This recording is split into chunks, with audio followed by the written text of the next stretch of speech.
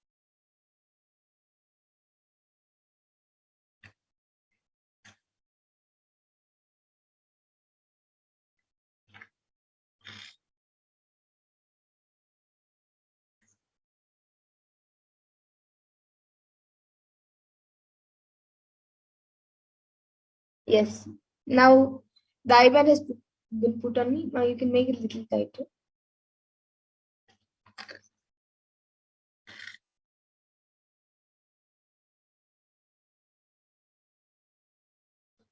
Yes. So now the IBAN has been put on me. I will be turning to my right, left, up, and down. So all of you can see that there is no gaps anywhere around my eyes. And now, anyone watching us on YouTube, you can put your comments in the YouTube comment section, and I will be reading out the comments.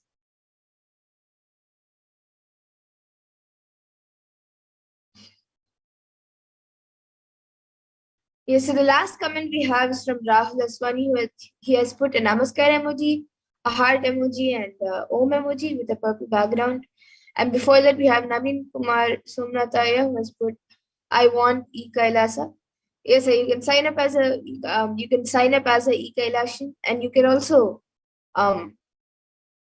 even on the YouTube channel you can become an e-Kailashan. And before that, so Naveen Kumaraya has put Nithyananda in all caps. And anyone else who would like to put in your comments, you can put in your comments. You can put a sequence of emojis, sequence of numbers, letters, words, or sentences, or you can even put something that doesn't even make sense. And I will be reading it.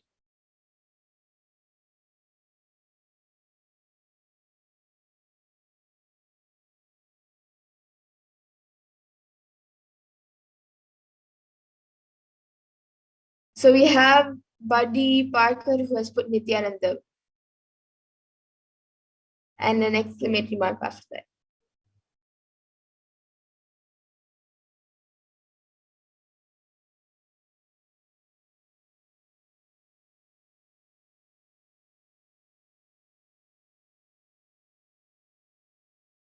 Anyone else?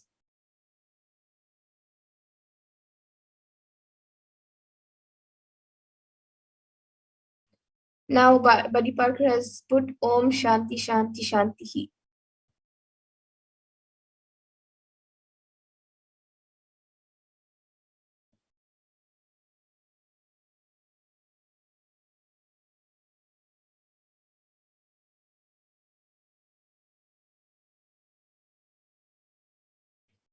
Any of you watching this, any of the viewers, you can put anything, you can even put a different language.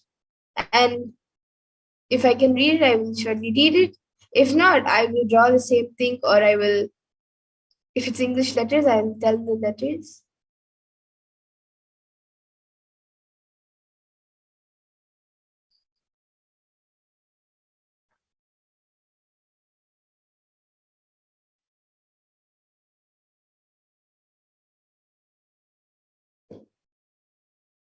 Yes, now we have Prabjot Gilaya who has put a conch emoji, I guess. Yeah, it's a conch or a snail.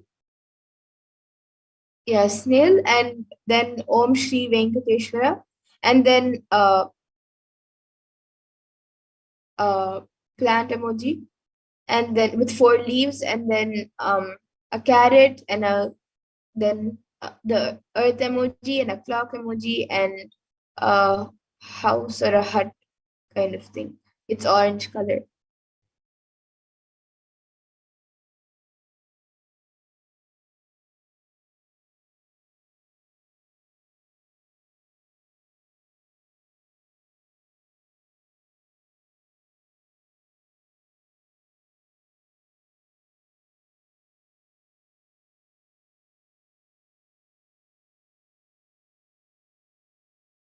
Anyone else would like to put in your comment before we go to the next power of body scanning?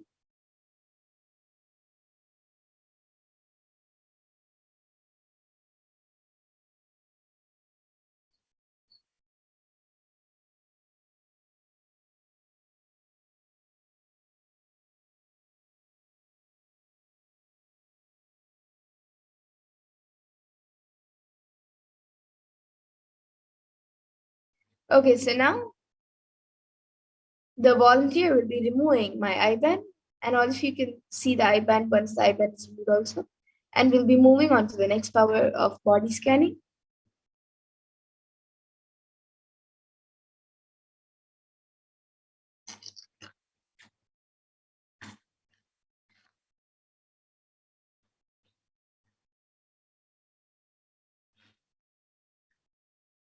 Yes, so all of you can see the event. It is just as it was before. And now we'll be getting into the next power of body scanning.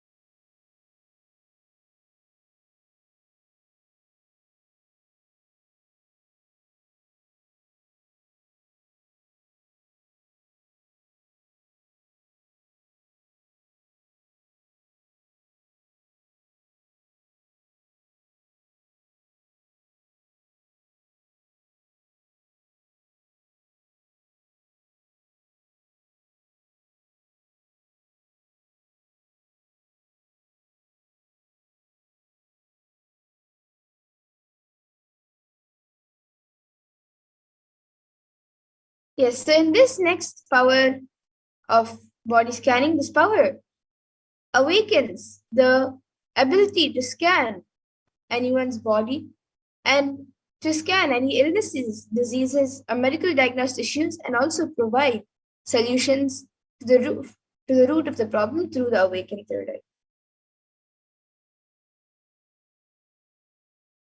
And the Shastra Pramana for this power comes from the Vijnana Bhairava Tantra. Swadehe jagato vapi sukshma sukshmatarani cha tattvani yani nilayam dhyatvante vyajyate para. And in this verse, Bhagavan Paramashiva says, cognize deeply that from the subtle to the subtlest consecutive principles in your whole body, Swadeha, or the whole universe simultaneously consist of the essential reality. They are being absorbed in their source cause, Paramashiva. By the experience of such restful awareness, one becomes complete from all thoughts, and the ultimate universal divine power, Paradevi, Adi Shakti, is revealed, and the supreme power manifestation happens. And the Apta Pramana for this verse is where a Siddha named Terya, who was a prominent disciple of Agatya, this is from his life. And one day a man suffering from severe headache comes to Agatya for healing. Agatya uses the power of body scanning and identifies the root cause of the headache. He reveals that there is a small terai, a type of frog, sitting in the person's brain. And Agatya then immediately instructs Terya, his disciple, to perform an open head surgery and remove the frog. And after the surgery is completed successfully, the person is healed and cured of the headache, and thus Terya gains his name. And the Atma Pramana for this power was revealed on the 22nd of December 2019 by the Supreme Pontiff himself. I'll be paraphrasing his words. Only when I had the multiple compound hand fracture, I was forced to go for surgery and therefore for medical checkups related to that. At that time, they detected heavy metal quantity in my different organs. It was revealed that I had been poisoned without our knowledge. I immediately used diagnostic methods instead of medical facilities to study the body condition due to the poisoning. Through body scanning, I found out what the problems and balances had happened and where balances had to be done. I used allopathy as a second opinion to verify my findings. And now all of you can see the Sakshi Pramana, a few screenshots taken from social media where few of the thousands of disciples have shared their experience of where they have manifested this power of body scanning. And now we will be witnessing the live Sakshi Pramana, the live demonstration of this power of body scanning. So for whoever would like a body scan, you can put your comments in the YouTube comment section. And for the first few requests, we will be doing a body scan in the interest of time.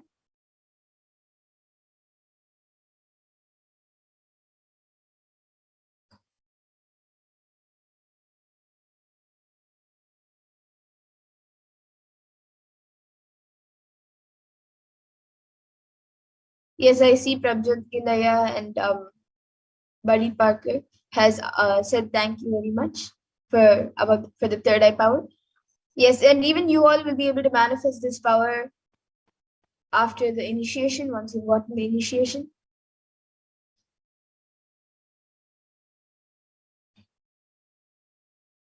And if any of you would like a body scanning, you can put in the comment section and we will be doing a body scanning for you.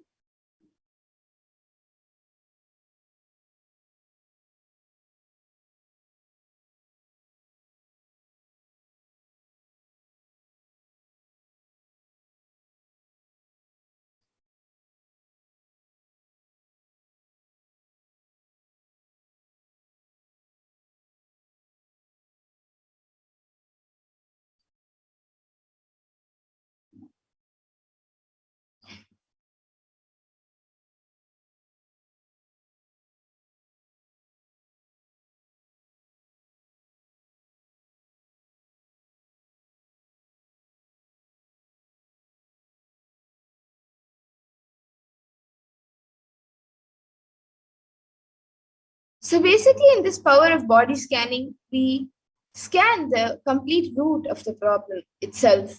Just how we saw in the Abda Pramana, Agathir scanned the entire root of the headache, the root of the headache and why it was there, to completely get the person cured of the headache.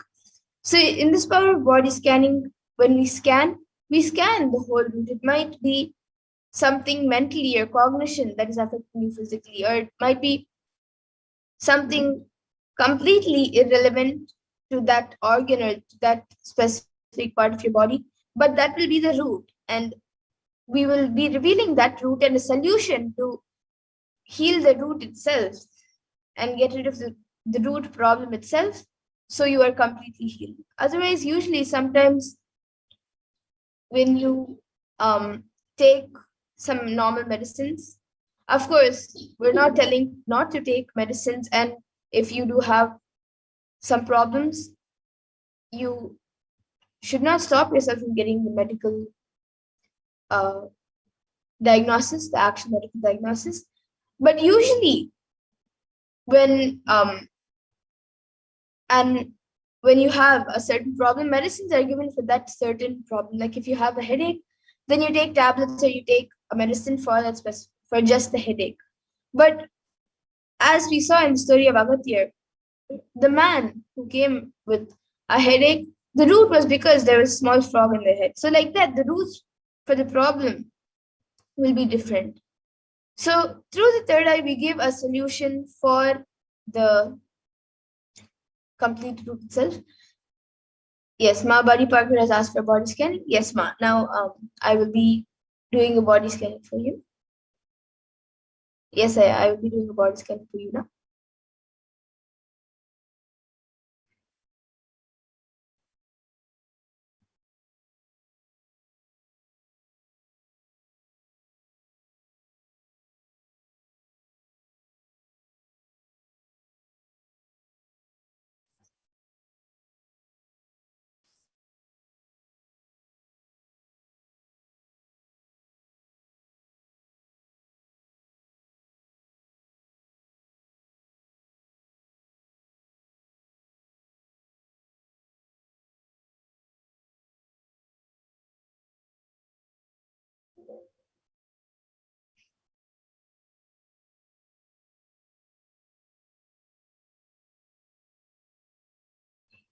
Yes, so Buddy Parker, for you, I was able to see that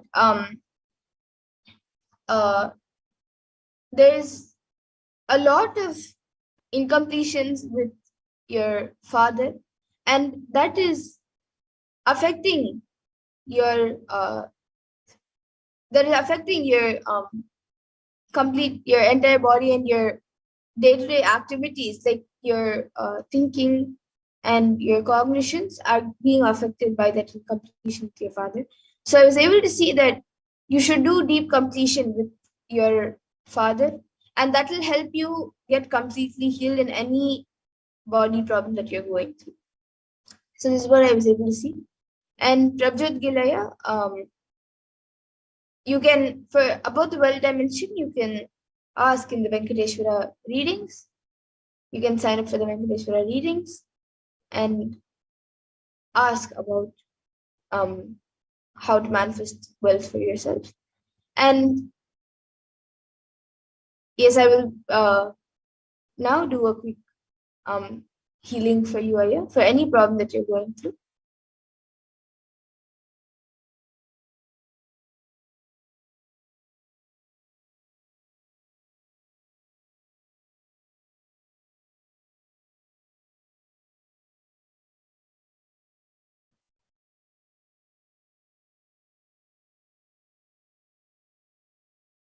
Yes, so Prabhupada Gilaya, I have given healing for any problem that you're going through. And if you want to know more about how you can manifest wealth, you can sign up for the Venkateshwara readings.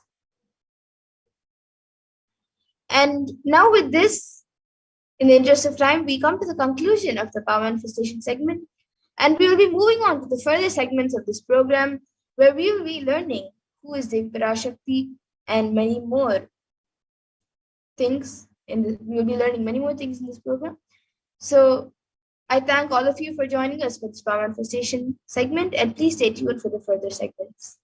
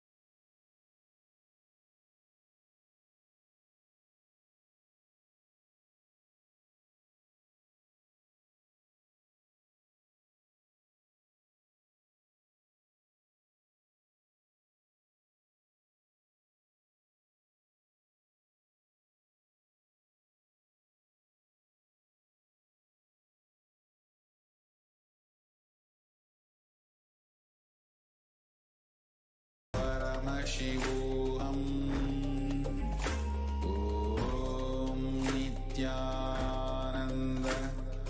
Paramashivoham. What I mean by the word Kailasa, listen intensely. Enlightenment ecosystem, literally enlightenment itself, in your own home, wherever you are. If you cannot come to Kailasa, it's okay. Kailasa can come to you. Kailasa coming to you is Kailasa.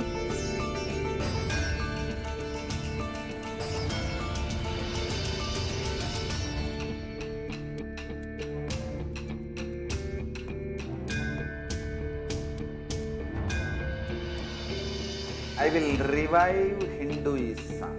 I am a Hindu revivalist, not by any revolution, but by evolution.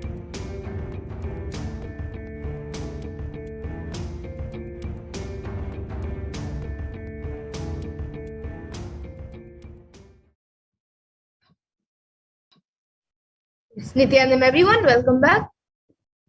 So now in this next segment, we will all be seeing who is Devi Parashakti, the divine feminine consciousness. So we'll be first looking at the Dhyana Shloka of Devi Parashakti, which comes from the Lalita Sahasranama Dhyana Shloka. Sindhuraruna Vigraham Trinayanam Manikya Mauli Spurate Taranayaka Shekharam Smitamukhim Mapina Vakshoruham Panipyamali Purna Ratna Chashakam Raktotpalam Bhipratim Saumyam Ratna Gatasta Rakta Charanam Dhyayet Paramambikam. And the translation for this verse is: the Divine Mother is to be meditated upon as shining in a vermilion red body, with a triple eyes, sporting a crown of rubies, studded with the crescent moon, a face all smiles, a splendid bust, one hand holding a jewel cup brimming with mead, and the other twirling a red lotus. And another verse, which also comes from the Lalita Sahasranama Dhyana Shloka. Arunam karunam tarangatakshim dritapashankusha pushpabana chapam animadibhiravritam ayukaihi rahamityeva vibhavaye bhavani. And the translation for this verse says, I meditate on the great empress. She is red in color and her eyes are full of compassion, and holds the noose, the good, the bow, and the flowery arrow in her hands. She is surrounded on all sides by powers such as anima pures, and she is the self within me. And Devi Parashakti is the pure divine feminine consciousness. Parashakti is the cosmic mother. It is her cosmic womb from which billions and billions of universes come out and go in. It is the source of the Big Bang, and black holes go on and on. Parashakti is the source Shakti, the source energy, and the source power from which all of us came, in which all of us are in even now, and in which all of us are going to merge into. And out of her extreme love and compassion, Parashakti herself is manifesting through the embodied form as the Nijavatara of the Supreme Pontiff of Hinduism, Jagat Guru Mahasanidanand, His Divine Holiness Bhagavan Nithyananda Paramashivam, gracing us, answering all of our questions, attending to our prayers, giving boons, healing us, revealing our past, present, and future, delivering profound spiritual truths, and ultimately giving us the experience of Paramashivoham itself. And in the words of Devi Parashakti herself, she beautifully says, raising as Omkara, expressing as Vedas and Agamas, blossomed as Srimkara, filled as Parashodasi, living in 40 triangles, the Kailasa Swami who is in Kailasa, Sri Parachintamani, Parashodasi, sitting as part of Paramashiva, Parameshwari who rules the world, Paramashakti, Manonman, Meenakshi, as Nithyananda I took Nijavatara here to give good boons to everyone, to bestow all goodness, Hiranya Garbha Swarupini, Brahmanda Yoni, Shami, Chandramauli, Rapala, Aparna, Uma, Parvati, Savitri, Navayavana, Samrajya Lakshmi, Parameshwari, Parashodasi, Meenakshi. Taking the form of Nithyananda, I came here as Nijavatara. With great compassion and blessing, listen people, to do good to all of you, I took the form of Nithyananda and came down as Nijavatara. And again, in the words of Devi Parashakti herself, she beautifully says, raising in Omkara, blossoming as Shiva, Shiva, manifesting as source of existence, powers of existence, expression of existence, from the oneness of Om, blossoming into two as Prakriti and Purusha, blossoming as three Shaktis, Icha, Kriya, and Jnana, growing as four Vedas, expanding as 5 Panchabhutas, beyond 6 chakras, filled as Gotras of 7 Rishis, expanding as 8 directions, existing as 9 Grahas, blossoming as 10 Indriyas, being as 11 Vidras, creating all the worlds, bringing life to tell and make truth blossom and to do good. Parashodasi, Meenakshi, in the form of Nithyananda, I came to bless every one of you. And now let's see how we can receive Devi Parashakti. So literally you are seeing Paramashiva and Parashakti at that moment. She is there on your screen. So you can always receive her very traditionally. You can keep 2 betel leaves, 1 banana, 1 betel nut, and a coin in front of the screen as you watch Devi Parashakti and receive her. And for those of you who don't know, the coin is actually considered the traditional dakshina in Hindu tradition. It can be the lowest value. In India, it can even be just 1 paise, and in the US, it can even be just a cent. Swamiji says, I'm not trying to monetize. Keep even 1 cent is okay. So for 100 days, if you have darshan, it will add up to $1. In India, even 1 paise is okay. And you can offer that to Devi Parashakti. And once the darshan is over, you can do namaskar and eat the banana, the betel leaf, and the betel nut, taking it as prasadam immediately. And the coins that you collect, you can send it to the LA temple for the further procedures. You can send to the Los Angeles temple. And for those of you who might be wondering, how does betel leaf and betel nut may benefit you? The betel leaf and betel nut may look too small, but in a few days you will actually realize how much it adds to your sentiment that really Devi Parashakti is there, really she is there. And you will not take Devi Darshan for granted. Rituals will break your monotonous and conscious mentality and lifestyle and remind you and raise you to the powerful cognition. It will break your unconscious behavior. And now all of you can see how you can set up your tambulam to receive Devi Parashakti. So you can arrange the betel leaf, the betel nut, and the banana on the coin on a plate. You can keep the betel leaves with the betel nut on top of it as shown in the picture. And then you can keep the banana on the side and a coin also in the plate. So these are the 4 basic items. But if you would like, you can also add a few other additional items, which are like coconut, some kumkum, turmeric, some bangles, glass bangles, and some fresh flowers. So if you would like, you can add these few additional items also. But the 4 basic items which are kept as part of tambulam is the betel leaf, the betel nut, the banana, and the coin. So you can arrange all of this in a plate as you receive Devi Parashakti for the darshan. And now with that, we come to the conclusion of the segment where we have learned who is Devi Parashakti and how we can receive her when she comes for the darshan. And we will be now moving on to the further segments where we will be learning about what Devi Parashakti has revealed for humanity and how important it is for all of us to understand, internalize, and follow, and not take for granted what Devi Parashakti has revealed and told all of us. So we will be now moving on to the next segment of this program after a short break.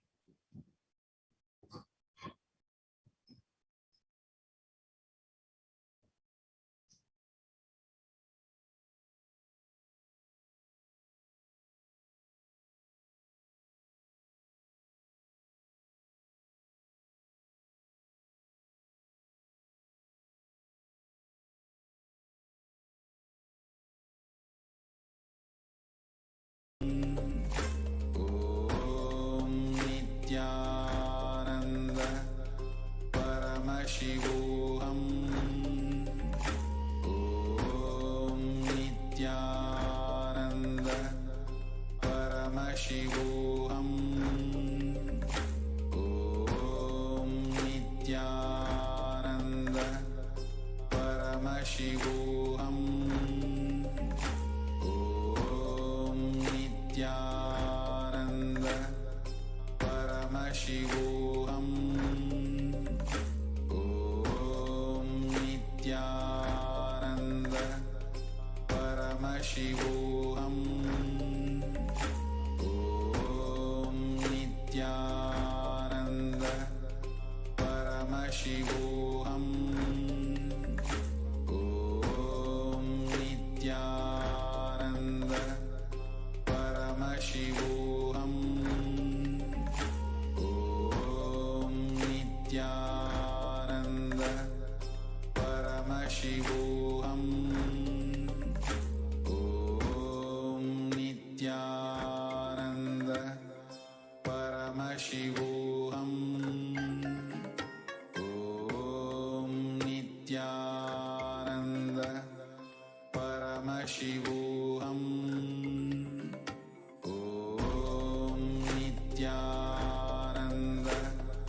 Paramashivoham. Om Nithyananda Paramashivoham. Om Nithyananda Paramashivoham. Om Nithyananda Paramashivoham. Om Nithyananda Paramashivoham. Om Nithyananda Paramashivoham. Om Nithyananda Paramashivoham. Om Nithyananda Paramashivoham.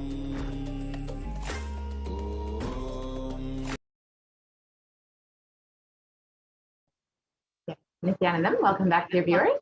Now we will be entering into the next segment where we will understand some of the revelations made by Devi Parashakti. We'll look at specifically what Devi has revealed about the sacred secrets of Hindu birth and understand what is the responsibility of Hindus. Let us enter into this segment. If I could request a volunteer to project the slides on Hindu Yonidom.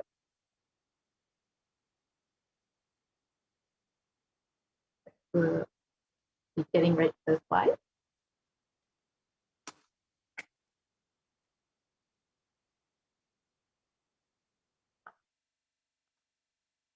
If I could request a volunteer to project the slides on Hindu Yonidom.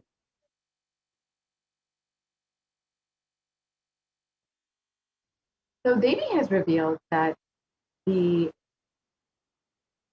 Hindu birth is the best birth that you can take. First of all, human birth is the uttama birth, the best birth. And Hindu birth is the best of the best, the uttama birth. So it is the responsibility of Hindus to protect Sanatana Hindu Dharma. So let us look at what Devi has revealed about this.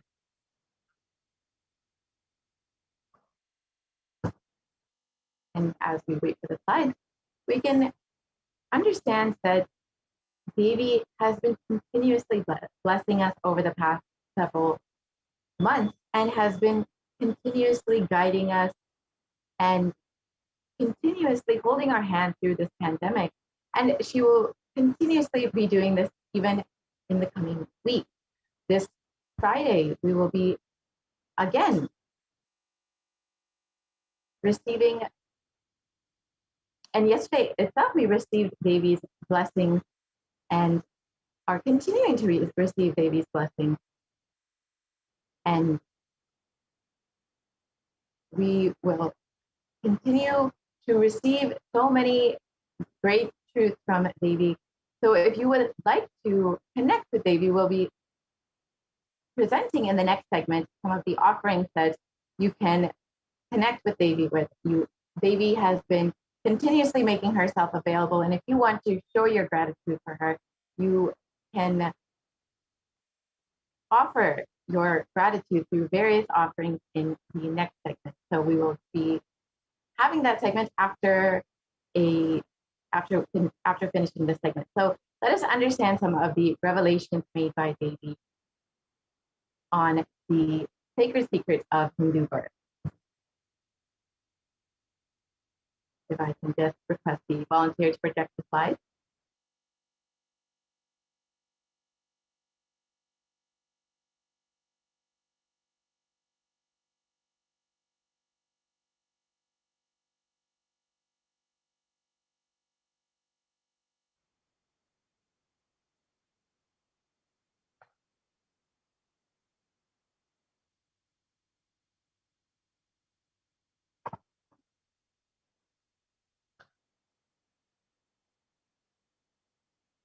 Yes, these slides we'll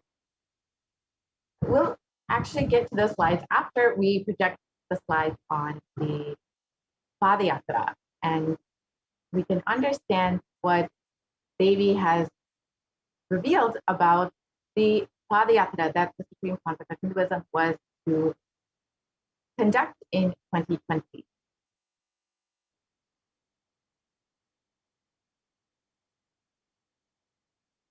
So we can just project the slides on.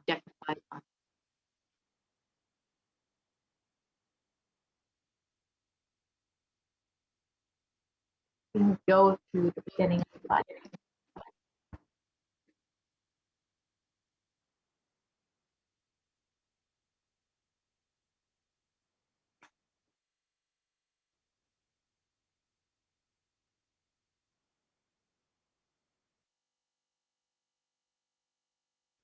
Sorry, if we can go to the first slide.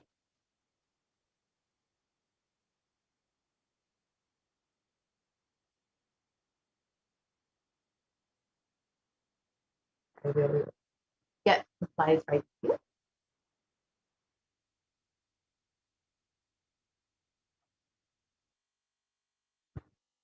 So Devi has revealed that the Padayatra that the Supreme Pontiff of Hinduism was to conduct in 2020 was to re-energize the 12 Jyotirlingas. And the Supreme Pontiff of Hinduism also has revealed his vision for this Padayatra in 2017 itself. So in this segment, we will be understanding some of the plans and the reasons for why the Padayatra. So let us enter into this section, understand Devi Parashakti's revelation.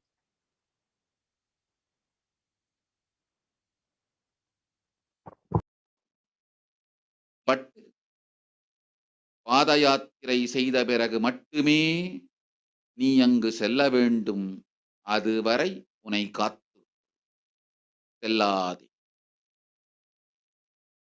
Om Om Om.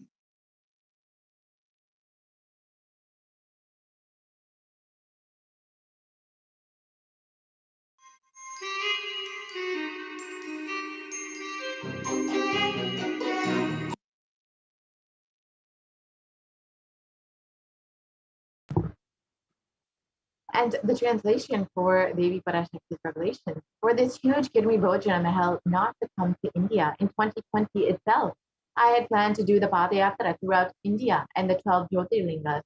through my son Swamiji. They chased the captain of the ship out of the country. See what is going to happen.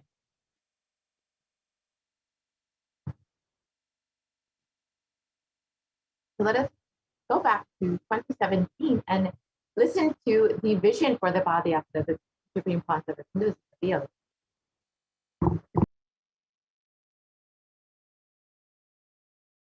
The path route we are taking, physical healing or mental healing, or it's a too big visualization.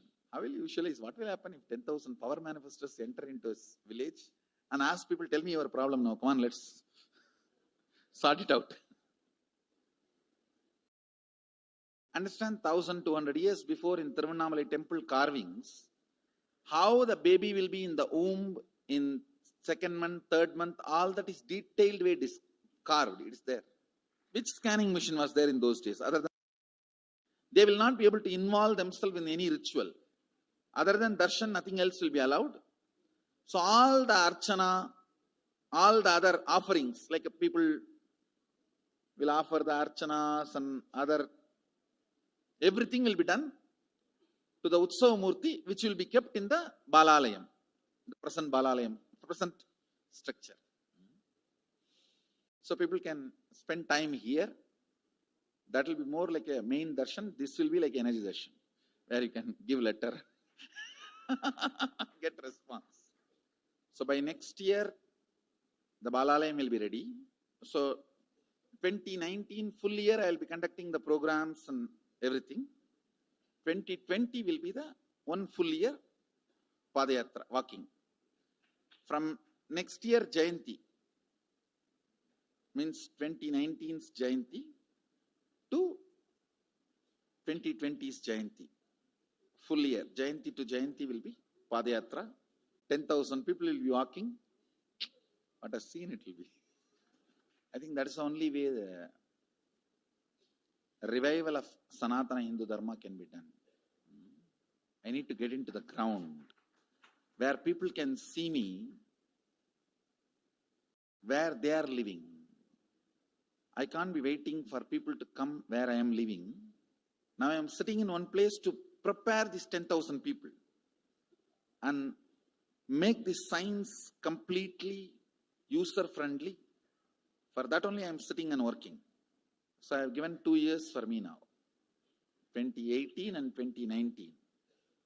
So 2020, before that 10,000 people will be ready to walk with me, manifesting powers. We will literally solve every person's problem in every village. The way we are walking, the path route we are taking, physical healing or mental healing, or it's a too big visualization. How will you visualize? What will happen if 10,000 power manifestors enter into a village and ask people, tell me your problem now, come on, let's sort it out. Understand 1,200 years before in Tiruvannamalai temple carvings, how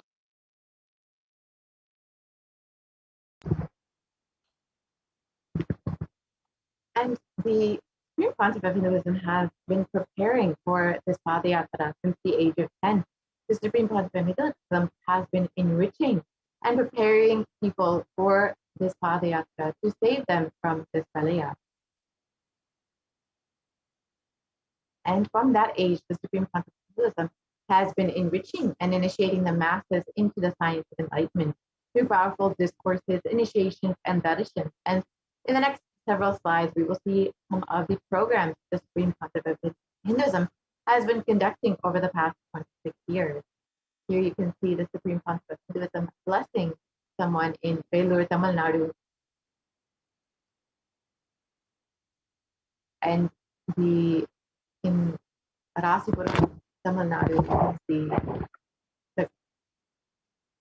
and Namakkal in 2005, and Salem in 2005, and the Nithyananda program in Bangalore, the Birth Star celebrations in Tiruvannamalai in 2005, And the Jayanti celebrations in Adi Kailasa Sarvajñapita in 2006, and the Jayanti celebrations in Tirunamlai in 2006 again. And the Nithyananda Spurana program in Chennai in 2006. And all of these photos, you can see how many people were attending, how many people were getting blessed, and how many people were receiving this science of enlightenment. The Adi Kailasa Sarvajñapita during the Guru Purnima celebrations in 2006, you can see here. The Bhakti Spurana program, the Dhyana Spurana program, the Little Anandas program, which was focused on initiating the youth into the science of enlightenment, and the Saptayaga program, which was held in Salem in 2006. This was a series of homas conducted by the Supreme Pontiff of Hinduism and several thousand devotees who were also in attendance and guided into the same homas that the Supreme Pontiff of Hinduism performed. Here you can see the devotees' disciples and the Supreme Pontiff of Hinduism himself performing the homa. And here the blessings received by the devotees of the Supreme Pontiff of Hinduism, and the Nithyananda Spurana program held in Adi Kailasa in 2006. The Nithyananda Spurana program in Salem in 2006. And the Supreme Pontiff of Hinduism has been continuously working, tirelessly enriching one person at a time, attending to each being and blessing millions of people in order to protect them, in order to bring the superconscious breakthrough. However, the anti-Hindu elements made it nearly impossible for the Supreme Pontiff of Hinduism to bring the science of enlightenment to the world, to protect humanity from the Pralaya, and to do the re-energizing process. They drove the Supreme Pontiff of Hinduism out of India. And let us listen to Devi Parashakti's revelations on the solution for this.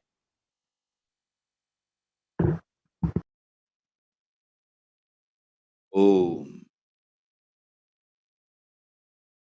Om. Om.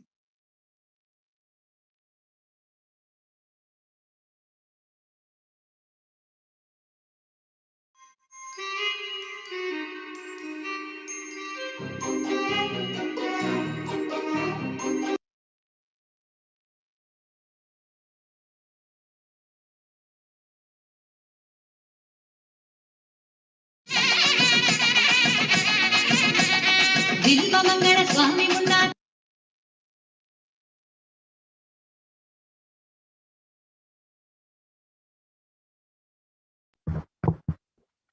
And Devi revealed that the only solution for this Pralaya to end in India is for the Supreme Pontiff of Hinduism to once again be received in India with great reverence and respect as the Supreme Pontiff of Hinduism, and to do the re-energizing process and the Padayatra that was originally planned.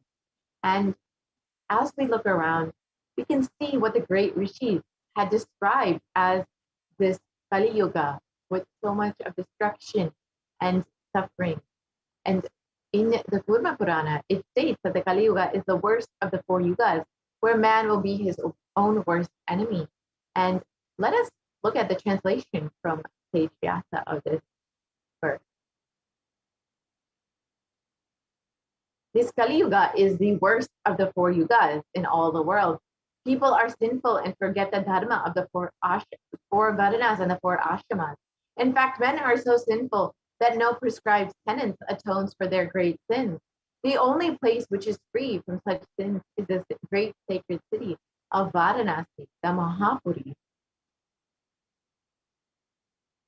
And the Kurma Purana also states that Lord Rudra, Paramashiva himself, is the avatar for Kali Yuga.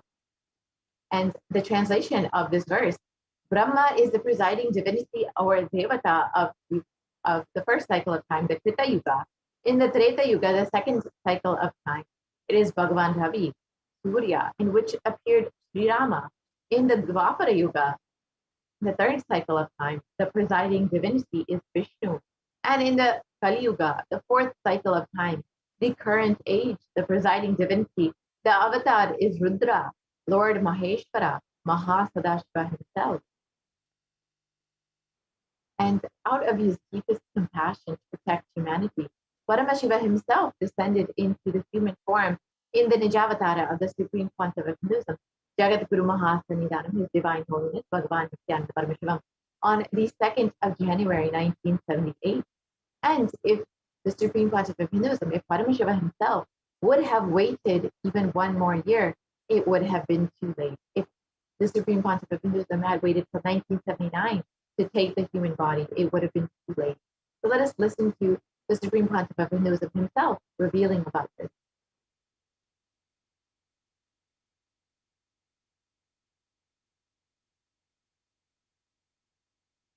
Who feel blessed. Science is not dead. It is available. I have everything needed to bring that science back to life and establish its legitimacy.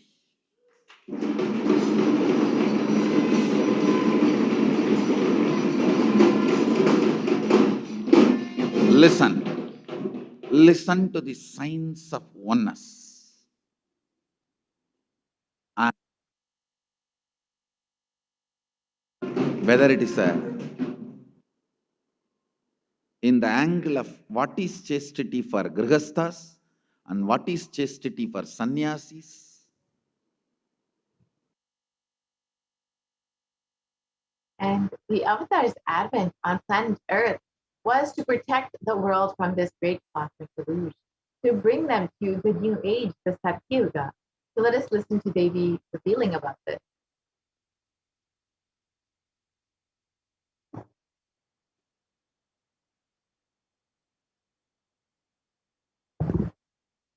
Nandan வடிவம் தாங்கி நாமே இங்கு வந்திருக்கின்றோம். நித்திய யுகம் செய்வோம், நித்திய யுகம் சத்தியயுகமாய் மலரும் இங்கு. ஆனந்தமாக இருங்கள்.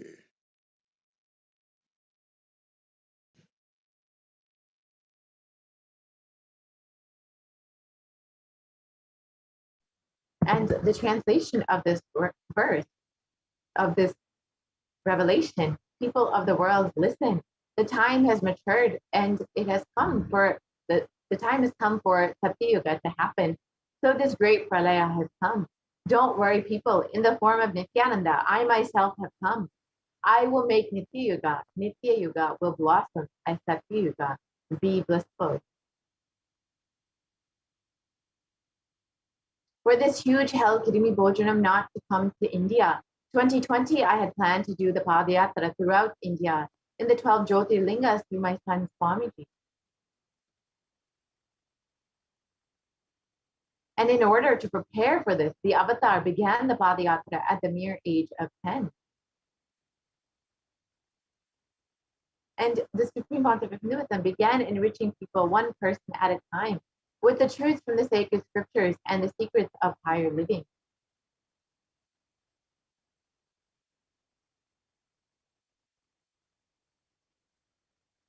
And even as the Supreme Pontiff of Hinduism was 14 and 15 years old, all of his classmates recalled the Yatra, where the Supreme Pontiff of Hinduism led them all from Guriyatam, Tamil Nadu to Tirunamalai, his birthplace, and a huge spiritual pilgrimage site. And when the Supreme Pontiff of Hinduism was just around 19 years old, all his fellow monks at the Ramakrishna Mutt recall the Yatra where the Supreme Pontiff of Hinduism led them from Chennai, Tamil Nadu to Tirunamalai, his birthplace, and gave them an unforgettable pilgrimage trip experience. And the Supreme Pontiff of Hinduism continued walking the length and breadth of India, reaching more and more people and preparing each one until the Supreme Pontiff of Hinduism founded the international mission, the Nithyananda Sangha, to revive Kailasa internationally on the 31st of December, 1999.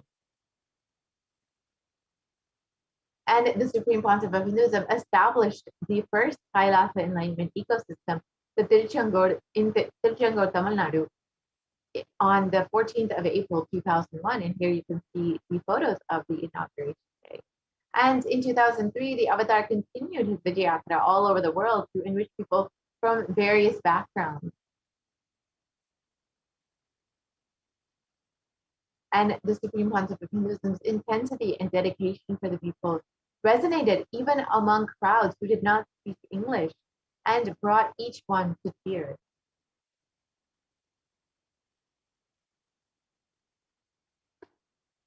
And in 2004, the Avatar led his disciples on the first Himalayan Yatra, visiting temples, delivering satsangs, and initiating them into the super conscious breakthrough.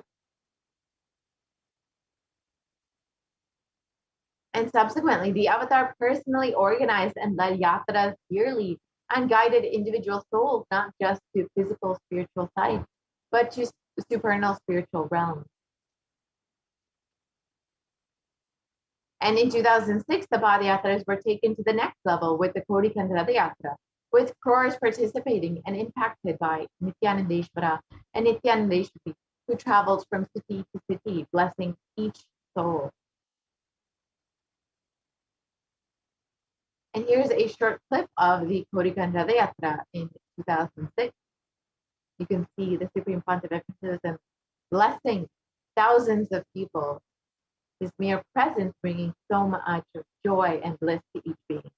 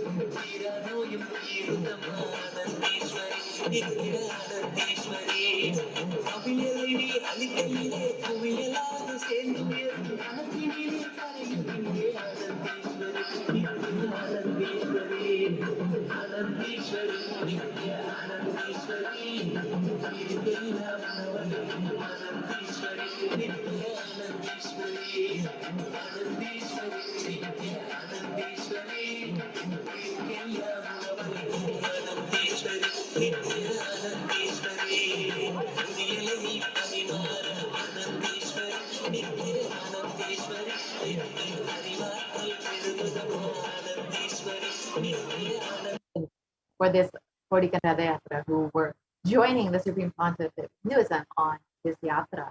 And the Kodikanda Yatra culminated with the consecration of an inauguration of the Garbha Mandir for Nithyanandeshvara Paramashivam, Nithyanandeshwari Parashakti, and the Swayambhulinga in Adi Kailasa in Bangalore, South India. And these deities were energized as Achavataras to radiate the energy of Paramashiva and Parashakti to create the Adi Kailasa Sarvityampita as a ship to save humanity from the upcoming Pralaya. And the Supreme Pontiff of Hinduism created innumerable spiritual energy centers in India as safe havens to protect people during this great deluge. And Kailasa in Tiruchendur, the Adi Kailasa Sarvityampita, and the Kailasa in Hyderabad. And here in 2008, the Avatar created and energized the Nithyananda Vajas River, the Anandalingam, which would protect anyone who bathes in its waters from the deadly COVID disease. And let's watch that short video.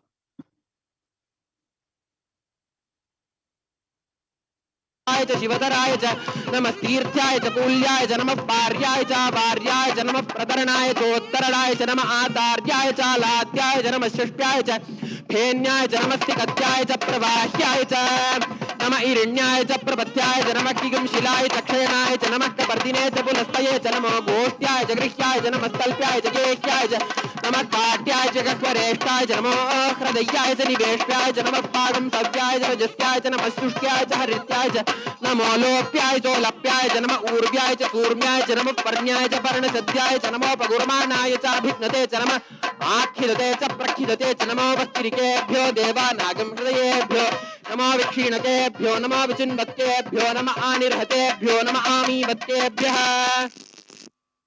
द्रापे अन्धतस्पते दरिद्रन्नीललोहित येषां पुरुषाणामेषां पशूनां माभेर्मा रोमो येषां किञ्चनामवते या ते रुद्रशिवा तनो शिवा विश्वाः भेषजी शिवा रुद्रस्य भेषजी तया no मृणजीवते इमागं रुद्राय तवसे कपर्दिने क्षयद्वीराय प्रभरामहे मतिं शपथद्विपदे चतुष्पदे विश्वं पुष्टं ग्रामे अस्मिन्ननातुरं मृडानो रुद्रोतनो मयस्कृधि क्षयद्वीराय नमसा विधेमते यत्सञ्चयोश्चमनुरायजेति पिता तदश्याम तव रुद्रप्रणीतौ मानो महान्तमुतमानो अश्वेषु रीर्षः वीराय सुन्दरयुवानमेतिर्वृणक्तु परिद्वेषस्य And wherever the avatar's feet have graced the planet Earth, there the seeds of its super consciousness have been sown. And with thousands of Kailasa enlightenment ecosystems all over the world, more than 1 billion people have been enriched by the avatar. And here are some of the enlightenment ecosystems established by the avatar to protect humanity and to deliver these superconscious breakthroughs to the people. The first Adi Nithyananda Pita, the Kailasa in Erode. The Adi Kailasa Sadvitya Pita in Bangalore, India. And we will see that several more Kailasa enlightenment ecosystems in the coming photos. The Kailasa in Tirunamalai, the Kailasa in Columbus, Ohio, the Kailasa in Los Angeles, the Kailasa in San Jose,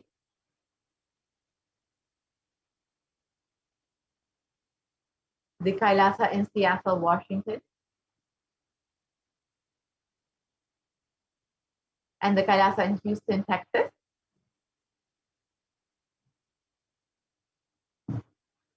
the Kailasa in Charlotte, North Carolina, the Kailasa in New York,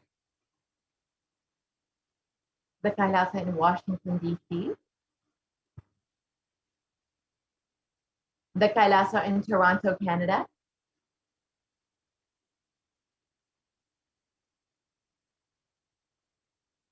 the Kailasa in Oklahoma City, the Kailasa in Phoenix, Arizona, the Kailasa in St. Louis, Missouri, the Kailasa in Oman, the Kailasa in Dubai, the Kailasa in London, the Kailasa in Scotland, UK, the Kailasa in Netherlands, the Kailasa in Slovakia, the Kailasa in Belgium,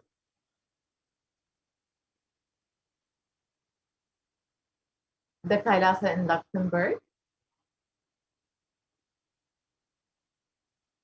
the Kailasa in Austria, the Kailasa in Germany,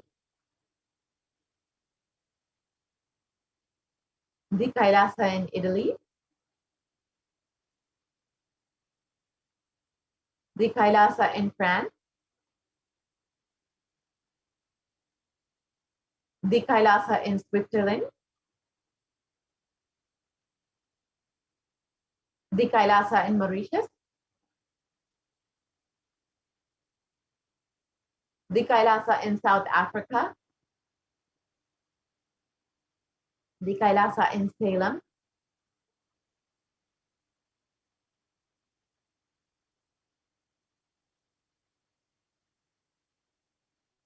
the Kailasa in Hosur, the Kailasa in Patnam, and the Kailasa in Varanasi, the Kailasa in Rajapalayam,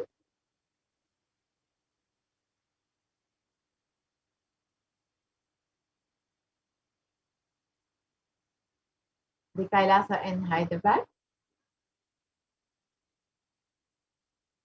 the Kailasa in Gujarat, the Kailasa in Tiruvanmiyur, the Kailasa in Alankulam, the Kailasa in Tambaram, Chennai,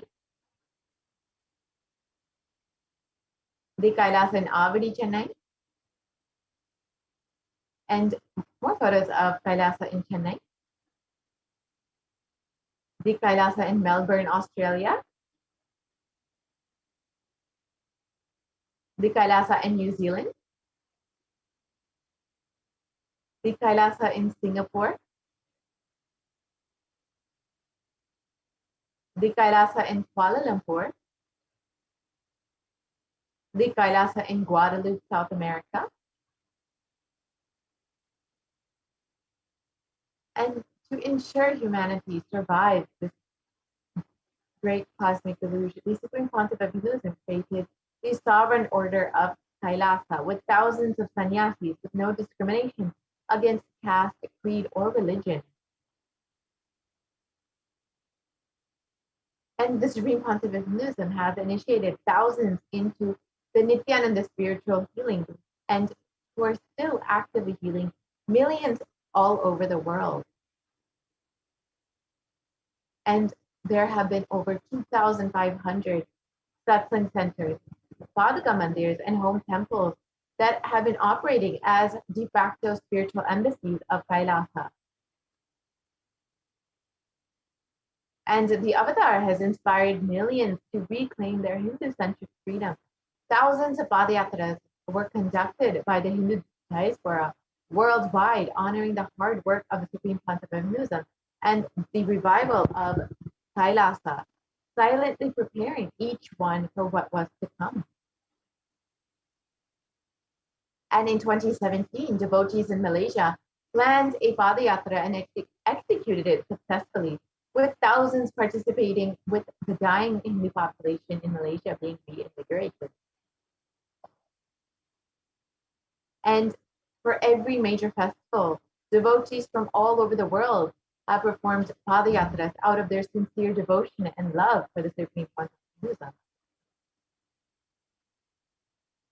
And the Supreme Pontiff of Hinduism over the last 26 years has contributed immensely to the world, with over 1 billion e-citizens enriched and enriched, over 1 billion free meals served, free nutritious meals served continuously, and a diverse population in 347 cities, 196 countries across 6 continents who are part of the community, and the world's largest Hindu university established in several countries, and the world's greatest digital Hindu nation with over 1 billion youth.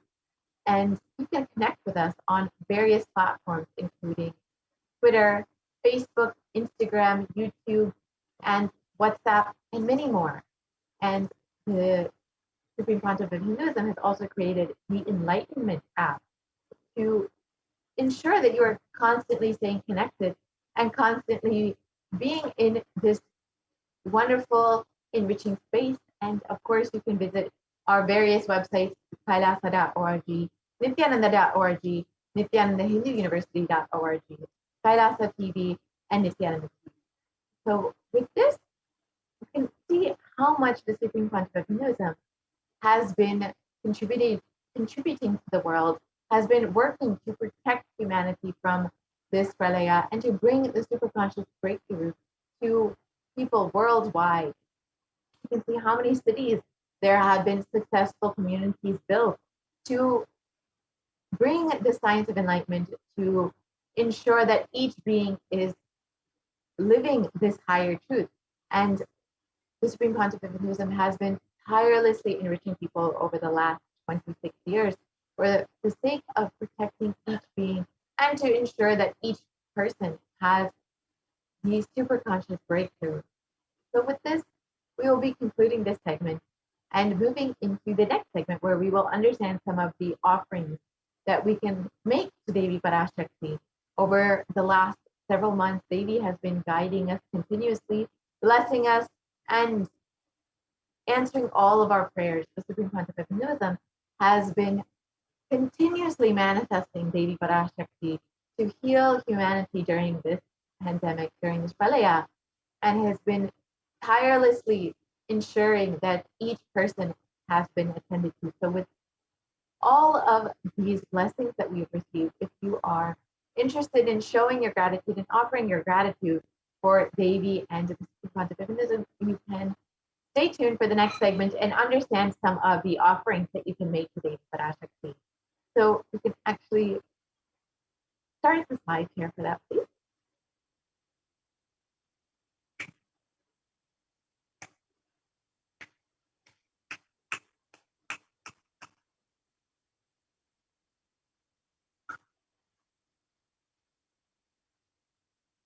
Yes.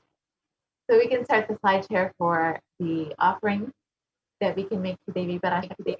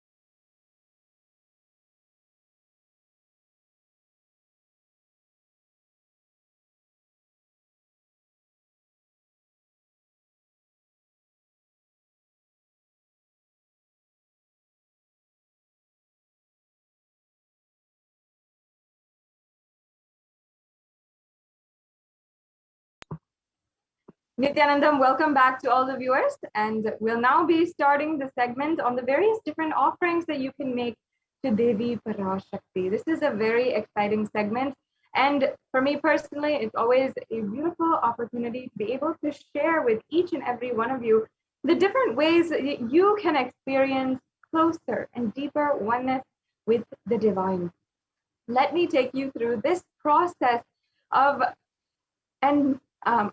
literally ensuring that we, each and every one of us, is able to manifest our higher reality. And you will be able to understand how a context, a powerful cognition can literally change your life. Because at the end of the day, it is not what our actions or our thoughts or even the words that we use that we manifest into reality. It is what we believe. And that is exactly what each and every one of these offerings are addressing fundamentally. The science of rituals and the science of worship in Sanatana Hindu Dharma is very clearly based on the powerful cognition. And it starts with the declaration of the very existence of the cosmic energy, recognizing that cosmic energy exists and that whatever you offer is reaching the cosmic energy itself. And not only are you offering out of gratitude, pure love, but you also are offering out of the deep sacred sentiment of Sohamasmi, that even when I pray, I am you, I am him, the divine energy, Paramashiva. That is actually the declaration that we make before every single offering that is done in as per how the Supreme Pontiff of Hinduism has taught and redesigned the way that we offer the pujas. Not redesigned, I can say, recontextualized and revived the original ways of how the offerings are made. And today, each and every one of you, based off of this context, in this segment, we'll just be understanding, just dipping our feet into the ocean of various different offerings that we have, the different sacred contexts, and the enlightening different cognitions that we will be understanding today. So, and another thing that we have to understand is that when an avatar lands, the offerings are purely a part of the grand Leela played out for the purpose of enlightenment. And all of us today have the opportunity, have the grace of the avatar, that somehow we were born in the same time and living at the same time as the Nijavatara, the avatar of Paramashiva. And we are able to offer directly to the Supreme Pontiff of Hinduism, and who is manifesting as Sarvadeva Devi Swarupa, or the form of all of the gods and goddesses, and especially now through this program, the Devi Bhava Samadhi Darshan, the Devi form. And I'd also like to invite all of the viewers to the program this upcoming weekend. Before going into this segment, the upcoming weekend, we will be celebrating once again the Devi Bhava Samadhi program. And you can ensure that you are tuning in every day for the Devi Parashakti Akashic reading and the Devi Bhava Samadhi Darshan. Now, ensure that for the rest of this segment, you are listening deeply. Just by listening, you will understand the deeper context, how to connect with Devi Parashakti in a much more intimate and fulfilling way. So yes, let's go on to the next slide. Before we are starting this segment, let us chant the Pramana, the Dhyana Shloka for Devi Parashakti. And Devi Parashakti is in the form of Manonmani, seated on the very lap of Paramashiva in her most compassionate and loving form. Let us now invoke her presence amongst us today. Induniva Veda Karavahni Nayanam Syad Pankaja Varabhaya Japakshasara Yuktam Angahimabhushana Vichitravasanam Syad Tunga Mukutojvala Manonmani Swarupam. Yes, and the English translation here says, moonlight face holding the Vedas on hand, fire in eyes, with lotus flower gracing and blessing hands, and one hand with the Japamala, beautifully decorated with jeweled ornaments and wonderful clothes and shining bright crown. Her name is Manonmani. Yes, and let's chant the next Dhyana Shloka for Devi Parashakti. Dhyaye Devim Trinetram Shashini Bhavadhanam Vedahastam Dadanam Savye Padmam Varadamapare Chabhayam Chakshamalam Divye Rabaranir Vibhushitadanam Brahmadi Vipujitam Devi Meva Manonmanim Pratidinam Kamatra Datrim Shubham.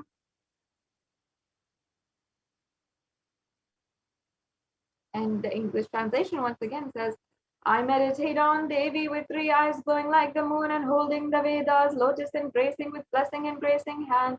She is wearing beautiful ornaments and she is worshipped by Brahma and other many gods and showers auspicious boons for all actions every day.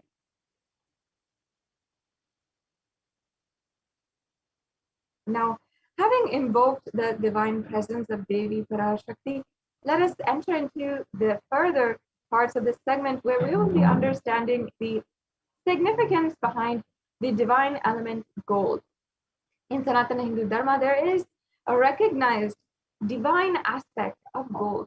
And in our tradition, we have so many different sacred contexts, and for everything. And we often see the higher power behind even the smallest things. And gold, of course, even in popular culture today, has a lot of references to where it is understood and used as a product of boosting your consciousness, and even is associated with immortality in some ways and giving you higher powers. And while this is in mythology today and spoken about in folklore, the root of this is actually in reality itself, is actually a way that the Hindu rishis actually live. And here in the Atharva Veda, there is a verse from this scripture where it's talking about the significance of gold and its properties. So I'll just be translating this verse. It says, "Triply born by birth is this gold. From the atoms of Agni is one. It becomes dearest to Agni. And one fell away from the Soma when it was heard. One they call the seed of virtuous and powerful Apaha. Let that triple gold be for your long life." And here you can see that the gold is referred as the seed of virtuous and powerful Apaha, meaning it's associated with virtue and powerfulness and also longevity, long life. And of course, we have so many popular cultural references for gold, even being an alchemy ingredient which makes you as an immortal being. But in the Vedic civilization, believe it or not, that is exactly how they lived and recognized gold. And we have a scriptural reference for it. And based on even the science of spiritual alchemy, the Supreme Pontiff of Hinduism has revived today, this we can easily understand is completely capable of being able to happen. And in the Vedic scriptures, gold is present in all of the scriptures, including the Agamas, Vedas, Shrutis, Smritis, and Itihasas and Puranas. And in all the scriptures, it is abundant that gold is the most auspicious and purest metal, which is purifying the very being.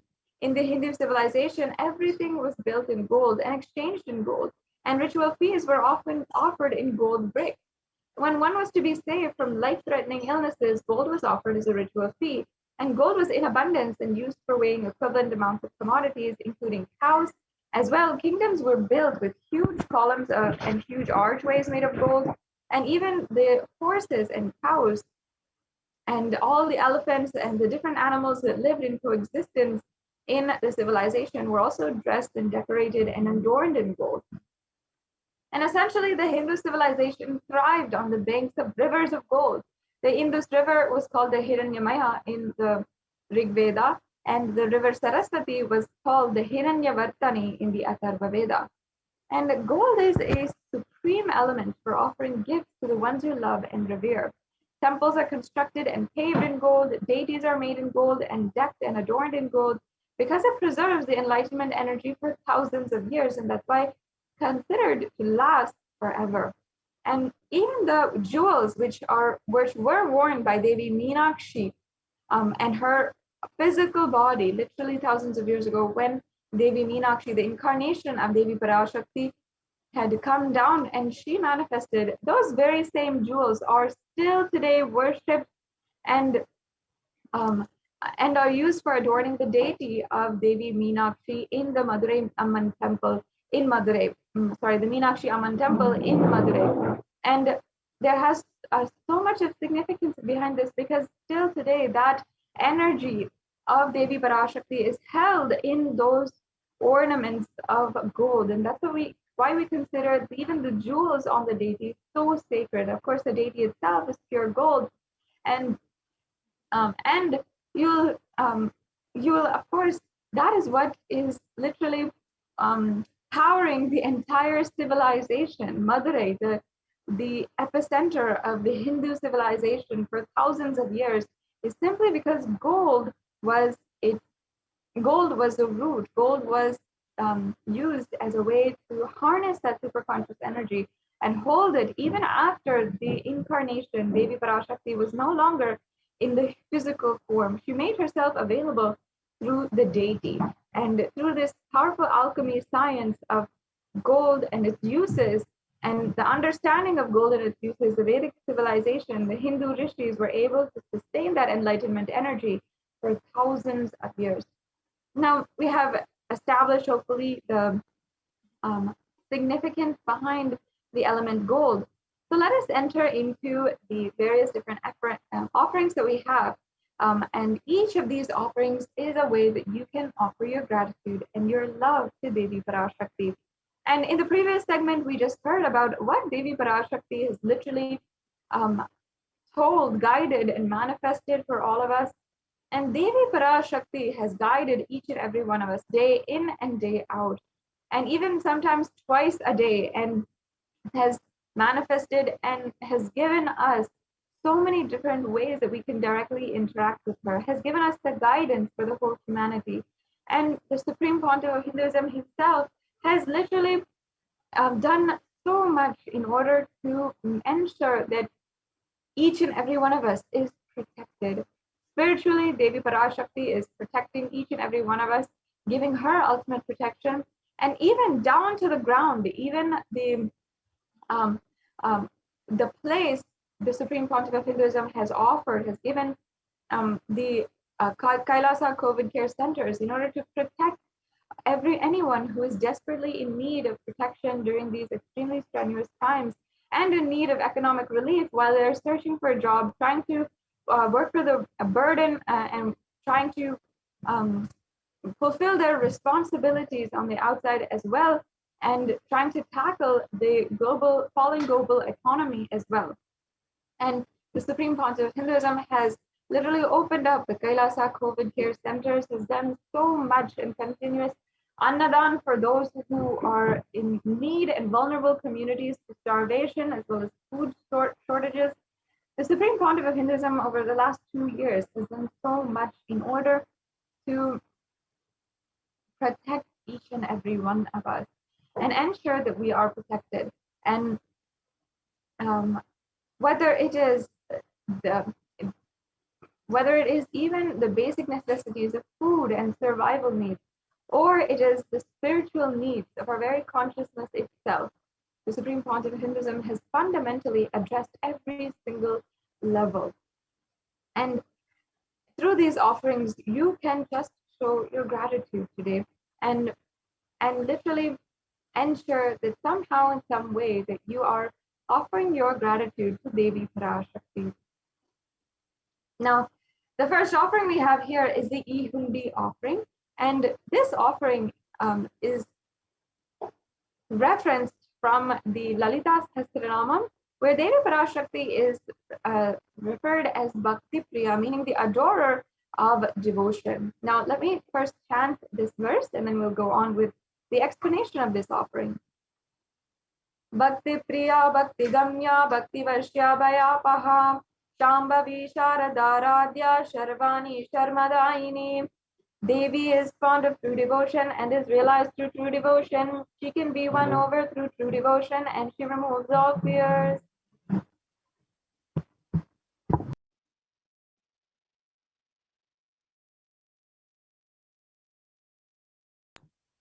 Yes.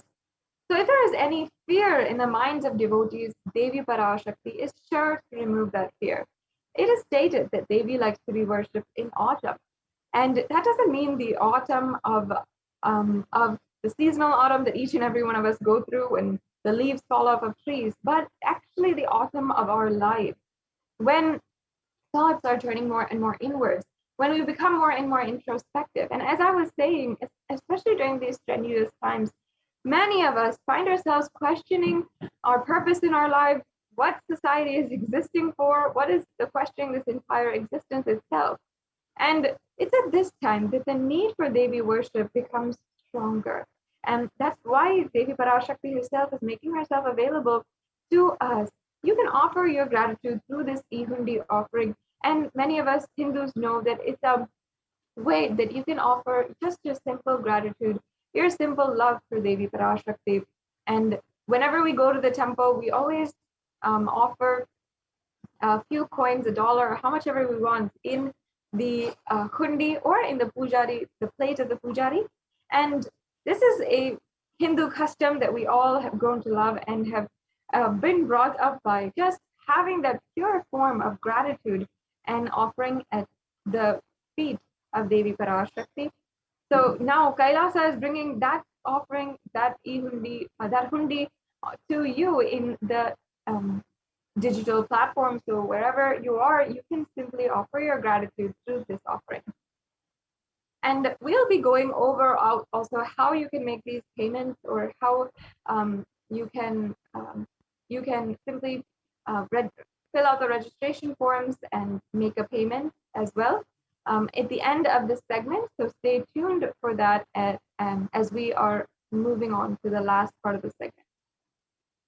The next offering we have is the Sankalpa chanting. And there is a beautiful verse from the Devi Mahatmyam, chapter 12, verse 34, where it references the goddess Devi Parashakti. And I'll just be sharing with you all the translation of that verse. It says, the goddess enchants this universe, and she herself gives birth to this universe.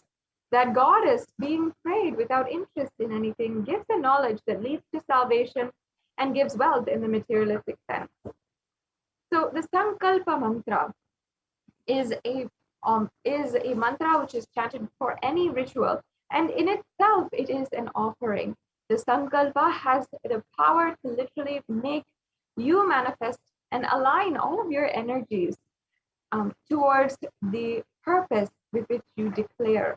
And the conscious resolution that is being chanted and that is held inside of your inner space during the Sankalpa mantra is a very powerful way of aligning yourself, aligning all the energies towards a certain goal, towards manifesting that goal.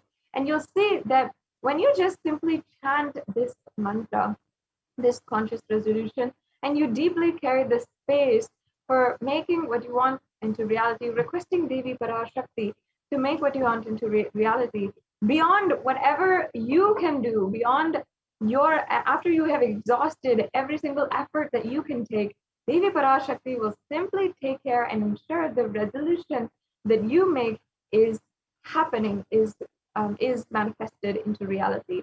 So this is a very powerful offering that you can do, and it is also just $1. So you can simply offer this offering, and if you'd like to proceed with the next steps as well, you can go to the link that is projected, or stay tuned with us as we are going through more and more offerings. The next offering is the Sahasranama Swarnakasu. This offering is a very special offering in ode and tribute to Devi Parashakti, who is described as Nama Parayana Prita, she who likes repetition of her various names. This is from the Lalita Sahasranamam in verse 731.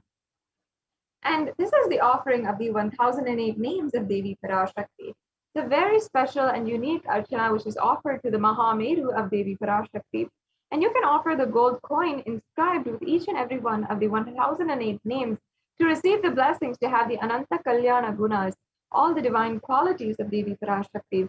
And during the Lalita Sahasranamam, when it is chanted, it is actually all of the 1008 names of Devi Parashakti and her different attributes.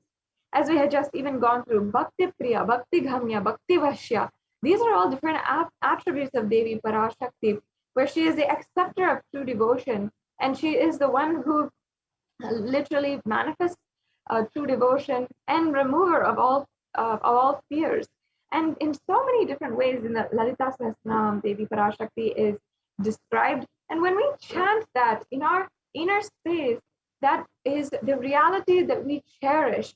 When we chant the various different names of the divine, it is that vibration that is created inside of us. That is the process of creating space inside of us. And the power of space has the power just to simply manifest all around us, manifest in our reality itself. So you can offer this Sahasranama Swarnakasu. As you can see, there are several different levels of it. You can offer for $75, $151, or $251. And it has several different levels, so that in order, if you feel that you want to offer, but you might not be able to offer a more substantial amount, you can always go for a level that is that you're comfortable with, and make sure that somehow you can offer your gratitude today. Yes, the next slide. We have the next offering, which is the Mukta Anguti, the finger ring with a pearl. And Devi Parashakti is described in the Meenakshi Pancharatnam as Mukta Haharana, meaning adorned with pearls. And now I'll be chanting that verse before proceeding with the description of the rest of the offering.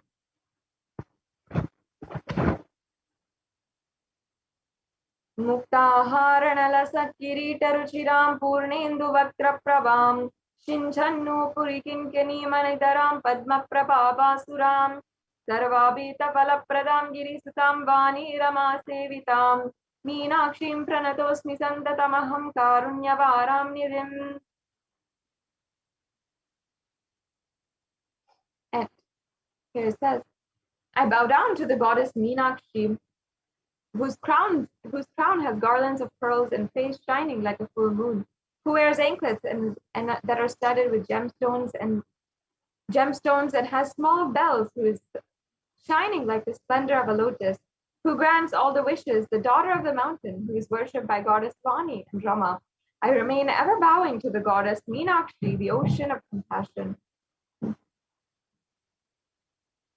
And this Mukta Anguti is once again a very deep and profound way that you can offer your gratitude to Devi Parashakti, and simply it will bestow on you all of the compassion of Devi Parashakti. The pearl actually represents compassion, and you're offering that, adoring Devi Parashakti, her gracing hands with the finger ring with a pearl, and that is a beautiful way that we are reminding ourselves of the compassion of Devi Parashakti.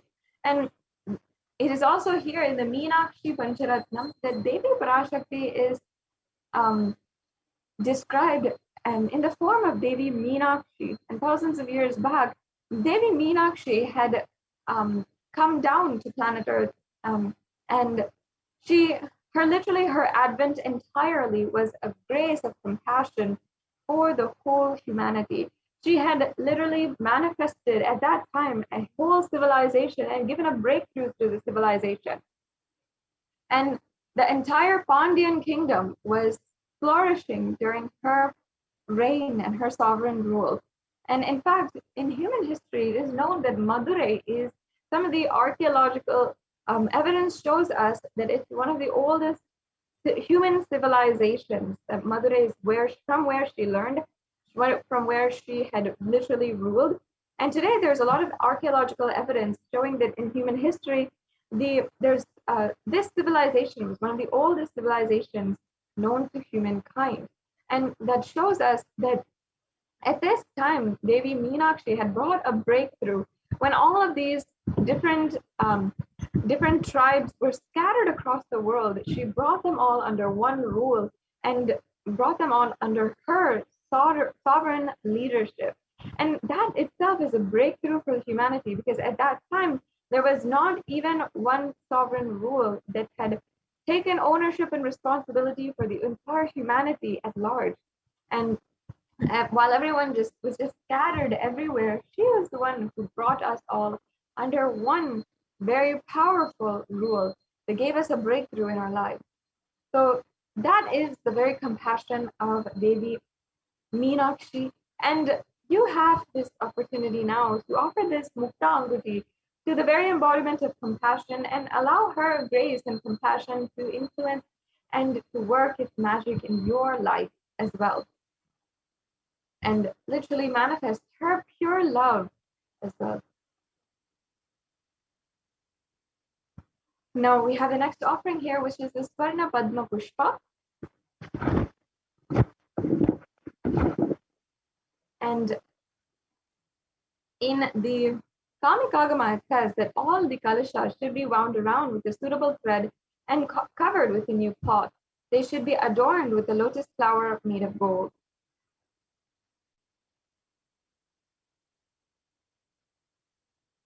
And there are hundreds of scriptural references for using lotus in the worship of Paramashiva. And there's so much of arts and architecture, so much of symbology associated with the golden lotus as well. And especially if you know, the lotus as well is very powerful in retaining its divine qualities, no matter what situation it might be in, no matter what kind of background it might be in, or whatever waters it grows in. Even if it's in polluted waters, in pond waters, in any kind of water, the lotus has the ability to retain its divine qualities retain its elegance and radiance. And that is a quality that the Vedic rishis understood as so beautiful, because very rarely a flower can literally have that kind of quality. So the lotus is considered a very evolved, refined kind of flower. And um, that is why the lotus is used in so many different scriptural references and used in so much of worship, and is just used in all different places in Sanatana Hindu Dharma, because it is considered as a divine flower. And it literally represents Devi Parashakti herself, because she also has that same quality of retaining the divine nature, even if she is put into war situation, even if she is victimized, even if in any situation, she will always retain her divine qualities with the utmost chastity and with the utmost powerfulness in her life. That is one of the most powerful attributes of Devi Parashakti, and as well the lotus.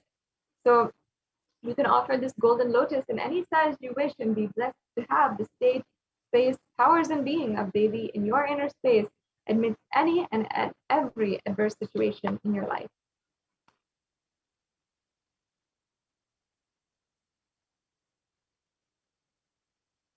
And the next offering is the Swarna Meti, the golden toe ring. And nowadays, the toe ring has a lot of use in popular culture. It has become very fashionable, but it is from the Vedic Hindu customs that the toe ring actually has its roots, and it is from the this custom and the tradition of Sanatana Hindu Dharma that we even have reference for why we use the toe ring and why we adorn the toe ring. It's not just because it looks good. It's not just because it's quite fashionable and everybody's doing it. Not because of that, but because of a very sacred context and sacred sentiment. And here in the verse from the verse 44 and 45 from the Saundarya Lahari, which is composed by Adi Shankaracharya, it is told how the very toenails of Devi Parashakti are able to destroy darkness of ignorance. And I'll just chant that verse now before going on with the explanation.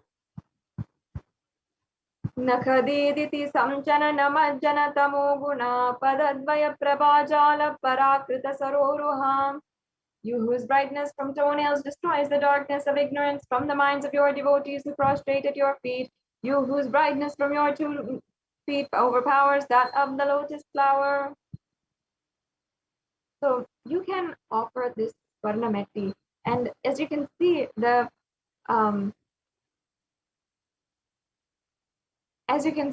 very toe ring of Devi Parashakti, so the toes of Devi Parashakti, the toenails, that last few centimeters of her great form, just the very toenails at the very end of her body is enough for you to receive the grace, the blessings, auspiciousness, and the ultimate experience of enlightenment itself on you.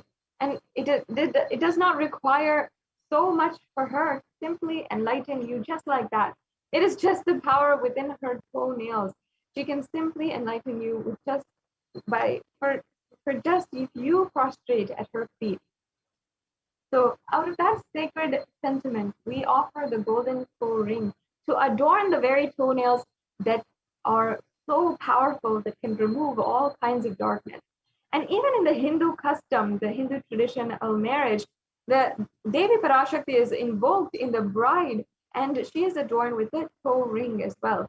And we adorn the toe ring on the women, all Hindu women during their marriage ceremony, because we respect and worship her as Devi Parashakti, and after which she will be worshipped as mother for mother, a biological mother, and she will be literally worshipped as for her potential of literally becoming a mother. And the next offering we have is the Swarna Mantika. And in the Lalita Sahasranama, once again, Devi Parashakti is referred as Shuddha Sarabhi Varshini, meaning she who makes the nectar flow in all of our nerves from the Sahasrara, she who gives a very pleasant experience of the ultimate. And this Mantika actually represents the nectar which is flowing from the Sahasrara Chakra. which is fully opened. And that's exactly what is referred here. She who makes the nectar flow in all of our nerves. And that is the experience which Devi Parashakti herself received from Paramashiva when she was seated on the very lap of Paramashiva. And that's why she is adorned all the time with the hairline jewelry, with the Mountika. And sometimes it goes from across the entire head, sometimes it's very elaborate, but it simply represents when the Sahasrara Chakra, which is the 1,000-petaled lotus, blooms as in and is in full bloom, and the nectar is flowing from the 1,000-petaled lotus. And that is represented by the gold chain, which is in the nectar, which is in the Mountika. And again, the Sahasrara Chakra is the 1,000-petaled lotus located at the top of our head, and it's simply representing here the ultimate experience, that enlightenment experience, and that blissful experience that you have after attaining enlightenment. So that is why we adorn Devi Parashakti with the golden hairline. And if you see many of the dancers, many of the women in Sanatana Hindu Dharma, still this custom is there, is of wearing the gold hairline jewelry. And that is another way that the woman is literally worshipped and recognized as a embodiment of Devi Parashakti, as it is told in many of the verses of Sanatana Hindu Dharma. So you can offer this Mountika to Devi and receive the blessings of achieving the blissful state of overflowing gratitude and this place of complete completion.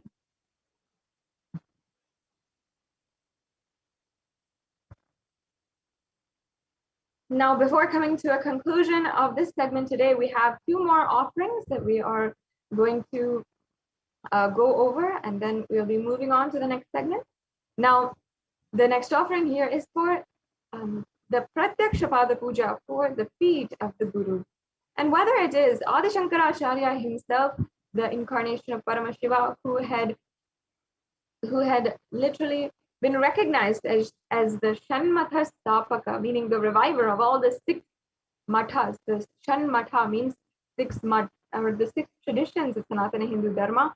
And he had literally revived and brought together Hinduism as we know it in the modern day and age. And he literally lived around 2,000 years back in around 0 AD. And he was the one who had composed the Guru Paduka Stotram. And this Guru Paduka Stotram is verse after verse of beautiful, poetic, sacred sentiment on the grace of the feet of the Guru. And it's such a beautiful stotram that each and every one of you I recommend listening to. And there are so many verses which will literally make your inner space melt out of absolute gratitude towards the Guru. And he says that Adi Shankaracharya even wrote that that the Guru Paduka is powerful enough to literally be the very boat that takes us through the Ananta Samsara Sagara, meaning the ocean of the endless, seemingly endless karmas and samsaras. The Guru Paduka is literally the boat and the way that we stay afloat as we are literally in the sea of endless samsaras. That is the way that he simply made the connections, and he had in Sanskrit, which is the ultimate language, had mapped the significance of the Guru Paduka. And every single verse is just an outpouring from his inner space. And each verse ultimately helps us understand the importance of the Pratyaksha Pada Puja. Pratyaksha Pada Puja has so much of significance when you're offering directly to the feet of the Guru. And I invite each and every one of you to ensure that you are offering the Pratyaksha Pada Puja. Many Kailasians, devotees of the Supreme Pontiff of Hinduism, do this puja once or even twice, sometimes even 3-4 times a year, and they offer the Pratyaksha Pada Puja in order to keep that Guru Tattva alive and to protect, strengthen, and amplify the relationship with the Guru, basically. The next offering we have is the Vastra Seva, and the Vastra Seva is the offering of the sacred cloth. And just as we offer the cloth, and we keep a cloth around to decorate, to protect from anything outside. The vastra is offered as well, and it bestows on you the ultimate protection of Devi Parashakti and of the Supreme Pontiff of Hinduism. Now, this brings us to a conclusion of all of the different offerings, and you can see a summary table of the offerings here. The e-hundi offering is available. You can make for any amount of money. The Sankalpa chanting, which is available for just $1. The Devi Sahasranama Kasu, the Mukta Anguti, the Swarna Padma Pushpa, all have various different levels of offerings. As you can see, it's not just one payment that's a fixed payment. You can offer in different levels as you wish and as you are comfortable doing so. And there's also the Swarna Metti, the Swarna Mantika, which also are very, very precious offerings that you can make. And the Pratyaksha Pada Puja, which is the most precious and most powerful offering, as well as the Vastra Seva.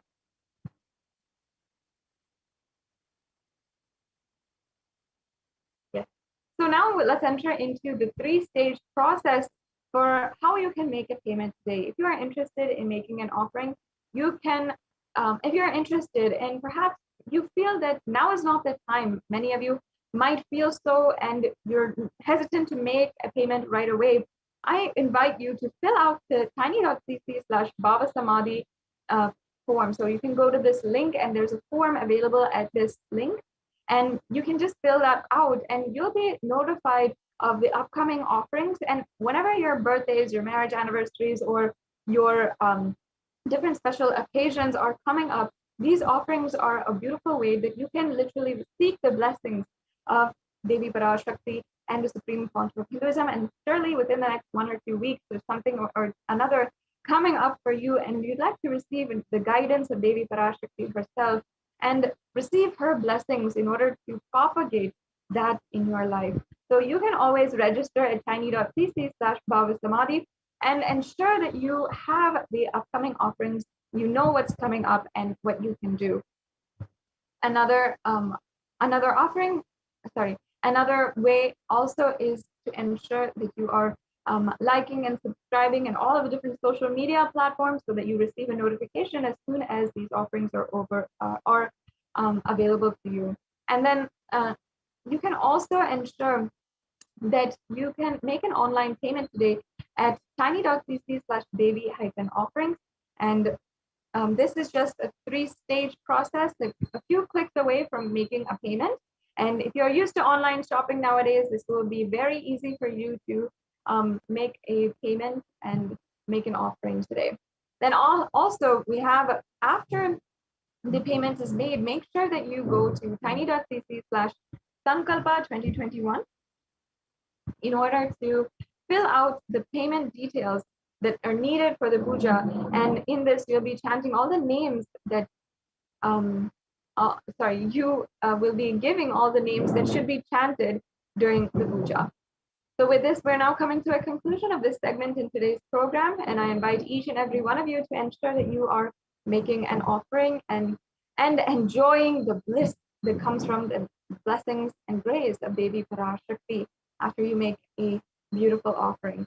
Now we are moving on to the next segment in today's program, where the representatives from the Adi Kailasa Sarvagna Peetham will be guiding us on how the Adi Kailasa Sarvagna Peetham Kailasa COVID Care Center is running right now. And there have been several different fantastic miracles that have literally blown away the minds of the different citizens of the Adi Kailasa Sarvagna Peetham, and who have really been so shocked at how much the Supreme Pontiff of Hinduism has literally taken care of them, whether it is through the free food services, giving an 11-course meal every single day, or through the different Ayurvedic supplements that are given free of cost to boost the immunity of each and every one of the citizens who are residing in Adi Kailasa Sarvagna Peetham, or the multi-layer quarantine, which is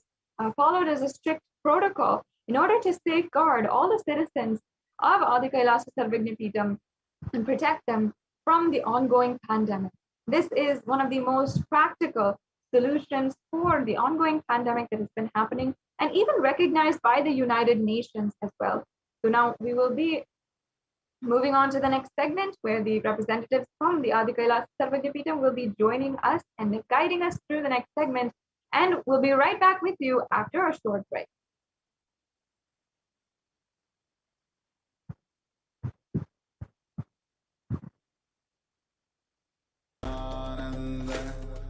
Paramashivoham. Om Nithyananda Paramashivoham. Om Nithyananda Paramashivoham. Om Nithyananda Paramashivoham. Nithyananda Paramashivoham. Om Nithyananda Paramashivoham. Om Nithyananda Paramashivoham. Om Nithyananda Paramashivoham. Om Nithyananda Paramashivoham. Om Nithyananda Paramashivoham.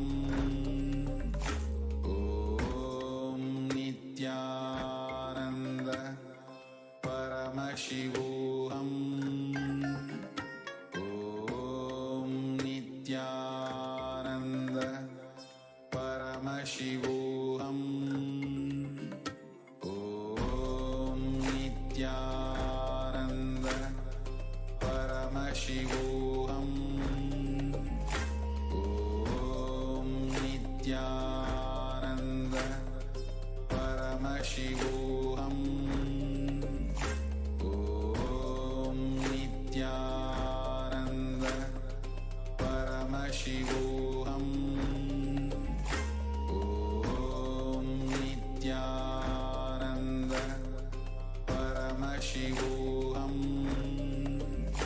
Om Nithyananda Paramashivoham.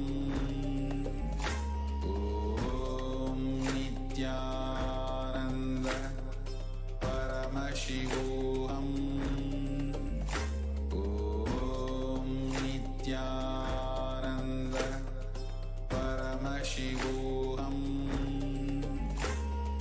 Om Nithyananda Paramashivoham. Om Nithyananda Paramashivoham. Om Nithyananda Paramashivoham. Om Nithyananda Paramashivoham. Om Nithyananda Paramashivoham. Om Nithyananda Paramashivoham.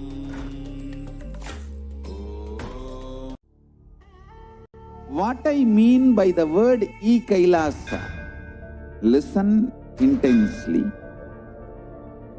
Enlightenment ecosystem, literally enlightenment itself, in your own home, wherever you are.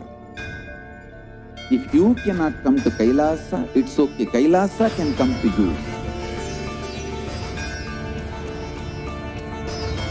Kailasa coming to you is Kailasa.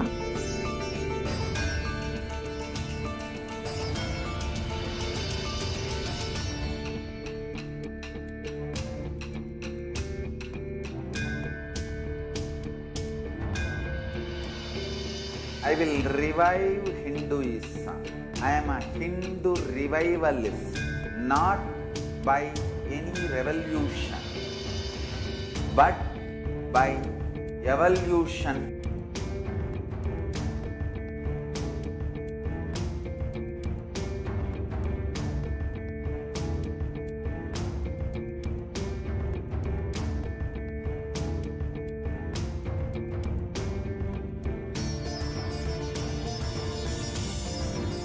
and setting model communities.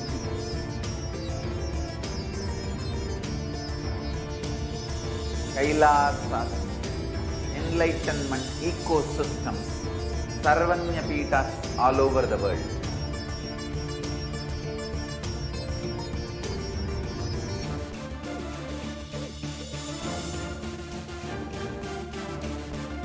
All powerful cognition, knowledge, only when you live, power manifestation and possibilities manifestation happens. It's a fundamental truth.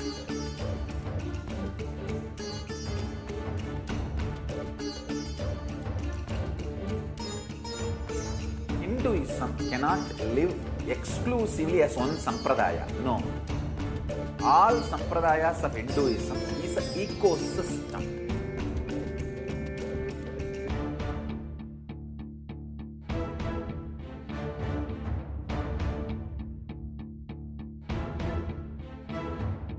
So don't keep quiet thinking that if one sampradaya is attacked, only that sampradaya is going to be affected.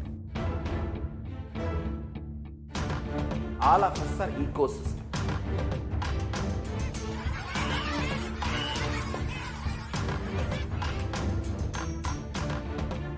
I invite all of you to get involved and enjoy Hinduism by the principle of Dharmo Rakshati Rakshitaha. When you protect Dharma, Dharma protects you. We will make the whole planet flourish spiritually. The spiritual prosperity will happen to the whole planet. We all have to coexist together.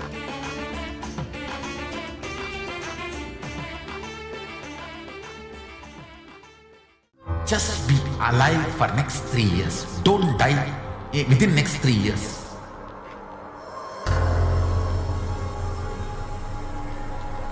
Just don't die within next 3 years. Be alive. Somehow be alive. I'm working sincerely. I will reach you somehow. Somehow I will reach you. It's my commitment to humanity.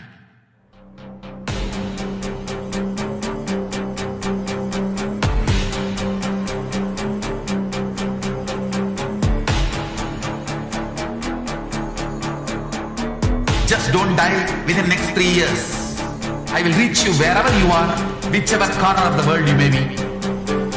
I will reach you with enlightenment.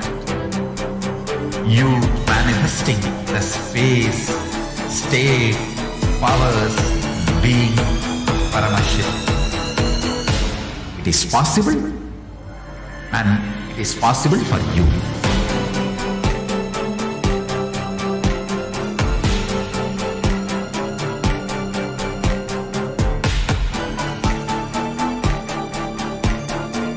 Paramashivoham will reach you with enlightenment science.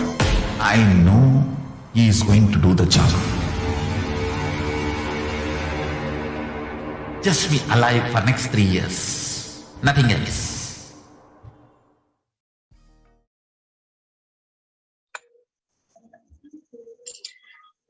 Nithyanandam, everyone, welcome back. Now, in this segment, we are going to learn about the Kailasa's multi-layered quarantine opportunity for India during COVID-19 as a practical solution resulting in health, joy, and bliss. With the blessings of the Supreme Pontiff of Hinduism, let's start with the Sadguru Vandanam. Nithyanandam Paramasugadam Kevalam Jnanamurtim Dvandvatitam Gagana Sadrusham Tattvamasya Ekam Nityam Vimalamachalam Sarvadi Sakshibhutam Bhavatitam Triguna-rahitam Sadgurum Tam Namami. In this segment, we're going to learn about the Kailasa's de facto spiritual embassies, mainly temple-based ecosystems, and which has successfully implemented the COVID care protection centers and has seen a fair amount of success and which has been recognized by the United Nations, and a report was submitted by the ASMT Hindu Kailasa Union, and that has been recognized by the United Nations, and we are going to see the detailed report on this and why temples and some of the basic about the temples. So let's start. So on 5th June 2021, Devi Parashakti revealed in Akashic readings that the concerns the mental health of the across the world, especially in young generation, and State of the World reports confirming the same. And what are the Kailasa solutions we're going to see in this segment. On 5th June 2021, Devi Parashakti revealed in an Akashic readings that not only people dying in crores, financial and mental retardedness, you will also see minds getting collapsed. Freedom from all the suffering is the life of living enlightenment. First, prevent yourself from this deadly corona, or people do the job of saving your life as the first priority. Listen properly, people. The only way to protect yourself from this overwhelming cosmic pralaya and from the demonic people who search for destruction for themselves and for others because of pralaya, go to Adi Kailasa, getting shelter at the feet of Paramashiva. Save yourself from corona and death. Economic crisis and mental collapse that is formed because of corona. Save yourself and move towards living enlightenment. Move towards Paramashiva Parampurul, doing yoga and tapas, doing seva to all the devotees of Paramashiva, live a good life.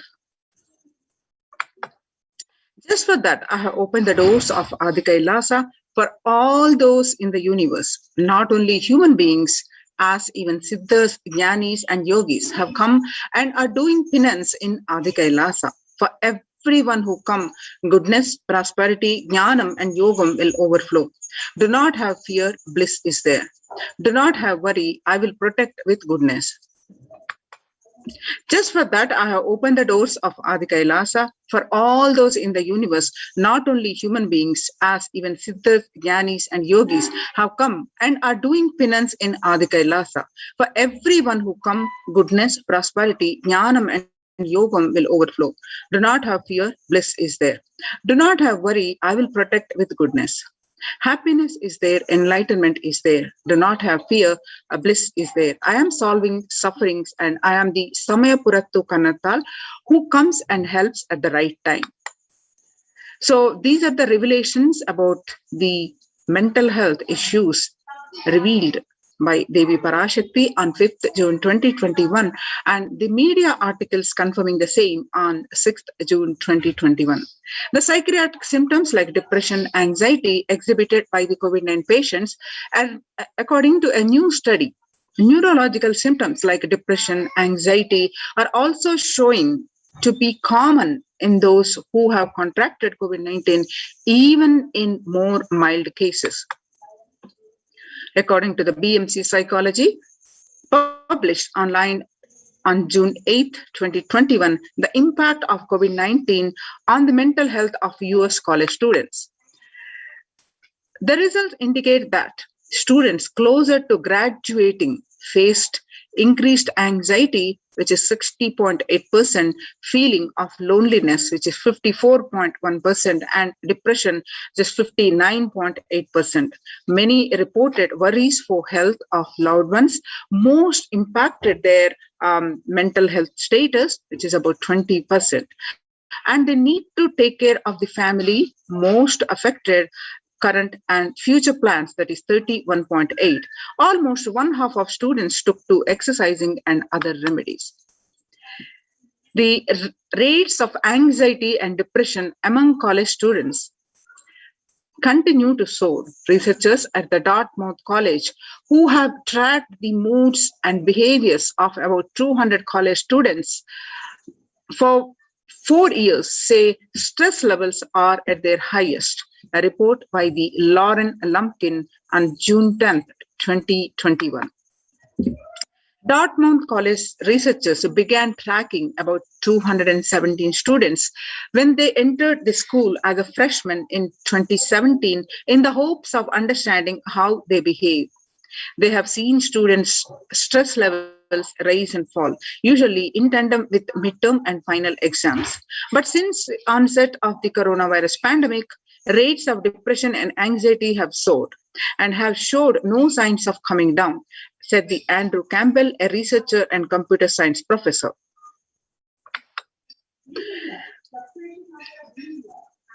According to the Psychology Today, coronavirus, the psychological trauma and PTSD event. Much has been said about the mental health crisis that is occurring related to the coronavirus pandemic. Much of this information has focused on the all-consuming anxiety, panic, and fear that many are experiencing. While this is important and needs to be at the forefront of discussions, something that has not been discussed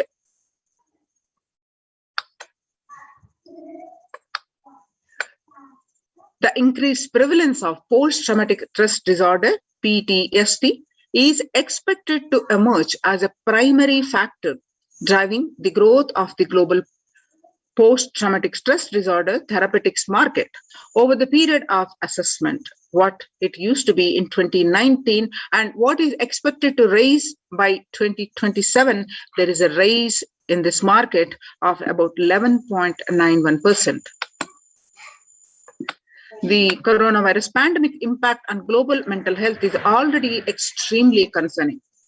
There is a high prevalence of mental distress in countries across the globe due to the coronavirus pandemic, especially among healthcare workers and children. According to the United Nations and the World Health Organization, the impact of pandemic on people's mental health is already extremely concerning. World Health Organization Director General Tedros Adhanom recently released to the CNN, and he continued that it is now crystal clear that mental health needs must be treated as a core element of our response to and recovery from the COVID-19 pandemic.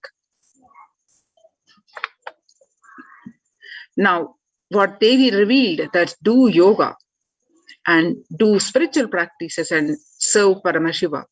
And during the various satsangs, also the Supreme Pontiff of Hinduism revealed this, the importance of doing yoga and the spiritual practices, living a life of living enlightenment. So yoga greatly improves mental, spiritual, and physical health. People who practice yoga experience less anxiety, less depression, and fewer symptoms of post-traumatic stress disorder. Yoga also improves well-being, including increased gratitude, relatedness, acceptance, centeredness, empowerment, self-esteem, compassion, self-awareness, and hope. Yoga can help us to manage stress and self-regulate, an important tool at the current time. We are all equipped with innate coping strategies for responding to stress, but sometimes our stress response can become out of balance. We are living in a world that regularly activates our sympathetic response, that is, the body's way of responding to stress, sometimes called fight or flight. This is balanced by our parasympathetic response, the way our body helps us to rest and relax. Yoga can help bring our parasympathetic response back online and allows us to find balance. Activating our parasympathetic response brings us into a more restful space and allows us to find calmness, connection, and compassion. The deep mindful breathing of yoga and meditation stimulates the vagus nerve, which activates the parasympathetic nervous system and supports self-regulation and stress management. Yoga can be a valuable tool for self-care, especially in challenging times. Yoga is now being used as an empirically based treatment, often in combination with other interventions with benefits for both physical and mental health. Many clinicians are recommending yoga as it may help support the effectiveness of traditional treatment approaches. According to the revelation to the world by the Devi Parashakti, according to the psychology today, when we actively choose a tool of self-care, we better equip ourselves to survive and seek resilience in different circumstances. While it is but one tool, yoga offers the potential for connection and well-being, even in these challenging times.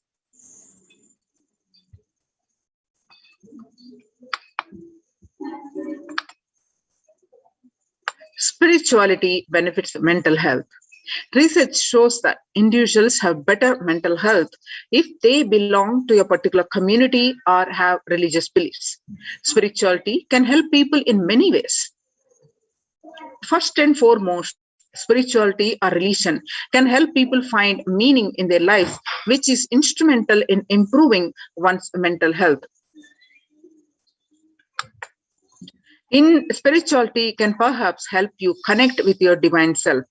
In addition to endowing meaning to your life, it has the potential to improve mental, physical, and emotional well-being as well.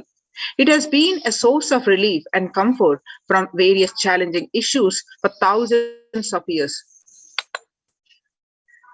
Revelations to the world by the Supreme Pontiff of Hinduism, Jagadguru Mahasannidhanam, His Divine Holiness Bhagavan Nithyananda Paramashivam, on 22nd May 2021 about the status of the world and the solutions which have successfully implemented across the Kailasa's de facto spiritual centers. Paramashiva is very clear. In his own words, focus on making your body alive, life alive. Mind is obsessive compulsive reaction. It is nothing but a bunch of unconscious reactions. Do not try to sympathize with the mind. Make your body and life alive. That is the only priority for all of you. I am talking to everyone who has a little love and sympathy for me. For all of you, take this as a guru walk. Make your body consciously strong. Gym will build muscles, make you look very nice in the outside, but only yoga and Ayurvedic lifestyle will make your body conscious. Just see all over the world, all the gym bodies are just dropping dead. Only yoga will make your internal organs strong and your ability to manifest consciousness strong. Let me give you the solution from Paramashiva to protect yourself from this whole pralaya, not only from corona. The amount of depression, the mental suffering, the way the whole world is suffering, the kind of poverty happening, people losing their jobs, income, having insecurity, comforts being lost, so much. Just make your life extremely strong. 3 years back, I said, keep yourself alive for next 3 years. I have enough evidence that 3 years back, I trained the whole Kailasa. That is, first, the devotees in their own homes, and second, the Kailasa Vasis inside the Sangha, physically, mentally, psychologically, or consciously for quarantine lifestyle. For being active without getting mentally broken by being in one place, doing intense yoga, making the body and internal organs strong, taking bay leaf, neem juice, tulasi, haritaki, triphala churna, Ayurvedic lifestyle of less food and more energy, more activism. I only told it is for an important reason. Please wake up. Quarantine yourself, build your body. Don't bother about your business or any other profit or anything else. This year, if you are alive, that is the greatest profit.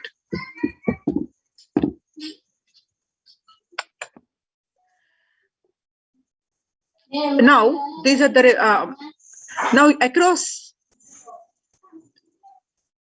these are the suggestions and the Supreme Pontiff of Hinduism and the efforts that Supreme Pontiff of Hinduism put across all this, whatever revealed by the Devi, and what he stressed in many, many satsangs, successfully implemented in the Kailasa's de facto spiritual centers, COVID care protection centers, and a fair amount of success has been achieved with 0 reported COVID cases. So there is a report submitted by the ASMT, Adishaivat Hindu community, minority community, and the Kailasa Union, and in the month of June 2021, and that has been published and highly recognized last week. The United Nations recognizes Kailasa's report on COVID-19 and multilateralism. You can see the screenshots from the Supreme Pontiff of Hinduism's Facebook page. You can go ahead and click on this.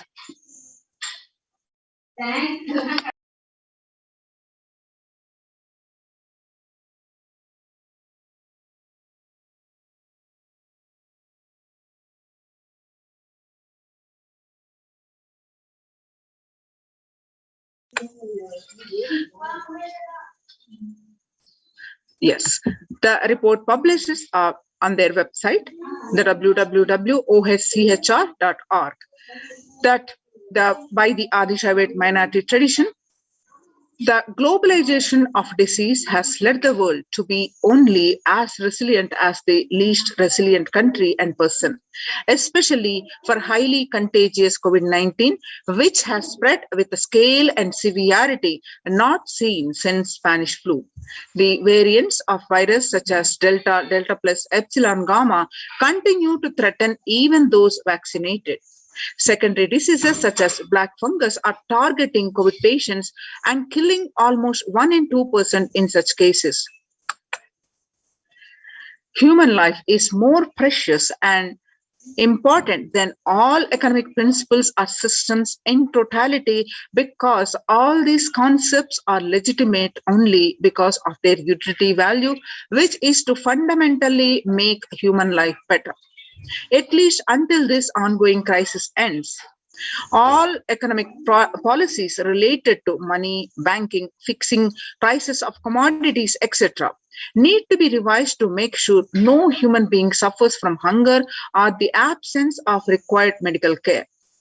For this purpose, Kailasa has presented a detailed report on effective solutions for COVID-19 through multilateralism that was published by the United Nations in their website, www.oschr.org. The earlier reports were a report on indigenous women and girls, and the second report on the femicide were published, and this is the third report, which was on the COVID-19 and multilateralism, a report by the Adishaivat minority community, minority tradition, ASMT, Hindu community, Kailas Union, submitted on the month of June 2021, and which has got published about 10 days ago. So what are the key factors in this report, the key obstacles which are presented, which we are facing world across? The first obstacle is globalization of disease has led the world to be only as resilient as the least resilient country and person, especially for highly contagious COVID-19, which has spread with a scale and severity not seen since Spanish flu. The variants of the virus, such as the Delta, Delta plus, Epsilon, Gamma, continue to threaten even those vaccinated. Secondary diseases such as black fungus are targeting COVID patients and killing almost 1 in 2 in such cases. Second, distorted policy decisions and conflicting principles can lead to polarizations amongst nations and within, leading to various extremes such as the hoarding of vaccines in some places, the wastage of vaccines in others, and an unaddressed shortage of vaccines globally. The pandemic has exposed the fragility of the global system. The disruption of the supply chain is especially worrisome for essential food supplies, which disproportionately affect the already most vulnerable even more. The lockdowns have brought the global economy into crisis, bringing recessions and worrisome unemployment rates. Frequent lockdowns and the ongoing threats of famine, especially in countries where the employment is predominantly informal, are exacerbating worries that starvation may cause more suffering than virus itself. Far from SDG 2, zero hunger, the number is now predicted to come close to 1 billion. You can see the supporting articles which are projected on the screen. You can also go ahead and download from the Supreme Pontiff of Hinduism's Facebook's profile and read these detailed articles by yourself. Yes, and then now what are the solutions presented which have been highly recognized? The first solution presented is revised economic policies. Human life is more precious and important than all economic principles or systems in totality, because all these concepts are legitimate only because of their utility value, which is to fundamentally make human life better. At least until this ongoing crisis ends, all economic policies related to money, banking, fixing prices of commodities, etc. need to be revised to make sure no human being suffers from hunger or the absence of required medical care. As per Hindu principles, the world, including the economy, evolves through 5 phases. First, creation or growth. Second, sustenance or stagnation. Third, recession or revitalization. Fourth, reinvention. Fifth, breakthrough. As per Hinduism's conventional economic growth is observed when the best practices are applied diligently. However, during times of crisis, led us to the 4th and 5th phases, wherein the need to reinvent and deliver a breakthrough becomes both a survival need and an opportunity to surpass any means and measures of conventional economic growth. According to the Keynesians, increased public expenditure during the Great Depression of 1929 improved economy. However, the government never completely gave up trying to balance the budget, which resulted in it never spending enough to bring the economy out of recession until the Second World War. Similarly, the current crisis requires governments to temporarily discard trying to balance economic interests that compromise quarantine safety and put human life at risk, and rather reinvent their economic strategies and multilateral coordination for benefiting during the subsequent breakthrough period after the end of the crisis. The next solution presented is Hindu multilateralism. There is an immense inequality in the capacities of governments, organizations, and people on 2 grounds. First is health response, second, economic recovery. Surviving the highly contagious COVID-19, where the world is only as resilient as the least resilient country and person, requires governments, organizations, and people collectively address the crisis. From 3200 BCE, 56 nations in Asia had multilateral treaties based on the Hindu principle was Vasudhaiva Kutumbakam. That means the entire world is my family. This reference from Maha Upanishad, chapter 6, verse 71 to 73. You can see the supporting articles here.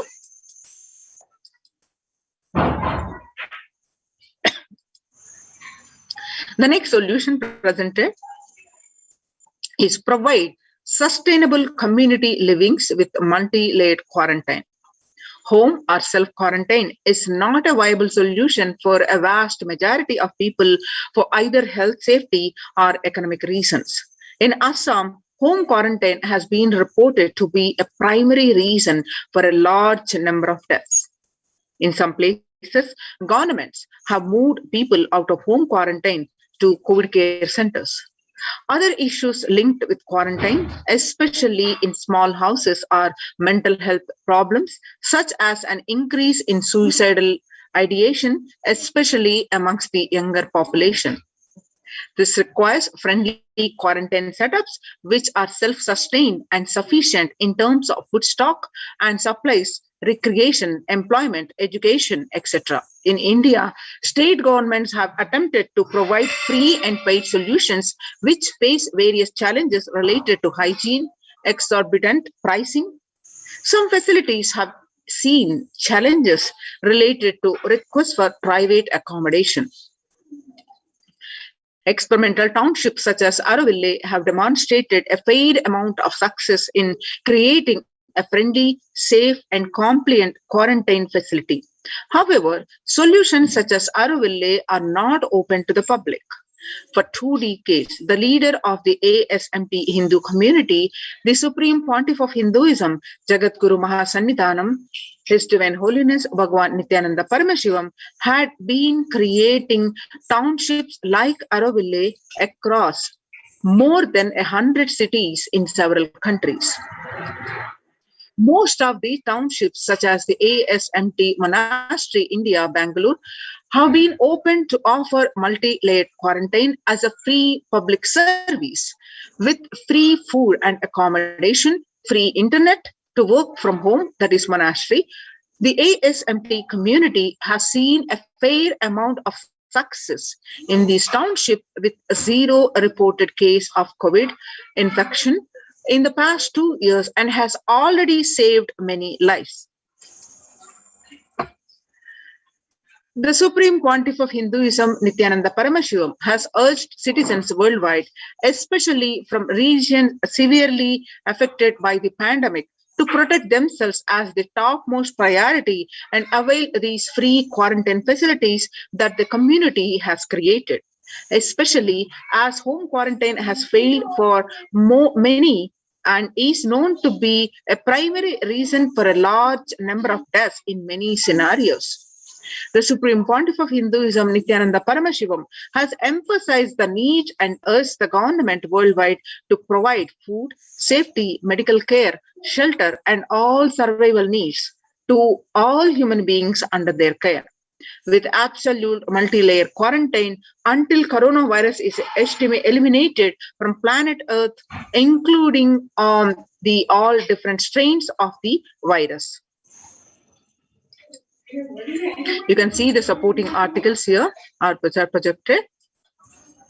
Educate citizens, that the next solution presented as educate citizens on individual pandemic management. Unlike previous pandemics, the current era provides active, real-time and visual information about fatalities. Underreporting of this data may give false hope and make people reckless. Exaggerations in reporting can also make people reckless, as they may feel eventual death due to a coronavirus is inevitable.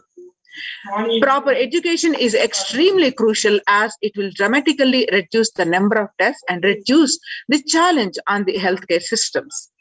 Alcohol-related deaths hit a record high during this pandemic, and long post-on liquor lines are some extremely worrisome issues regarding which people need to be educated. As a top priority, people need to be given confidence in their life and security about their future for them to stop behaving recklessly or fall into depression and commit suicide.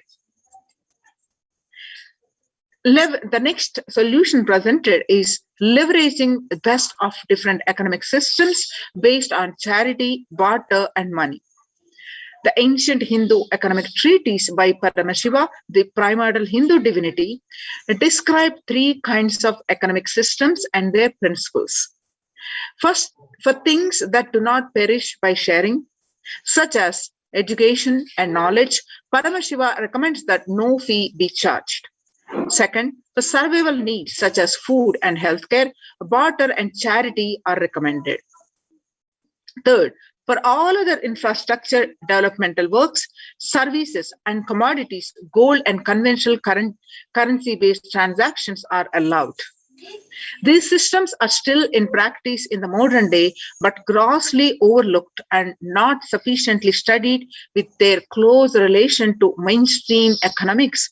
The World Health Organization and GISAID provided early access to data regarding the virus. This is an example of an open knowledge-based economic policy where crucial data about the virus was not monetized. Similarly, South Korea helped the USA access mask and testing kits. And there was a hope that this would lead to a reciprocal arrangement in terms of vaccines, which is like a barter-based model allowed in food and healthcare. Next solution presented is Hindu policies for food security. A highly effective concept for ensuring food security in ancient Hindu nations was that of food grain banks. These were prevalent until the 18th century. The elderly in villages would start food grain banks with a seed capital of grains collected by fundraising. If any person met with a crisis such as a crop failure, the food grain bank would lend him grains in exchange for an interest. Compound interest was prohibited in these grain banks, which the debtor was expected to return with the principal grain amount during the next harvest. The bank would expand its reserves of food grains based on interest earned and donations. At the time of severe crisis such as famine, the entire village would be able to withdraw these grains. And if required, all such grain loans would be written off on humanitarian grounds. In Hindu temples, food is shared for free as a policy. This was the case in both ancient times and in modern times. For 27 years, every month, the Hindu ASMT community has served more than the 3 million free organic meals in religious gatherings to everyone without discrimination, and has served over 1 billion free meals in total. Such private and public efforts are crucial to ease the threats of starvation, which is estimated to hit 1 billion people worldwide. The next solution presented is monitor global health. The crisis requires governments to take aggressive, proactive measures to monitoring health. Smartphone applications have been used by the governments that are based on health color code systems that categorize individuals into 3 color groups based on their health status and travel history, and then determine whether they need to be quarantined. You can see the supporting documentation as part of the report are projected.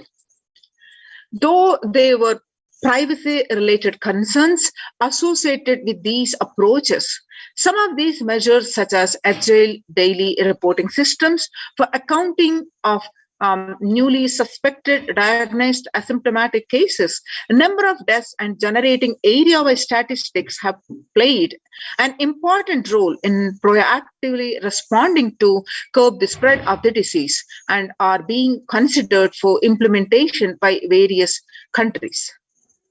You can see some more supporting documentation here. Next solution presented is traditional medicine.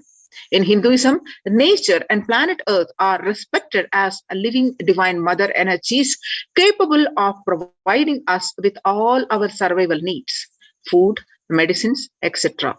Though traditional medicines such as TCM and Ayurveda are effective in addressing COVID-related issues, and a few years ago, a Nobel Prize was awarded for scientific work based on traditional medicine, the mainstream Western medicine has chosen to characterize Ayurveda as pseudoscience and TCM as unscientific. Such demeaning of traditional medicine systems have led nations to consider taking defensive unilateral decisions to protect their interests. Outright rejection of traditional medicine is not wise, and such policies should be revisited, especially as these medicine systems are time tested, have kept people healthy for several generations. Kailas Union recommends governments worldwide provide solutions like Kailasa's Hindu medicinal care, which includes complementary free of charge services such as Ayurveda, Yoga, Siddha, Western medicines, and multi-layered quarantine for complementing their ongoing public health efforts. You can see the supporting articles here. Multilateral strategies and coordination for the pursuance of the SDG 11 sustainable cities and communities, with additional emphasis on multi-layered quarantine protection without disrupting life and economy such that efforts of lockdown are unnoticeable. Waiver of patents on extremely essential vaccines and common global funding of vaccines. Everyone should be provided access to traditional healthcare systems free from policies that are prejudicial and discriminatory towards these systems. The creation of food grain bank systems and other traditional economic systems as described in this report would help the most vulnerable people of the world.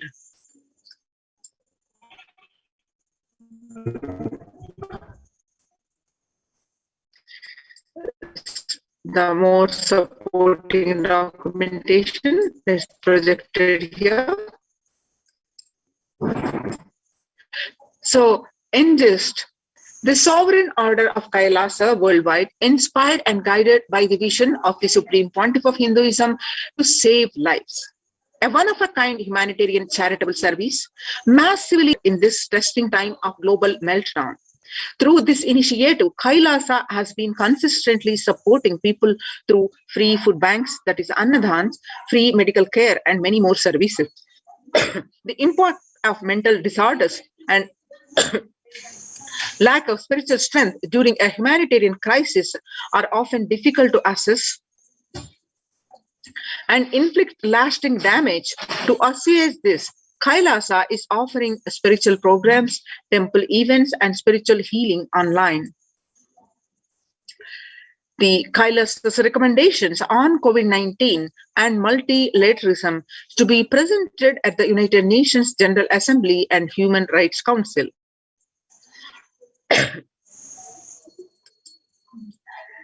So, in a short, Kailasa's report and recommendations on an an international treaty on COVID got accepted and published by the United Nations.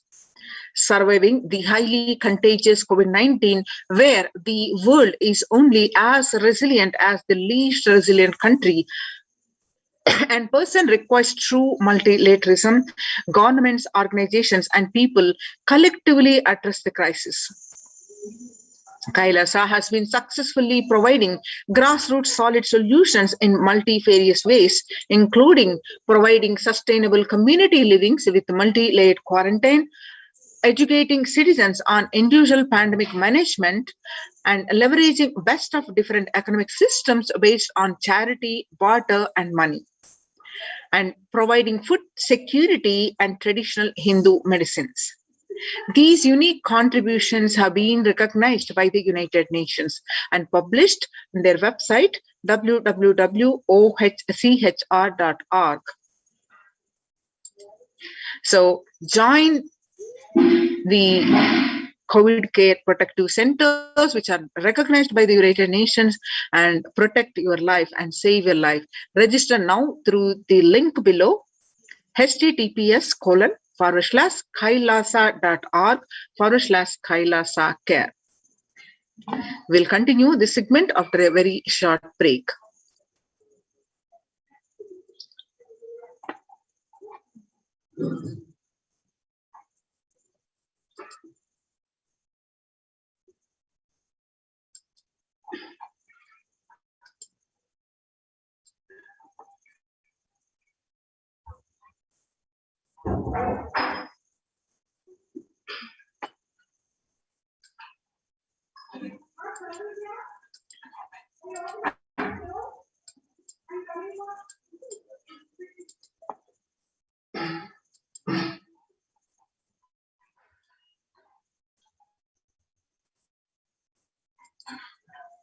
Now, let us understand more on the Kailasa's de facto spiritual embassies, COVID care protection centers, with the blessings of the Supreme Pontiff of Hinduism, Jagadguru Mahasannidhanam, His Divine Holiness, Bhagwan Nithyananda Paramashivan's blessings. The some more statistics which are presented here are the, if you see the statistics, that younger adults are more likely to report symptoms of anxiety and or depressive disorder during the COVID-19 pandemic. Ages 18 to 24, which is 56.2%, and ages 25 to 49, which is 48.9%, and ages 50 to 64, about 39%, and ages 65 is about 29%. The average share of adults reporting symptoms of anxiety disorder and or depressive disorder, what it used to be in 2019, about a 6 months period, about 11%, and now it has increased a spike of 41% by in the month of just January, 1 month in January 2021. And now, how are you feeling? What employees say they feel more than half the time at work. They say 34% say they are tired, and 34% say they are stressed, and 27% say they are burnt out, and 22% say they are discouraged, and 19% say they are distracted, and 17% say they are depressed. Nearly 8 in 10, that is, it is about 78%, say the coronavirus pandemic is a significant source of stress in their lives. Nearly 7 in 10, which is 67%, say they have experienced increased stress over the course of the pandemic. 1 in 4 essential workers, which is 25%, diagnosed with mental health disorder since start of pandemic.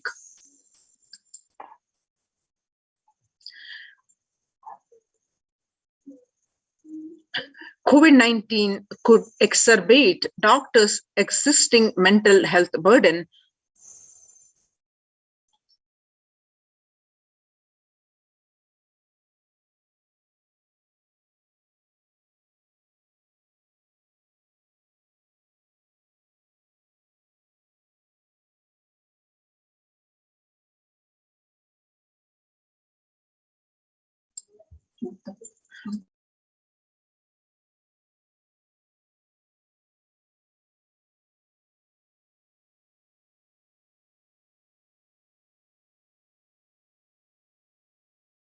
COVID-19 could exacerbate doctors' existing mental health burden.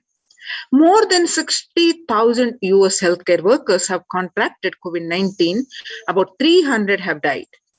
And of the health workers who treated patients during the China's COVID-19 outbreak, about 50% showed signs of depression and 45% showed signs of anxiety.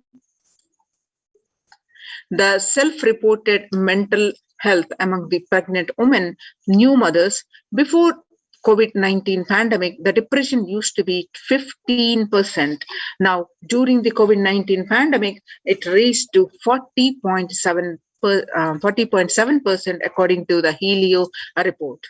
And anxiety, before COVID-19 pandemic, the anxiety levels about 29%, and during this COVID-19 pandemic, it's raised up to 72%. US cases of depression have tripled during the COVID-19 pandemic. A large study finds a dramatic increase in the number of adults in the United States reporting symptoms of depression during the COVID-19 pandemic. The number of adults experiencing depression in the United States have tripled. According to the major study, researchers estimate that more than 1 in 4 US adults now report experiencing symptoms of depression. Before the pandemic, 8.5% of US adults reported being depressed. That number has risen to 27.8 as the country struggles with COVID-19. The young workers hit the hardest, which they burnt out. They say 22 age group, 22 to 25 age groups, about 89%, ages 26 to 37 reports about 83%, and ages 38 to 54 about 73%, and ages 55 to 74 about 62%. Now let us see what are the contributions from the Kailasa's Department of Human Services. Kailasa Department of Religion and Worship, Department of Human Services, and each of Kailasa's temple ecosystems consider the right of happiness to be the highest fundamental right of all human beings. In fact, all beings. The ultimate goal for Hinduism and Kailasa, led by the Supreme Pontiff of Hinduism, Jagadguru Mahasannidhanam, His Divine Holiness Bhagwan Nithyananda Paramashivam, is the material and spiritual well-being and prosperity of humanity. Kailasa is a place where everything related to super consciousness is revived. All the sampradayas, all the spiritual ecosystems created for enlightenment will be revived and established in such a way it never gets lost again. They're forever serving the humanity.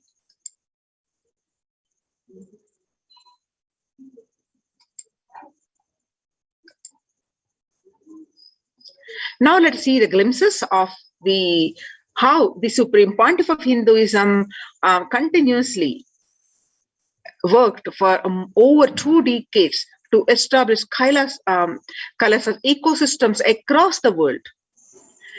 You are seeing the pictures where this following a meditation under the sacred banyan tree in Adi Kailasa, the peacekeepers of Kailasa, along with children of Nithyananda Gurukul, celebrate the auspicious occasion of Deepavali. These pictures are taken on 21st October 2006. And on 22nd December 2018, peacekeepers of Kailasa and participants of the Paramashivoham meditation workshop take part in the celebrations of a traditional flag hoisting ceremony, which the pictures are taken on 22nd December 2018 at Adi Kailasa. Now you're seeing the pictures of where you find the Supreme Pontiff of Hinduism conducting the Nithyananda Spurana Convention, which is also called a Life Bliss Program Level 2, a meditation workshop in Chennai, India. The picture is taken on 14th December 2006. Now you're seeing the pictures of the Supreme Pontiff of Hinduism himself conducting the Nithyananda Spurana Convention, which is the Life Bliss Program Level 2 at St. Peter's Engineering College, with picture is taken on 17th December 2006. Now you're seeing the pictures. The peacekeepers of Kailasa and the Supreme Pontiff of Hinduism embark on the Himalayan Yatra, the traditional sacred pilgrimage to the Himalayan mountains and up to the river Ganga Harshil, with picture taken on 26th May 2006. Now you're seeing the pictures. The temple ecosystem of Tiruvannamalai serves as the driving factor in maintaining the lifestyle of health, wealth, and well-being for the citizens of Tiruvannamalai, one of the remaining living temple ecosystems of Tiruvannamalai. The picture is taken on 20th December 2011, where you see the Supreme Pontiff of Hinduism welcoming the lakhs of devotees on the procession for a temple festival. Now you're seeing the pictures of the peacekeepers of Kailasa and the participants of the Paramashivoham meditation workshop take part in the morning meditation and the traditional puja and ritualistic worship. The pictures are taken at the Adi Kailasa Sarvajna Peetham on 31st December 2018. Now you're seeing the pictures. The peacekeepers of Kailasa, led by the Supreme Pontiff of Hinduism, take part in Karaseva. Karaseva is a voluntary contribution of the physical service towards the cleaning or construction of the sacred Hindu temple, where you see the pictures are taken at Adi Kailasa on 11th September 2016, where you see the Supreme Pontiff of Hinduism demonstrating the value of the Karaseva. Now you're seeing the picture of the Kailasa's de facto spiritual centers across the globe and spread over across the continents.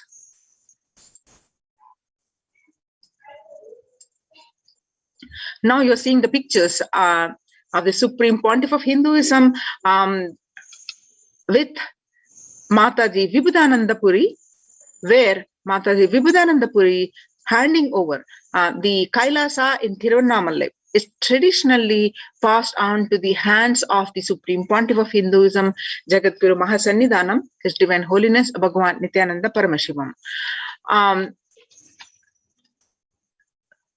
Way back in 1994.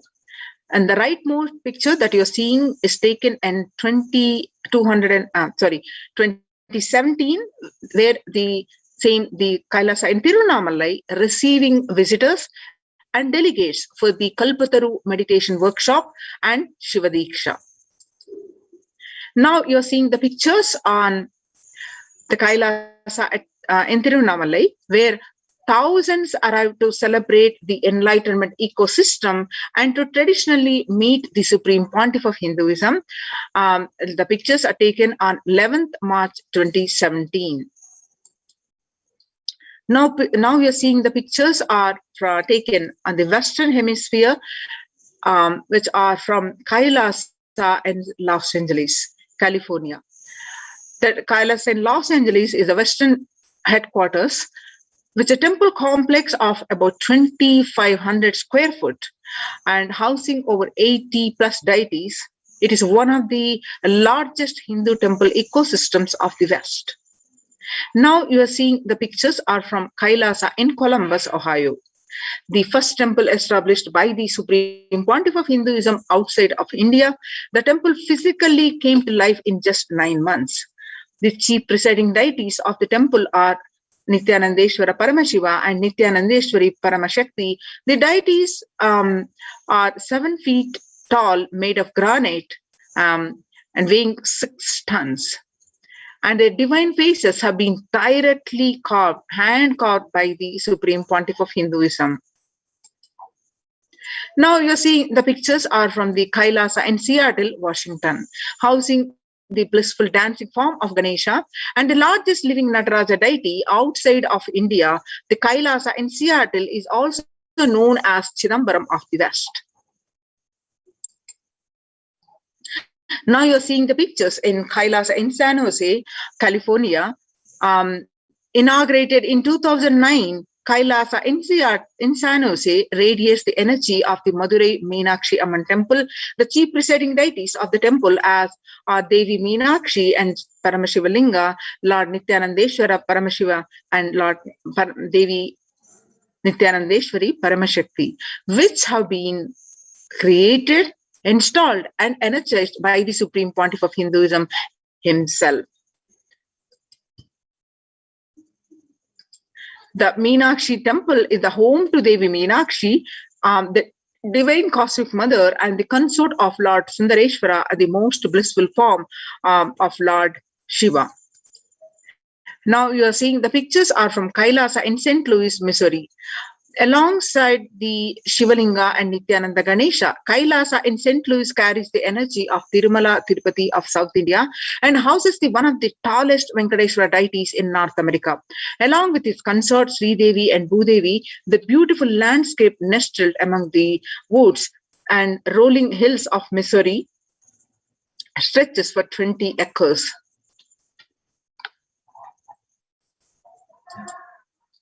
Now you're seeing the pictures are from Kailasa in Phoenix, Arizona.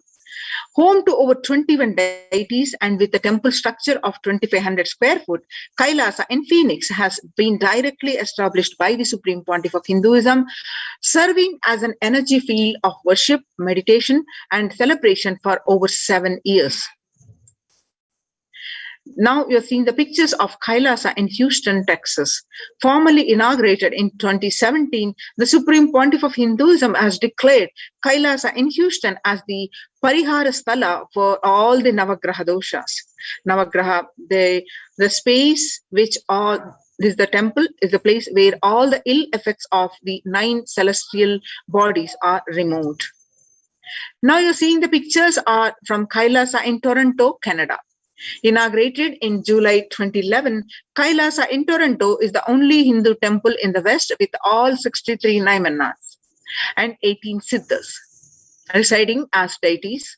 The temple deities here are seated exactly as they existentially preside in Kailasa around Paramashiva, the primordial deity of Hinduism. Naimanas are the most endearing and notable saints of Hinduism, and Siddhas are the accomplished ones. Now we'll be continuing this segment after a very short break.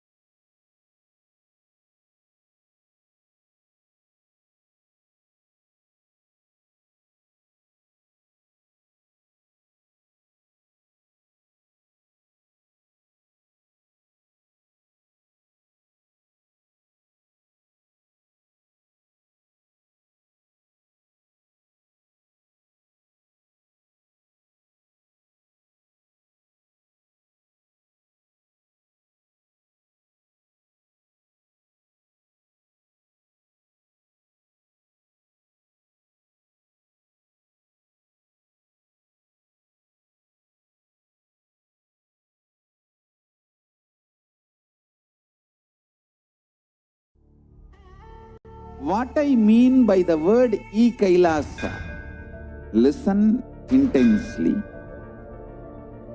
Enlightenment ecosystem, literally enlightenment itself, in your own home, wherever you are. If you cannot come to Kailasa, it's okay. Kailasa can come to you.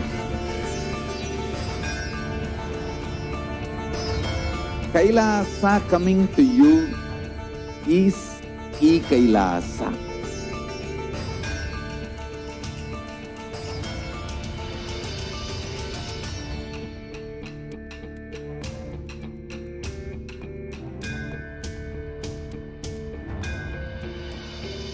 I will revive Hinduism.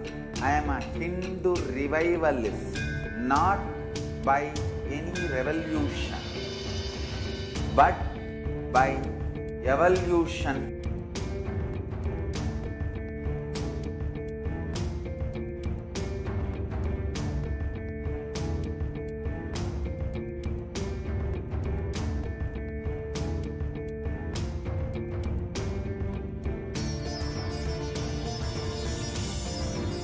And setting model communities.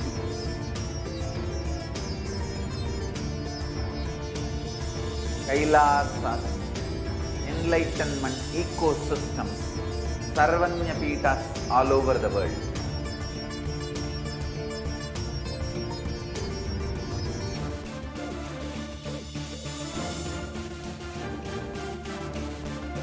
All powerful cognition, knowledge, only when you live, power manifestation and possibilities manifestation happens.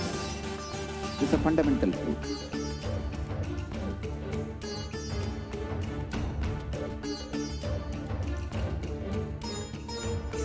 Hinduism cannot live exclusively as one sampradaya. No. All sampradayas of Hinduism is an ecosystem.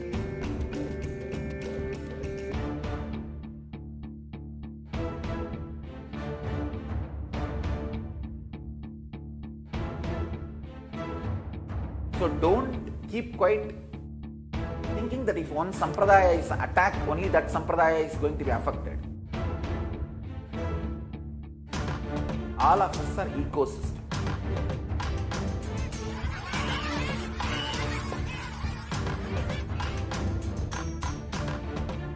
I invite all of you to get involved and enjoy Hinduism by the principle of Dharmo Rakshati Rakshitaha. When you protect Dharma, Dharma protects you. We will make the whole planet flourish spiritually. The spiritual prosperity will happen to the whole planet. We all have to coexist together.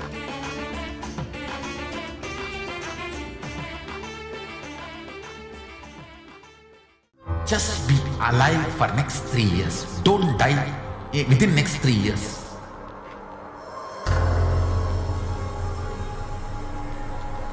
Just don't die within next 3 years. Be alive. Somehow be alive. I'm working sincerely. I will reach you somehow. Somehow I will reach you. It's my commitment to humanity.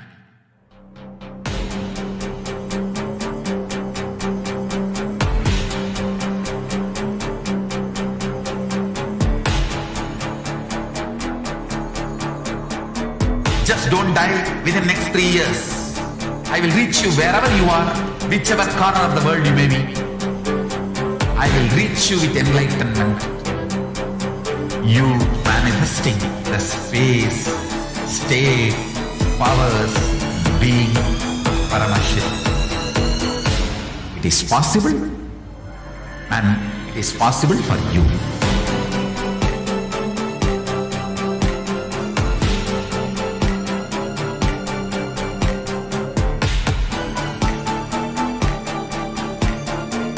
Paramashivoham will reach you with enlightenment science.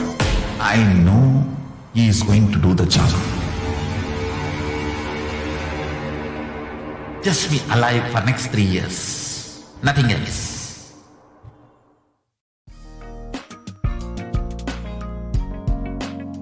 We get you health. We get you ability to build beautiful relationships in your life. We get you direct spiritual support, and we make sure you become wealthy.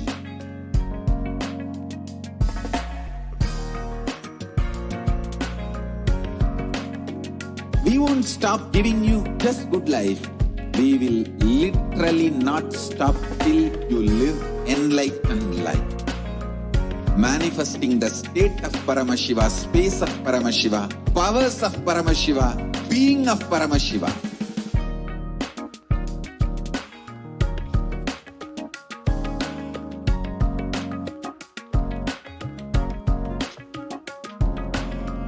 Whole world should become Kailasians. I want the whole world to know Hindus have something great to contribute to the world.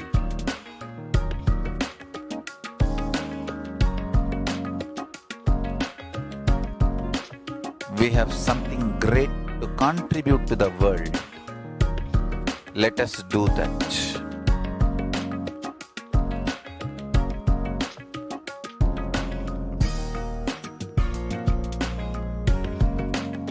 Kailasa is proper customized spiritual service helping you to identify your root patterns of suffering.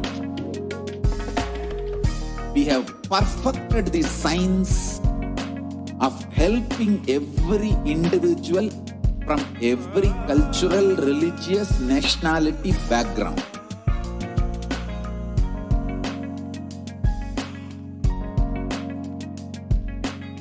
You will have lowest reactionary assumptions, highest awakened response, alive response for life continuously.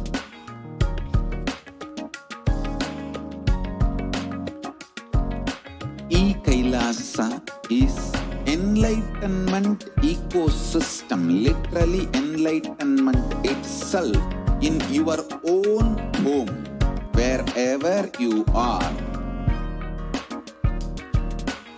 Proper customized spiritual service helping you to complete with your life negativity, withdrawal from life, self-hatred, self-denial, self-doubt, so much of tiredness, laziness. We can support you aligning your diet, your attitude, your aptitude, your understanding about life. We can help you with everything.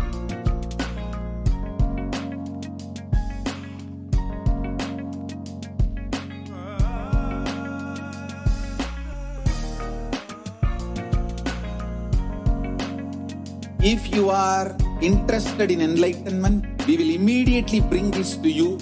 If you are not interested, we will explain the whole science, inspire you, and make you interested in enlightenment science.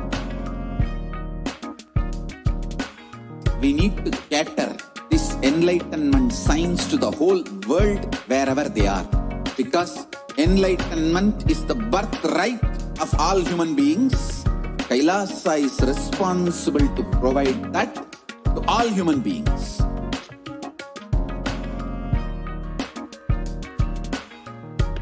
Kailasa is the totality of the knowledge I received from my gurus and practice manifested in my life, perfected by teaching millions of people from all cultures, time zones, backgrounds, genders, nationality, race, from every creed.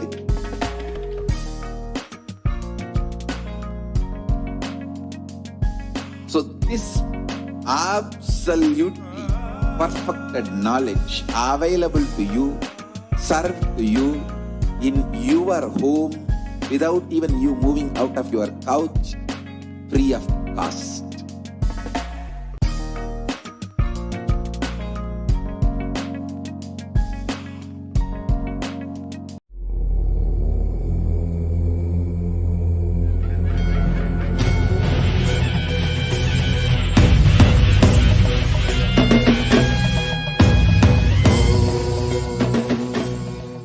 Connecting with the divine with your eyes closed is meditation. Connecting with the divine with your eyes open is darshan. Come, let us all now move from meditation to darshan. Slowly, very slowly, please open your eyes.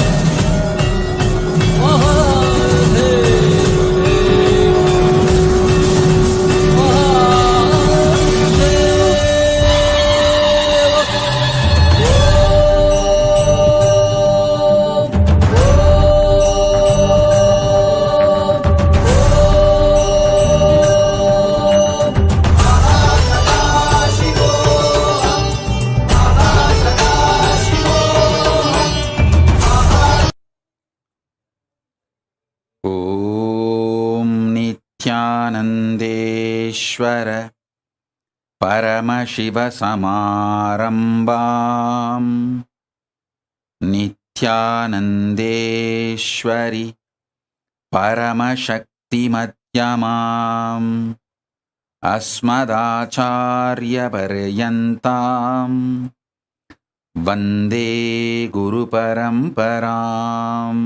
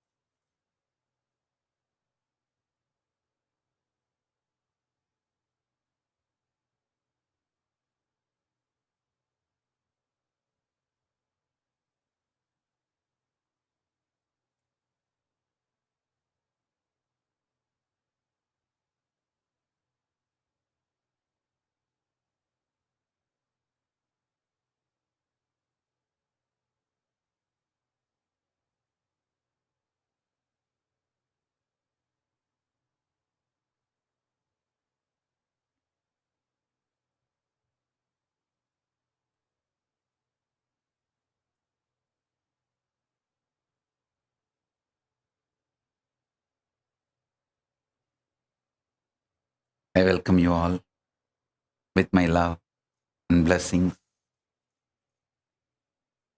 I welcome all the Sarvajñapita Yajamans, Kartas, Shrimahans, Mahants, Kotari Tanedar, everyone sitting with us all over the world.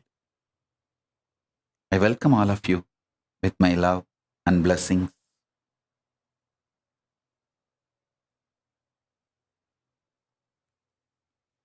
Paramashiva's message directly from Kailasa. Listen.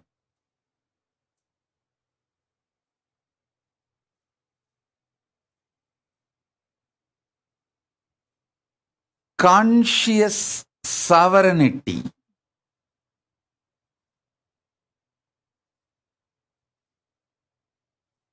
is manifested by you being and radiating your conscious sovereignty continuously.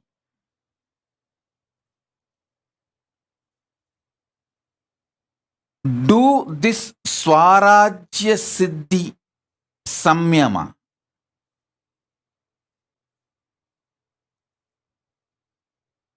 This is the Samyama to achieve conscious sovereignty. Listen. This Swarajya Siddhi Samyama means Samyama for the conscious sovereignty I directly received from Raghupati Yogi and Isakki Swamigal.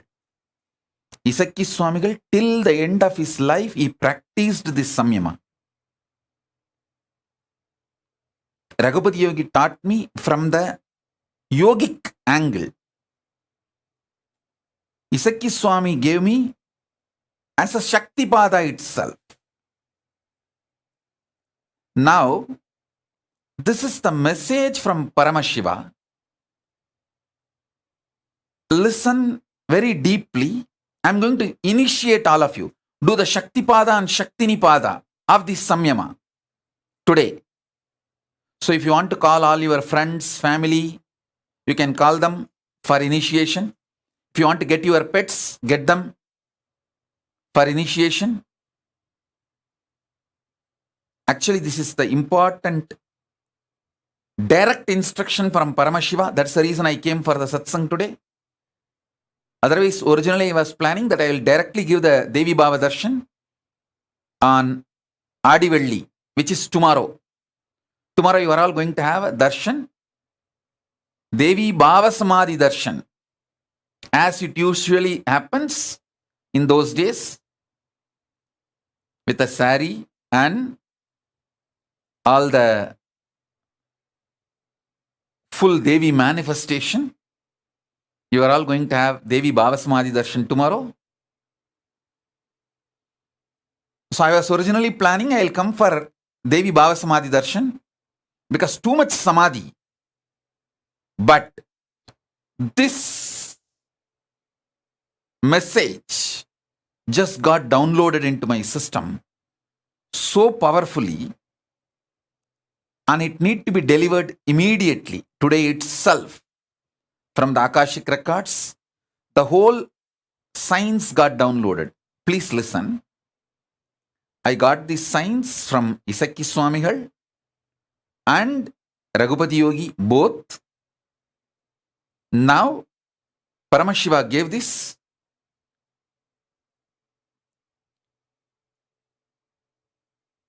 Elaborately, directly from the Akashic records. Swarajya Siddhi Samyama. It's a very powerful manifestation.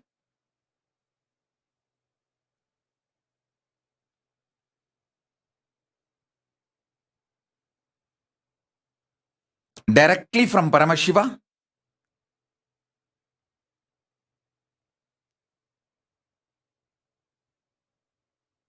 So if you guys want, I'll give few minutes for all of you to gather everyone, your friends, family, pets, for initiation.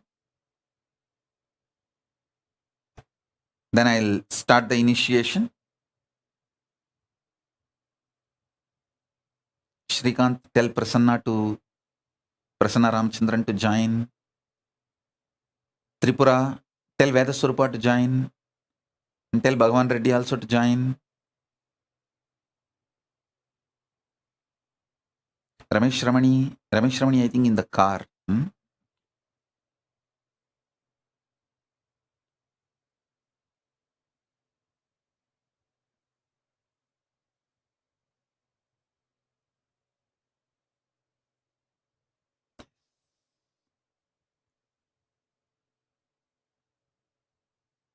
Oh, it's in the house. Ramesh Ramani is in the house only. It's a sunlight.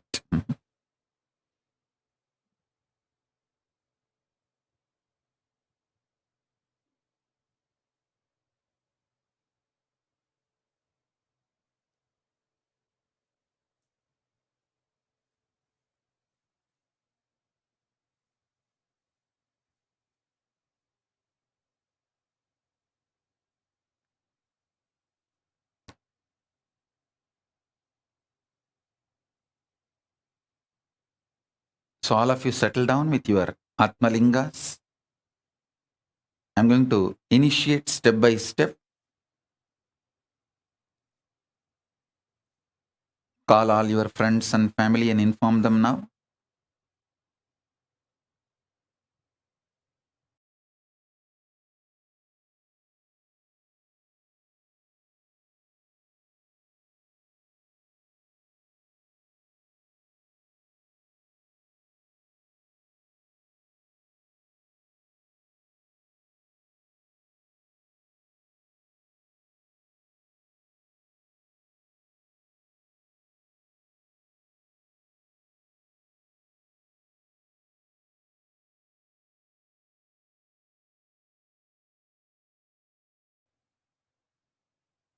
This Samyama has two layers. Swarajya Siddhi Samyama, Swarajya Shakti Samadhi. I'm going to initiate both the layers. So better all of you settle down. Listen. All of you listen intensely. I'll explain both the levels. Swarajya Siddhi, Swarajya Shakti. Swarajya Siddhi, listen. You are Paramashiva. Everyone with whom you are relating is Paramashiva. With this cognition, continuously, every thought raising in you should be from this cognition. Understand? Consciousness becoming your emotion, thought currents, words, retaining your sovereignty. Understand? Your consciousness, from that only your cognitions manifest. From your cognitions only your emotions manifest. From your emotions, your thought currents manifest. From your thought currents, your words come out. Through your words, you start acting. The words uttered inside or outside. That is the way your functioning starts. Your relationship, this whole psychodrama starts. So, listen carefully.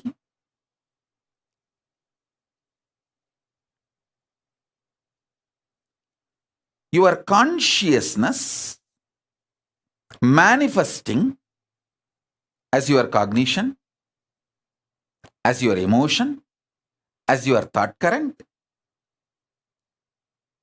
as your words, without losing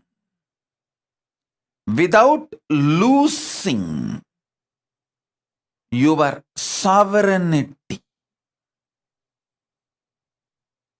Then you achieve Swarajya Siddhi. Anyone in this world can start practicing it.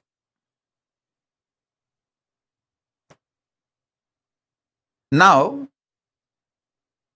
I am giving you the second layer. Swarajya Shakti Samadhi. This is the Samyama.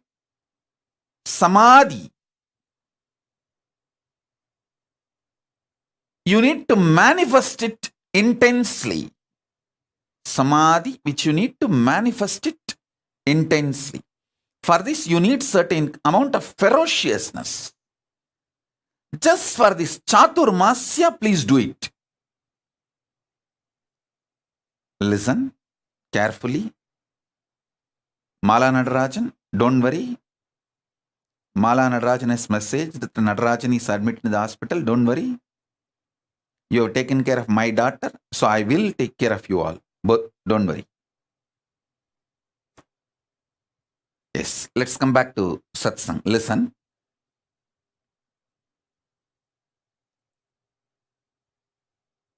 Listen carefully.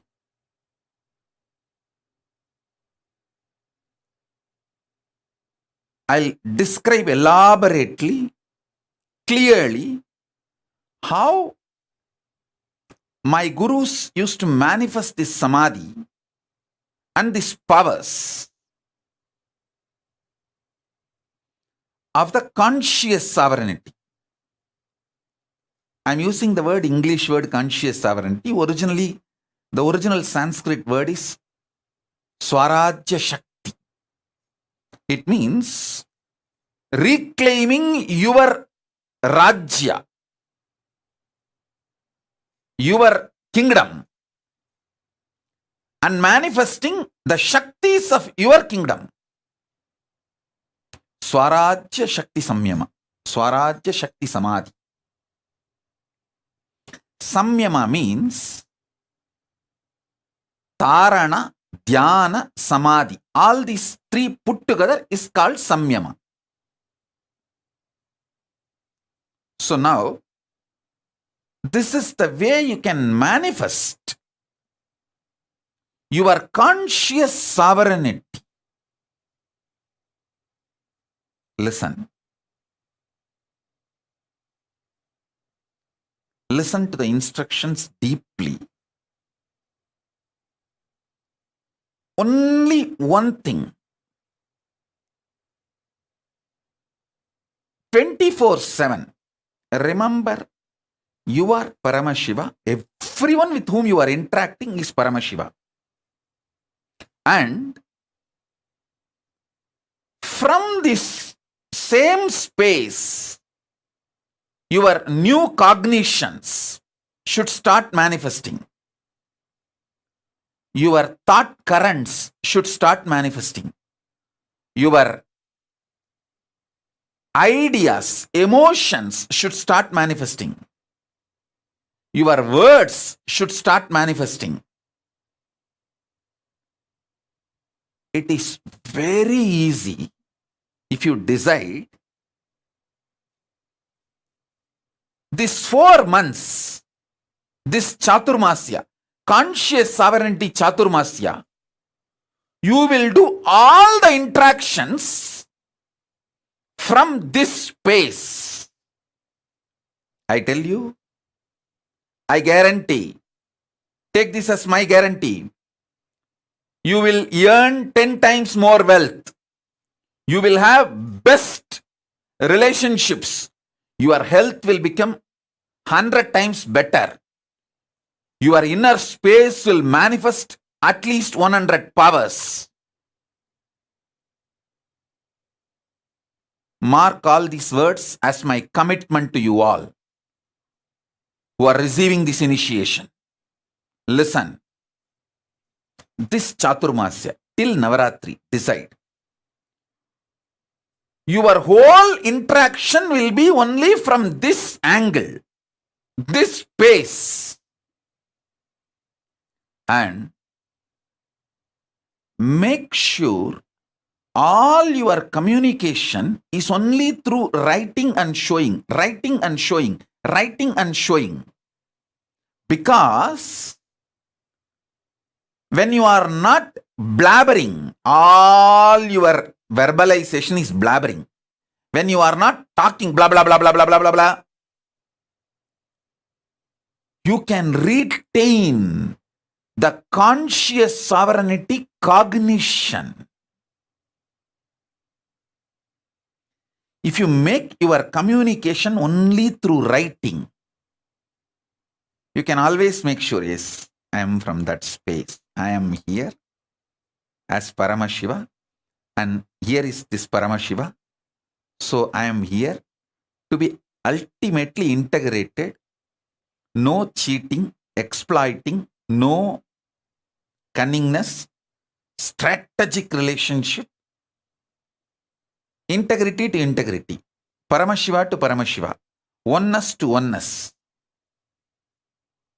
If there is a conflict, I will explain this, my conflict and insecurity and fears to this Paramashiva, knowing that this Paramashiva will not exploit me, will only support me in manifesting my Paramashivatva more and more. Listen, I am telling you, most of your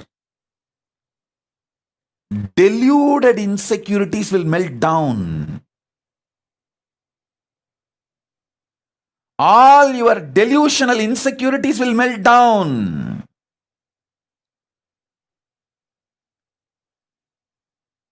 You will know only the real problems and you will be able to solve it. I tell you, I know the powerfulness of this samadhi. I've seen my gurus doing and I have done it. Now, I wanted to prove to all the devotees all over the world. There are many people, newcomers, you would have come today and listened to this satsang. You may be thinking, oh, this is absolutely impractical. 4 months he is asking us to be literally in silence. He doesn't know I am a doctor, I am a lawyer, I am an engineer, I am a scientist, I am a CEO, and he is asking me to be in silence. He is impractical. You may think, for all of you, I will prove the power of this Samyama by making my Kailasa government. The whole Kailasa government will function, this whole Chaturmasya, with this Swarajya Shakti Samadhi. Means the whole Kailasa government, Biddi, Tiruvannamalai, from there I am telling, all over the world,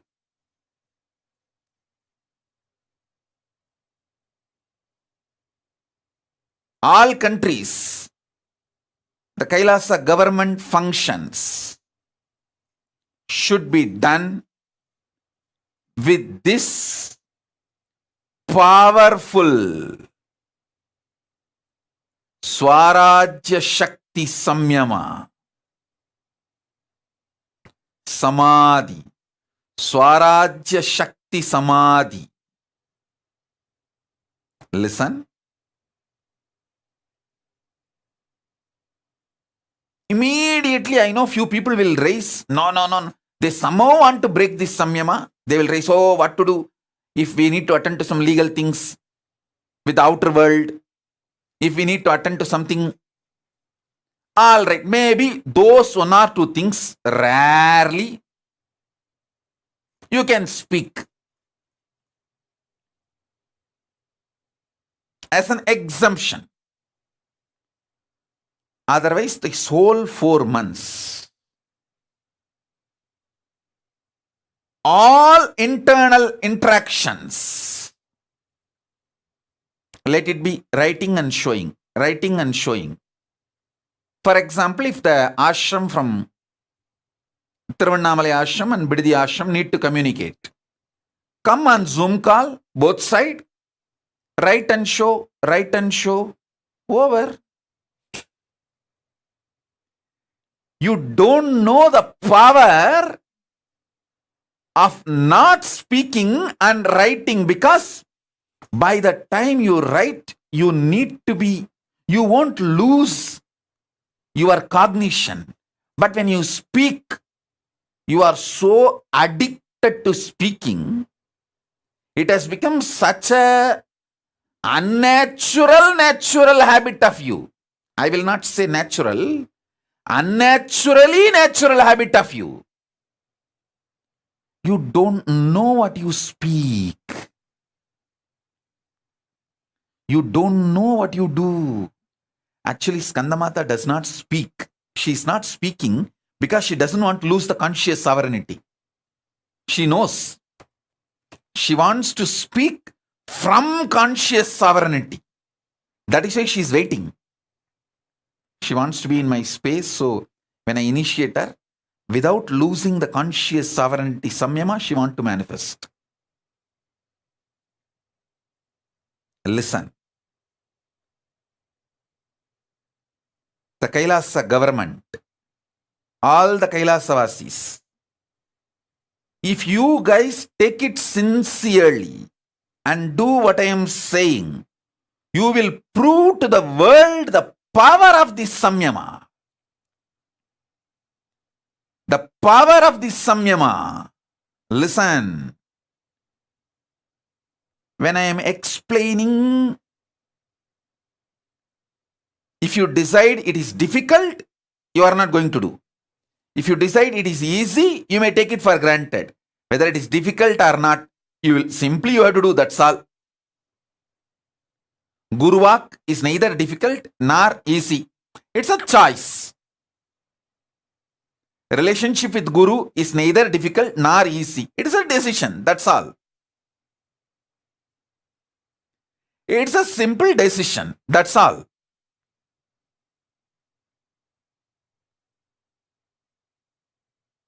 Listen.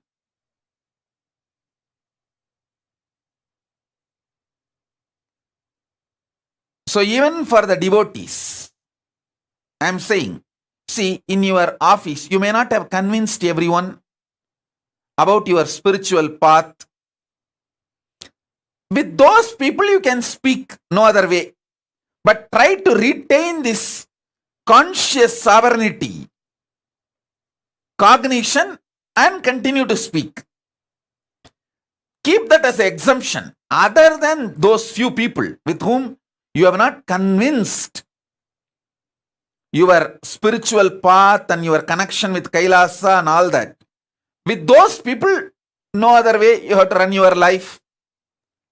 Other than those few, with everyone who knows you are my disciple and you do everything I say, with all of them, practice this Samyama. You can explain to them by writing. You can keep in one paper why you are doing what you are doing. They will be happy that you are seeing them as Paramashiva and you are very honest with them, very integrated to them. No cheating, no strategy, no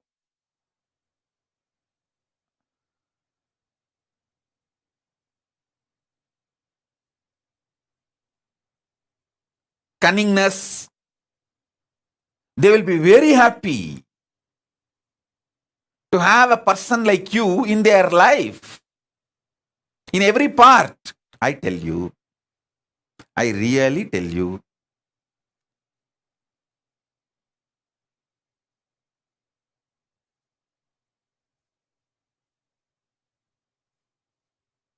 exemptions, okay. Like there may be some of you, speaking is your profession, like a teacher or a singer.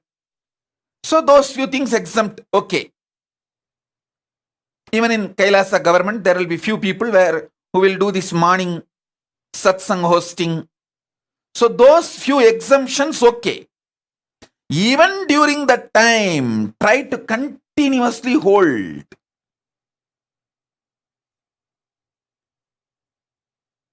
the cognition you are Paramashiva, and with whoever you are relating, they are all Paramashiva.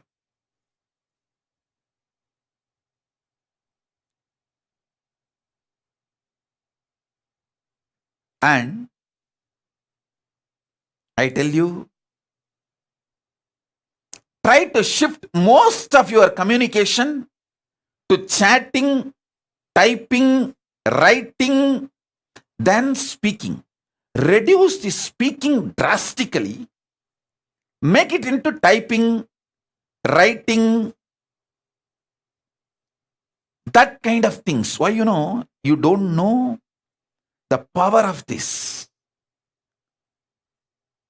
With writing, typing, still it has not become unnaturally natural habit. See, breathing is organically natural habit. Good. But talking, even wearing clothes, all these are toxic natural habit. Unnaturally natural habit. It has become your nature, but it is not natural. Or I can put it in the other way. It has become almost like a natural for you, but which is not your nature.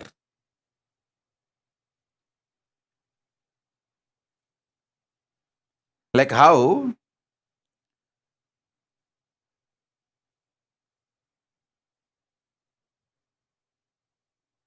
wearing dress is not your nature, but it has become natural now. Breathing is very organically natural habit. But talking is not organically natural habit. It is forced natural habit. Forced and became a natural habit. WhatsApp, Facebook, Messenger, in everything. Typing is okay. Chatting is okay. Drop talking, because while you type, while you chat, I know the delete, how many times you delete and retype, reword before send button. Listen. Sometimes even after sending, you wanted to verify if that person has not seen the message, if the double tick is not there, you delete it. You unsend the message.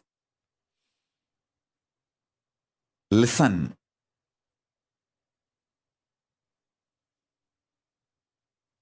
Just these 4 months, hold this cognition. You will manifest so much powers. You will see the secret of the cosmos, I tell you.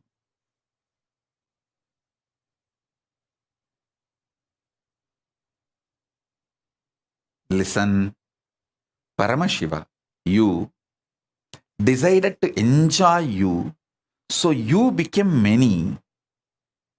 And enjoying you, anything else, pain, suffering, fear, insecurity, due to the existence of the other, is delusion. You will wake up to this reality. You will manifest that kind of powers, personality, joy, wealth, everything in your life. I am not giving you some technique to get 1 ton gold. I am giving you the methodology to get a planet made out of gold. I am giving you the methodology to get a planet, full planet, hill, everything is gold. That is what is Swarajya Siddhi. Understand? I am not giving you one small power, one small health. I am giving you your own consciousness. As I told you, you are not human being for me. You are a conscious being.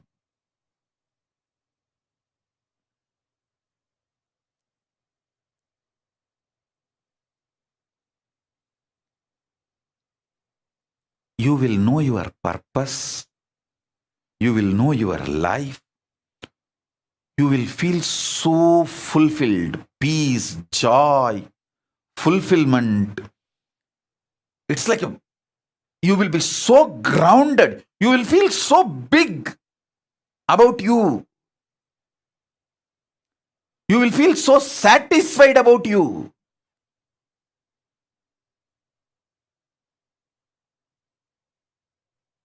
$1,000 good things will happen if you just do this till Navaratri, till Vijayadashmi. That's all.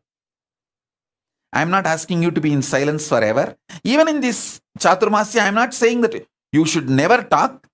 As I gave you the exemption, whoever you are not convinced that you are my disciple and you are doing some spiritual practice, maybe your boss in the office, some of them may not have been convinced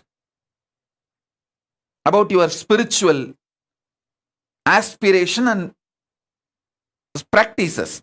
With them, you have to speak your survival. Those things, make it as exemption. Other than those exemption,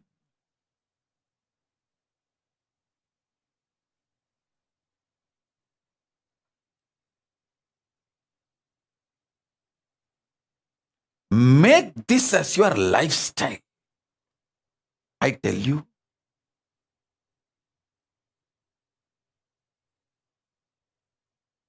The most important truth is holding the conscious truth. You are Paramashiva, and everyone in your life is Paramashiva. Hey, listen.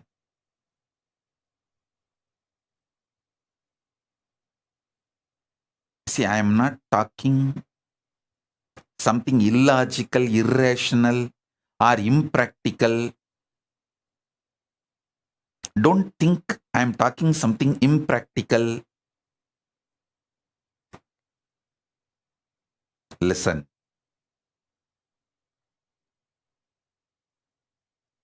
By the grace of Paramashiva, by the age of 16, literally I have mastered every thought current and experiences of enlightenment sciences, different branches of enlightenment sciences, Shaiva, Vaishnava, Shakta, Vaidika, Vedanta, Siddhanta. That is the way Paramashiva has supported me. Of course, he himself manifested and he has made the whole ambience available for me in every way.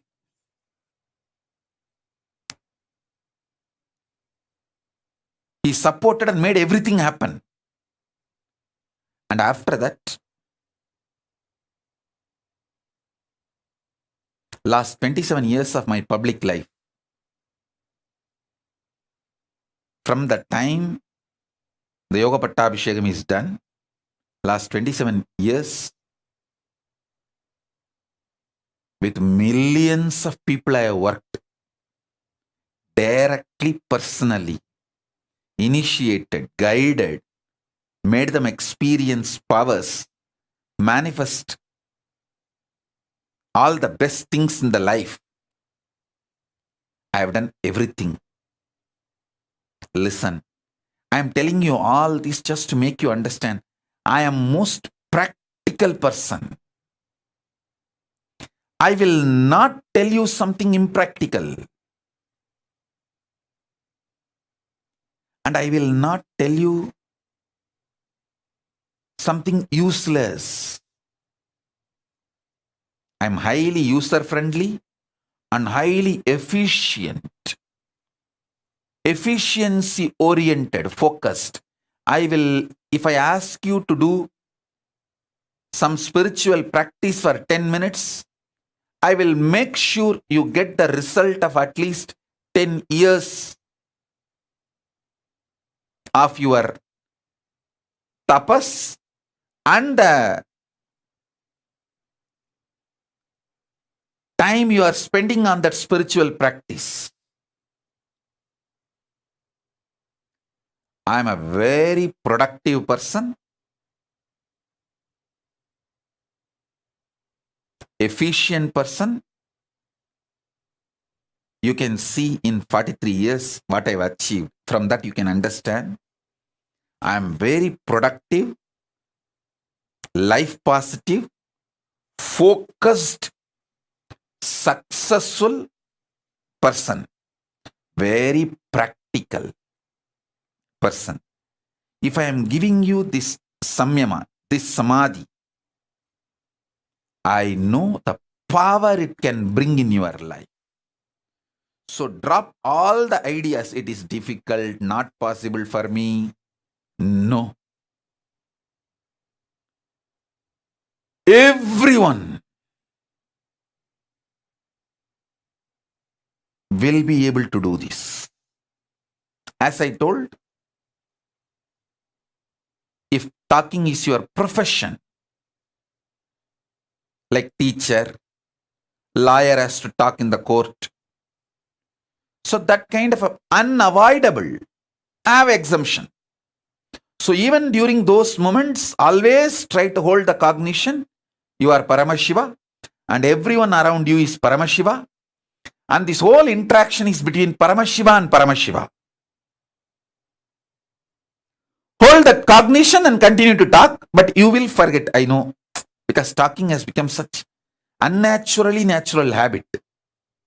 You will forget that cognition. But what to do? But all the other times, stop talking and be from this cognition and always do the communication by penning down. Then even few minutes if you miss, you can get back to this cognition and start penning down.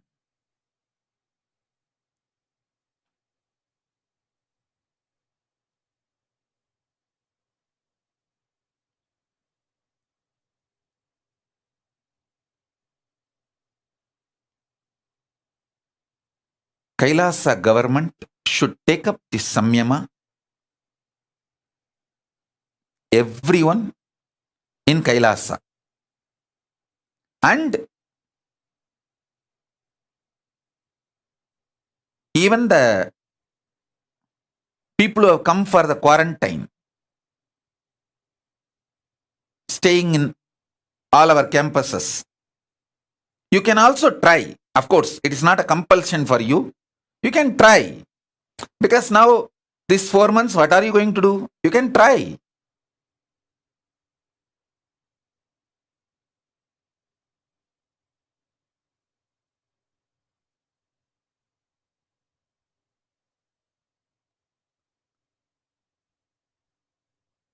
Listen.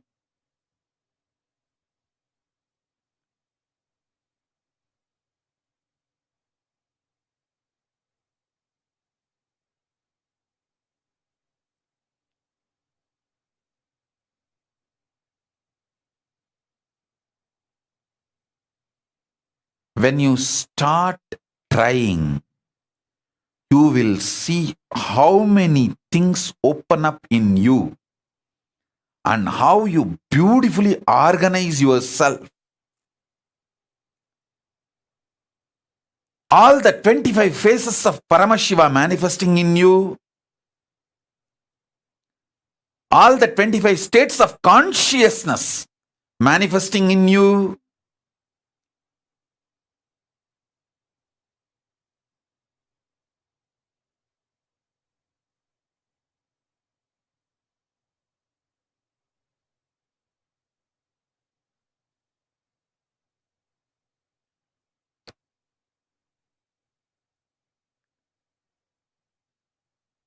how your whole being gets manifest, the Paramashivatva manifests in you. I tell you, when that experience comes from the peace space of Paramashiva, that Samadhi starts manifesting, then you will understand, oh God, wow.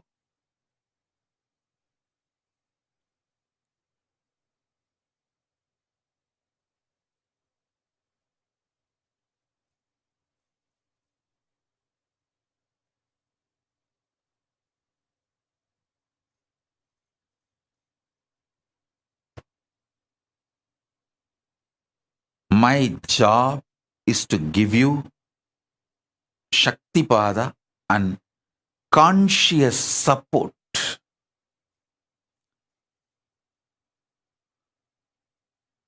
as a living Purnavatara of Paramashiva.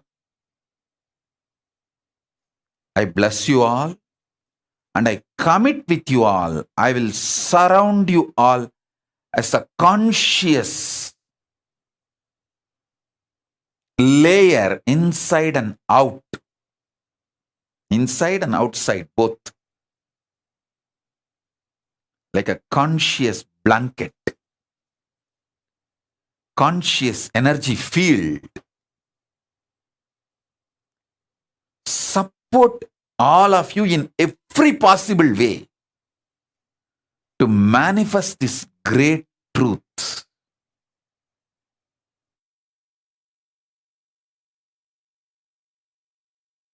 See, when you start living this truth, you will see whatever you want in your life starts manifesting, like a wealth, health, relationships, everything.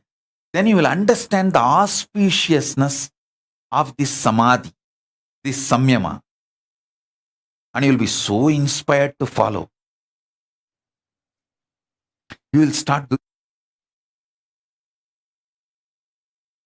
You will simply start doing it.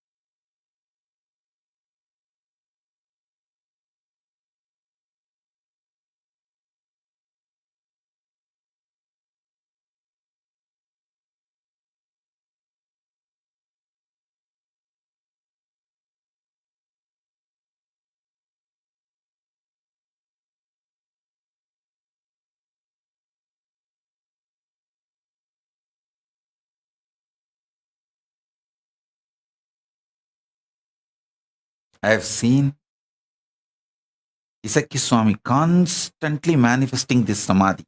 Whenever he sits in samadhi, he will do that only. He will never speak. He will have a slate, and anybody comes for blessing, support, anything, he will just write and show. And clean. Write and show. And clean. Write and show. That's all.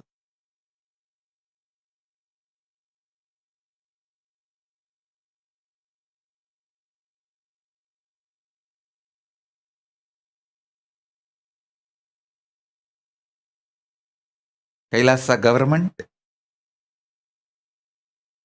all over the world, start practicing this and give confidence to people that it is possible to do this and be successful in all our activities.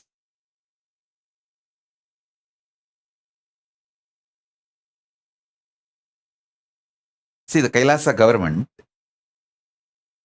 surely you can convince your vendors, people who supply food for you, you can convince them. We are doing a special process, Mauna Vratam, Samyama for this 4 months. We will only write and show.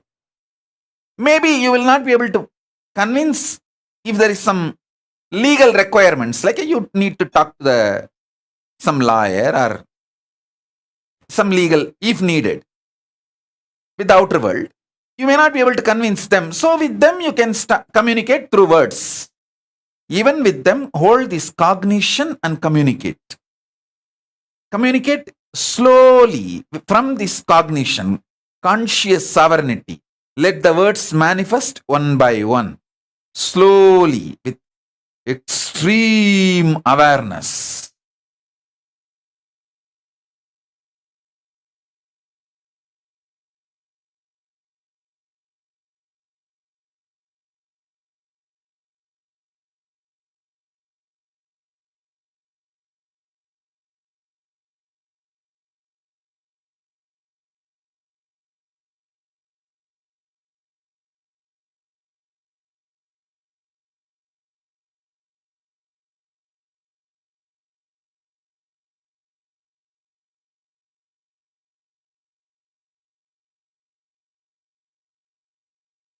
All the people who are sincere, want to manifest conscious sovereignty, powers of Paramashiva, should take up this Samyama.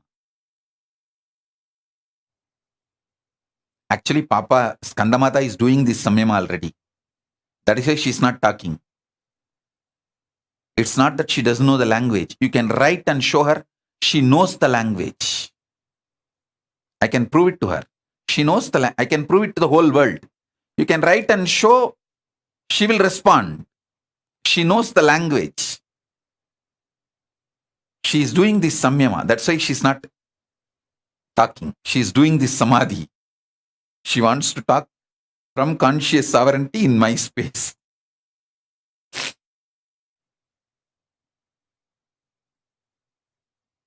I tell you, it's a very powerful Samadhi, Samyama.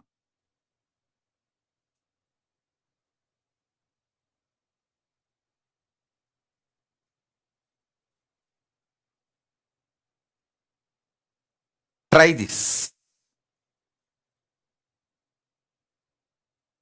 See, even the people, still now you have not convinced that you are my devotee, you are spiritual seeker and you are practicing, you are initiated disciple, you can take next 1 or 2 days and convince them.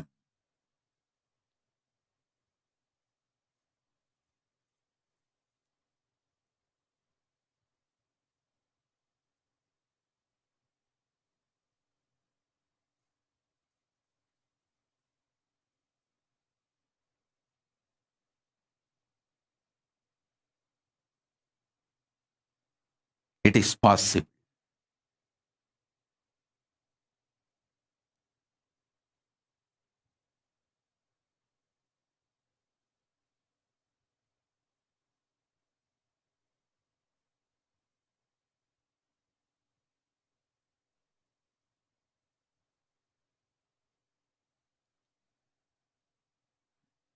Kailasa, everyone listen, everyone in the Kailasa, all the Adinavasis, Gurukul Balasans,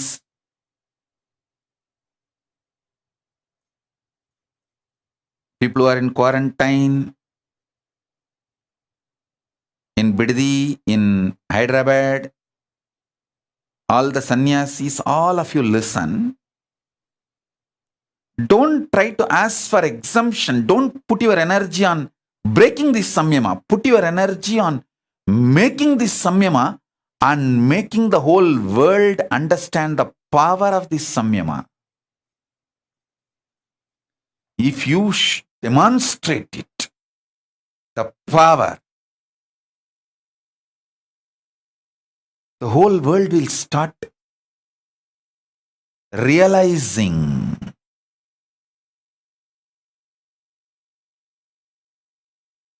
the power of Paramashiva's words. That is the best enriching you will do.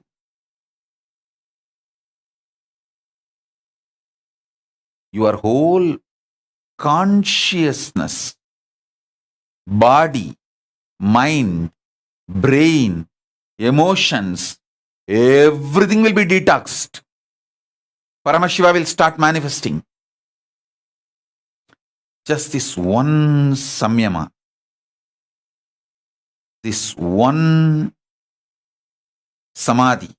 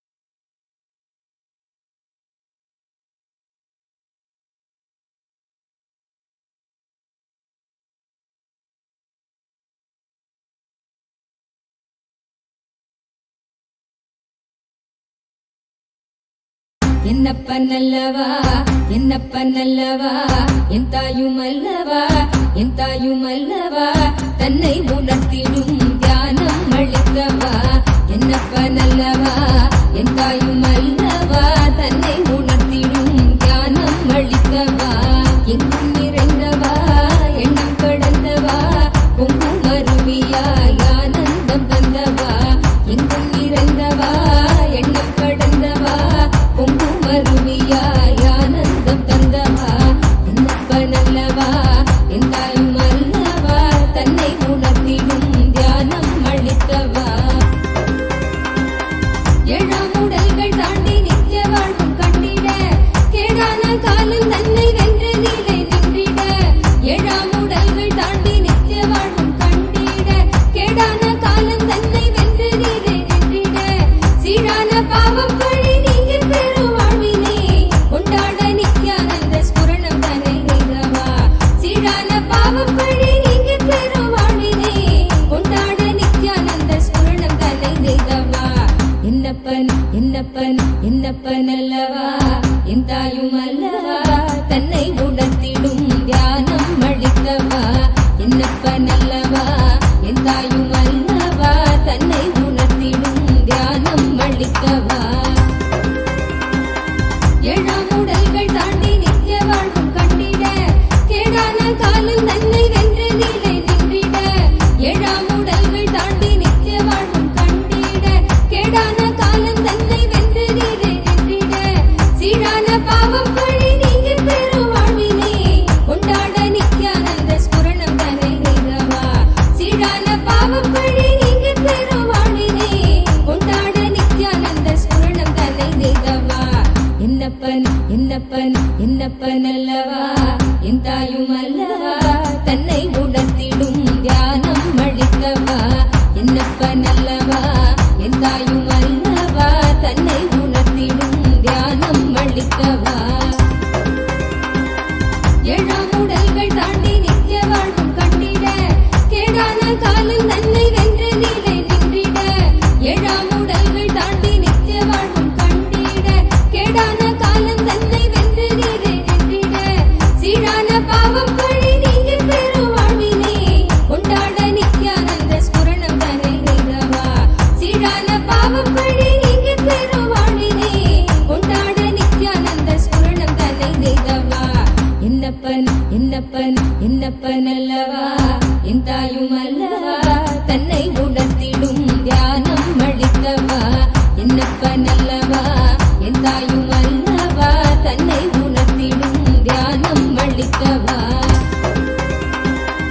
ஏழாம் உடல்கள் தாண்டி நித்திய வாழ்வும் கண்டிட கேடான காலம் தன்னை வென்று நீலை நின்றிட ஏழாம் உடல்கள் தாண்டி நித்திய வாழ்வும் கண்டிட கேடான காலம் தன்னை வென்று நீலை நின்றிட சீரான பாவம் பழி நீங்கி பெரும் வாழ்வினை கொண்டாட நித்யானந்த ஸ்புரணம் தன்னை செய்தவா சீரான பாவம் பழி நீங்கி பெரும் வாழ்வினை கொண்டாட நித்யானந்த ஸ்புரணம் தன்னை செய்தவா என்னப்பன் என்னப்பன் என்னப்பன் அல்லவா என் தாயும் அல்லவா தன்னை உணர்த்திடும் தியானம் அளித்தவா என்னப்பன் அல்லவா என் தாயும் அல்லவா தன்னை உணர்த்திடும் தியானம் அளித்தவா என்னப்பன் அல்லவா என் தாயும் அல்லவா தன்னை உணர்த்திடும் தியானம் அளித்தவா என்னப்பன் அல்லவா என் தாயும் அல்லவா தன்னை உணர்த்திடும் தியானம் அளித்தவா எங்கும் நிறைந்தவா எண்ணம் கடந்தவா பொங்கும் அருவியாய் ஆனந்தம் தந்தவா எங்கும் நிறைந்தவா எண்ணம் கடந்தவா பொங்கும் அருவியாய் ஆனந்தம் தந்தவா என்னப்பன் அல்லவா என் தாயும் அல்லவா தன்னை உணர்த்திடும் தியானம் அளித்தவா என்னப்பன் அல்லவா என் தாயும் அல்லவா தன்னை உணர்த்திடும் தியானம் அளிக்கவா எங்கும் நிறைந்தவா எண்ணம் கடந்தவா பொங்கும் அருவியாய் ஆனந்தம் தந்தவா எங்கும் நிறைந்தவா எண்ணம் கடந்தவா பொங்கும் அருவியாய் ஆனந்தம் தந்தவா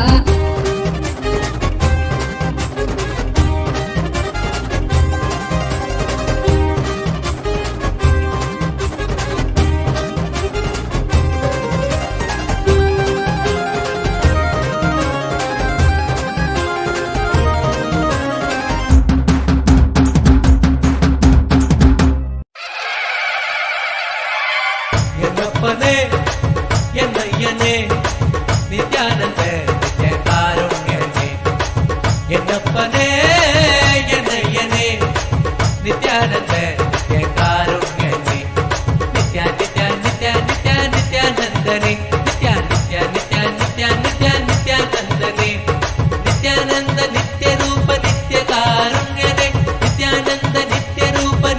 காருண்யனே என்னப்பனே என்னையனே நித்யானந்த நித்ய காருண்யனே நித்யானந்த நித்ய காருண்யனே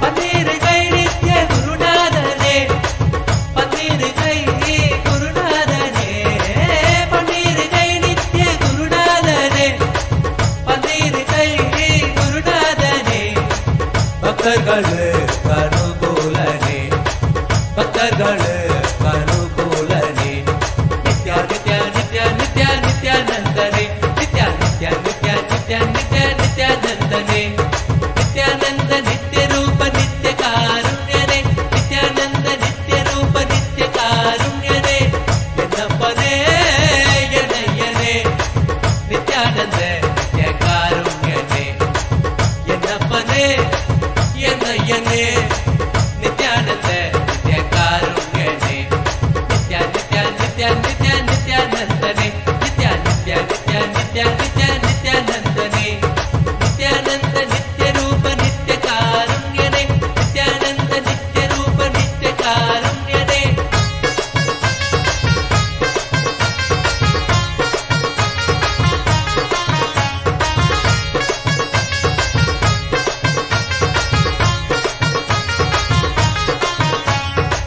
நித்யபுரி வாச நித்யானந்தனே நித்யபுரி வாச நித்யானந்தனே நித்யபுரி வாச நித்யானந்தனே நித்யபுரி வாச நித்யானந்தனே அருள்புரி நித்யானந்த ரூபனே அருள்புரி நித்யானந்த ரூபனே நித்யா நித்யா நித்யா நித்யா நித்யானந்தனே நித்யா நித்யா நித்யா நித்யா நித்யா நித்யானந்தனே நித்யானந்த நித்ய ரூப நித்ய காருண்யனே நித்யானந்த நித்ய ரூப நித்ய காருண்யனே என்னப்பனே என்னையனே நித்யானந்த நித்ய காருண்யனே என்னப்பனே என்னையனே நித்யானந்த நித்ய காருண்யனே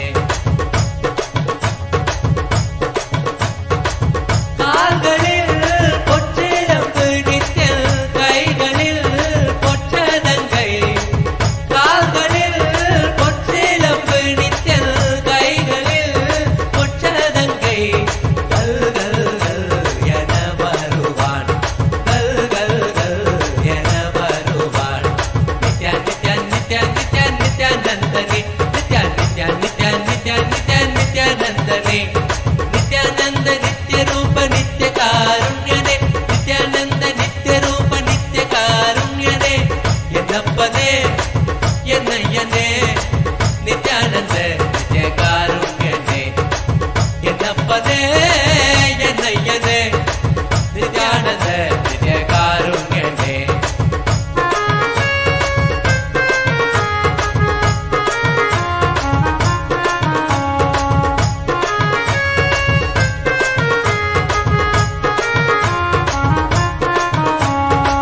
கங்கை முடி கொண்ட காசிநாதனே கங்கை முடி கொண்ட காசிநாதனே கங்கை முடி கொண்ட காசிநாதனே கங்கை முடி கொண்ட காசிநாதனே பங்கை சரி பாதி தந்தவனே உடம்பே பங்கை சரி பாதி தந்தவனே Nithya Nithya Nithya as a living Purnavatara of Paramashiva, living complete manifestation of Paramashiva. I bless you all. Let this conscious sovereignty Samyama, let this Swarajya Siddhi Samyama, Swarajya Shakti Samyama manifest in all of our lives, and all the auspiciousness blossom.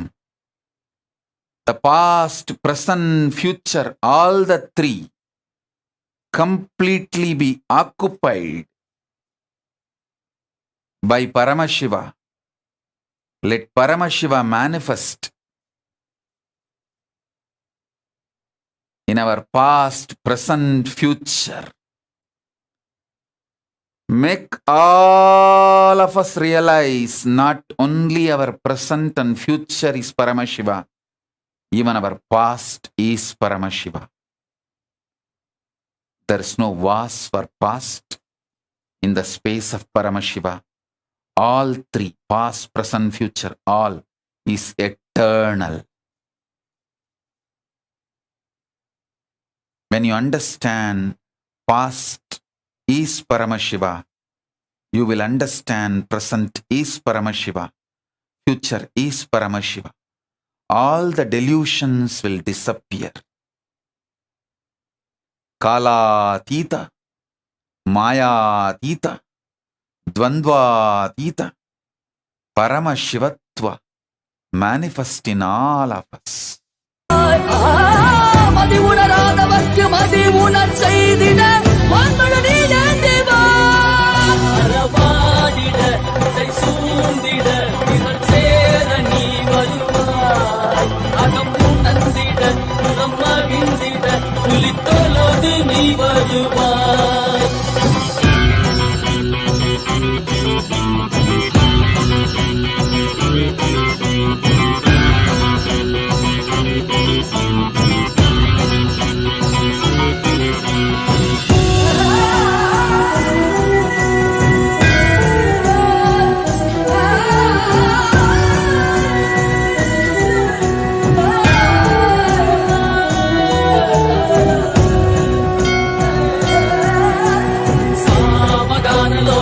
विमुक्ति कारणे नादिकेश दिव्य ब्रह्मरूपने मीनाक्षि शक्ति सहित सुंदरे सने अन्नामलै उदित नित्यानंदने चित्त अचित्तெல்லாம் முன்னாலே இயக்கும் முன்னாலே உந்தன் கண்டாலே சிகையில் அணிந்திட்ட மதியாலே பதிலின் Om. Listen carefully. The idea, perception, experience you carry about your past, when that starts changing, your future will start changing. This Samyama, Swarajya Shakti Samadhi Samyama, will make your idea about your past change.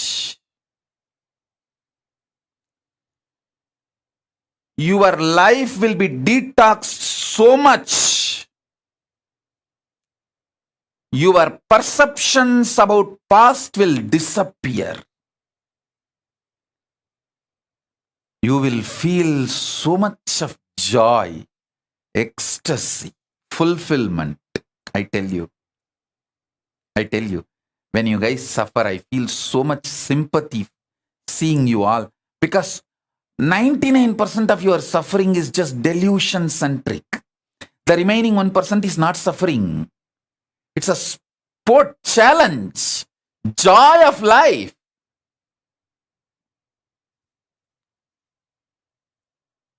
Ecstasy of life.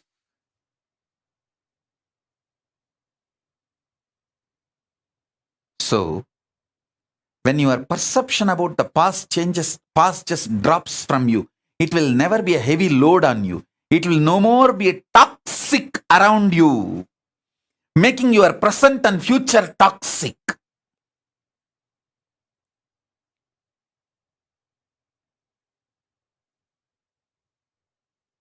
So understand?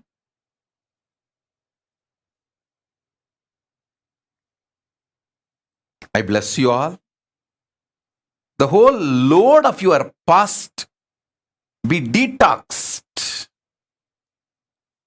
All the load of the past be cleared. Let you all be detoxed. Let you all radiate Paramashivatva. Let Paramashiva Paramborul, ultimate, manifest in all of you. Om, Om, Om, Om, Om. Shiva, Shiva, Shiva, Shiva, Shiva, Shiva, Shiva, Shiva, Shiva.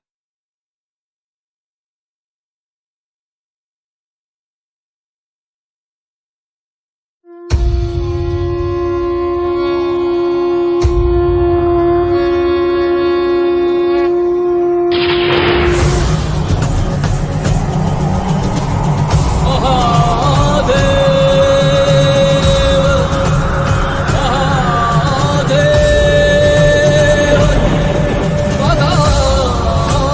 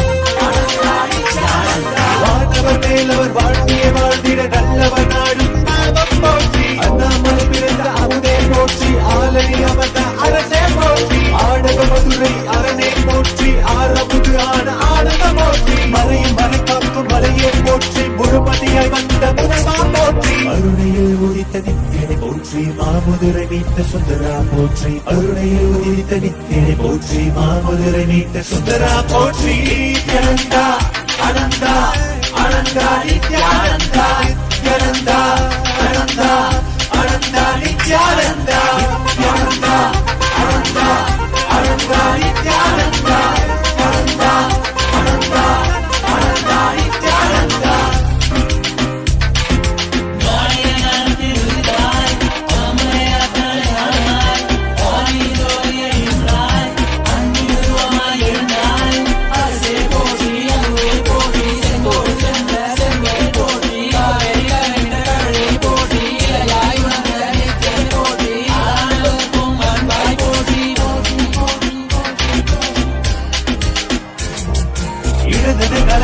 எந்தாய் போற்றி அருவமை உருவமை ஆனாய் போற்றி முழுவதும் இறந்த முதல்வாய் போற்றி முத்தமிழ் மொழி கண்ட முகிழே போற்றி அஞ்சல் என்றிங்கு அருள்வாய் போற்றி அத்தான் போற்றி ஐயா போற்றி நாதமனாவிலே நின்றாய் போற்றி கீதமவாவிலே ஆனாய் போற்றி நித்யானந்தா நினைத்தால் நெஞ்சில் நிறைவாய் நித்யானந்தா நினைத்தால் நெஞ்சில் நிறைவாய் நஞ்சிய முதல் நயந்தாய் போற்றி கனவிலும் அன்பற்கு ஆனாய் போற்றி கலியுகம் காத்த காலமே போற்றி உணர்வில் ஒன்றான உயிரே போற்றி உயிர் தாண்டி வந்த துணையே போற்றி அருமையில் எளிய அழகே போற்றி கோடியில் என கொண்ட நித்தியனை போற்றி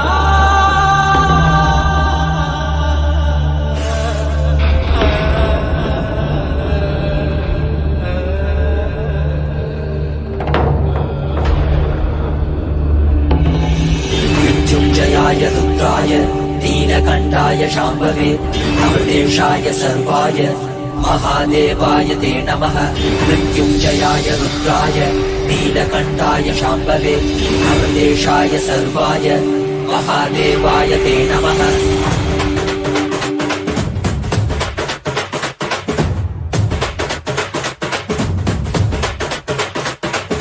देवी भाग्यमुरा मनति एन्तटि मोदमुरा देवी सौख्यमुरा मनति एन्तटि मोक्षमुरा देवी भाग्यमुरा मनति एन्तटि मोदमुरा देवी सौख्यमुरा मनति एन्तटि मोक्षमुरा అరణాశివుడేరా స్వామి మనవాడేరా కైలాస నుంచి వచ్చిన మనతోడేరా నిత్యానంద పరమ శివమేనా నిత్యానంద పరమ శివమేనా మనవాడే మనతోడి మన స్వామి వచ్చాడురా మనవాడే మనతోడి మన స్వామి పాద కమల శరణం దేవి భాగ్యమురా మనకి ఎంతటి మోదమురా దేవి సౌఖ్యమురా మనకి ఎంతటి మోక్షమురా దేవి భాగ్యమురా మనకి ఎంతటి మోదమురా దేవి సౌఖ్యమురా మనకి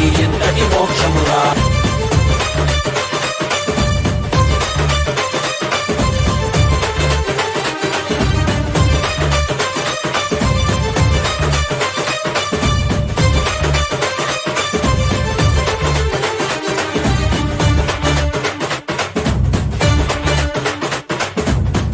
ఎంతటి కష్టమైనా మనకి స్వామి నీ తలవరా, ఏమీ లేకున్న నీకు స్వామి ఉన్నాడురా.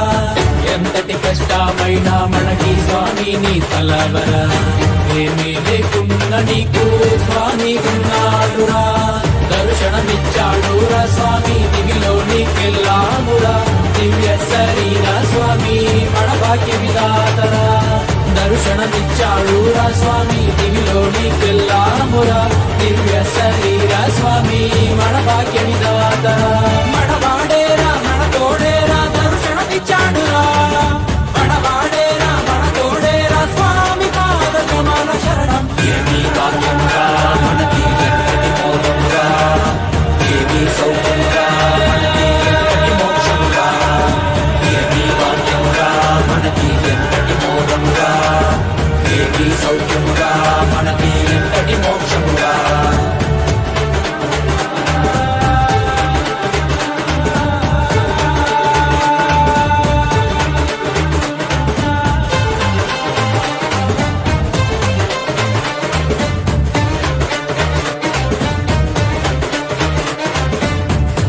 తలుపుతోటి స్వామి శక్తికిచ్చాడురా, భూమిలోని అంతరికి శక్తికిచ్చాడురా. ఒక్క తలుపుతోటి స్వామి శక్తికిచ్చాడురా, భూమిలోని అంతరికి శక్తికిచ్చాడురా. మనకి శక్తినిచ్చి మనతో అందరికీ ఇచ్చాడురా. స్వామి దీక్షతో పుట్టివాడు చూసేనురా, మనకి శక్తినిచ్చి మనతో అందరికీ ఇచ్చాడురా. మన స్వామి దీక్షతో పుట్టివాడు చూసేనురా. ప్రపంచమంతా సంతోషమే పరాశక్తి ఆవిష్కరణమే. ఏమీ భాగ్యమురా మనకి ఎంతటి మోదమురా, ఏమీ సౌఖ్యమురా మనకి ఎంతటి మోక్షమురా. ఏమీ భాగ్యమురా మనకి ఎంతటి మోదమురా, ఏమీ సౌఖ్యమురా మనకి ఎంతటి మోక్షమురా.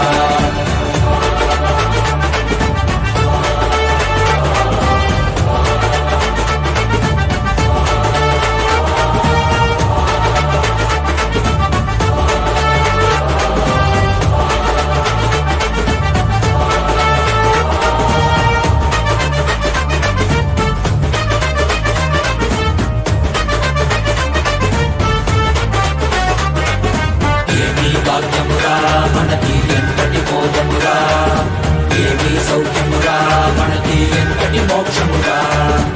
ఏమీ భాగ్యమురా మనకి ఎంతటి మోదమురా, ఏమీ సౌఖ్యమురా మనకి ఎంతటి మోక్షమురా.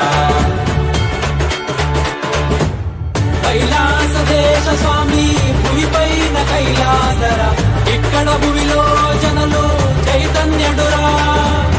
కైలాస దేశ స్వామి భూమిపైన కైలాసరా, ఇక్కడ భూమిలో జనులు చైతన్యుడురా. వెలుకోండి వెలుకోండి దివ్య శరీరలు కండి, మన స్వామి కృపతో మా మనము పరమశివాండి. మనవాడేరా మన తోడేరా మన స్వామి పాదక మన శరణం. ఏమీ భాగ్యమురా మనకి ఎంతటి మోదమురా, ఏమీ సౌఖ్యమురా మనకి ఎంతటి మోక్షమురా. ఏమీ భాగ్యమురా మనకి ఎంతటి మోదమురా, ఏమీ సౌఖ్యమురా మనకి ఎంతటి మోక్షమురా. ఏమీ భాగ్యమురా మనకి ఎంతటి మోదమురా, ఏమీ సౌఖ్యమురా మనకి ఎంతటి మోక్షమురా. ఏమీ భాగ్యమురా మనకి ఎంతటి మోదమురా, ఏమీ సౌఖ్యమురా మనకి ఎంతటి మోక్షమురా. ಮಣ್ಣೇ ಮಾಮಲಗೆ ಮಣಿಗೆ ಮಾಣಿಕ್ಯವೇ ಮರಗದಮೇ ವೈರமே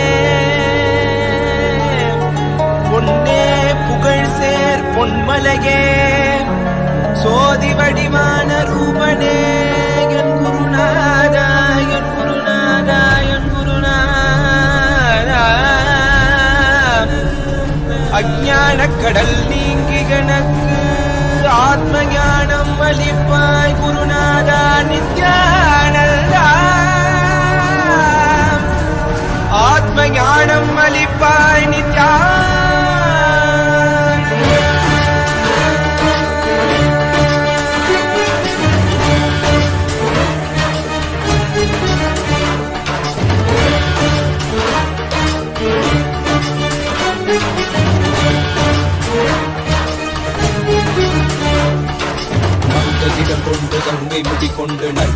புரியும் ஈசனே சுடலை பொடி பூசி முடுக்கை தனை ஏந்தும் காலனே புடி தோழனே வீடு பிடிகால் உள்ள முறைகின்ற மதுரை மாநகரின் ராசனே இன்னல்களை கலைந்து இன்பங்களை அளிக்கும் சுந்தர வடமணி நேசனே ஞாயிறு திங்கள் நித்தம் முறைகின்ற செவ்விழி கொண்ட செல்வனே சொக்கனே எந்த சோமனே ஐயா சோதி வடிவான ரூபனே பழிமொழி காணா அண்ணாமலையே அகிலமும் போற்றிடும் ஐயனே நாதாவரணனே நால்வர் போற்றிட நயமுடனாடிடும் நாதனே ஆழ காலம் உண்டு ஆழம் காடுதனில் ஆனந்த நடமிடும் ஆதி செய்வனே மங்கையிடம் கொண்டு கங்கை முடி கொண்டு நர்த்தனம் புரியும் ஈசனே சுடலை முடி பூசி உடுகை அணையேந்தும் காலனே புலி தோழனே மீனின் விழிகால் உள்ள முறைகின்ற மதுரை மாநகரின் ராசனே இன்னல்களை கலைந்து இன்பங்களை அளிக்கும் சுந்தர வடமணி நேசனே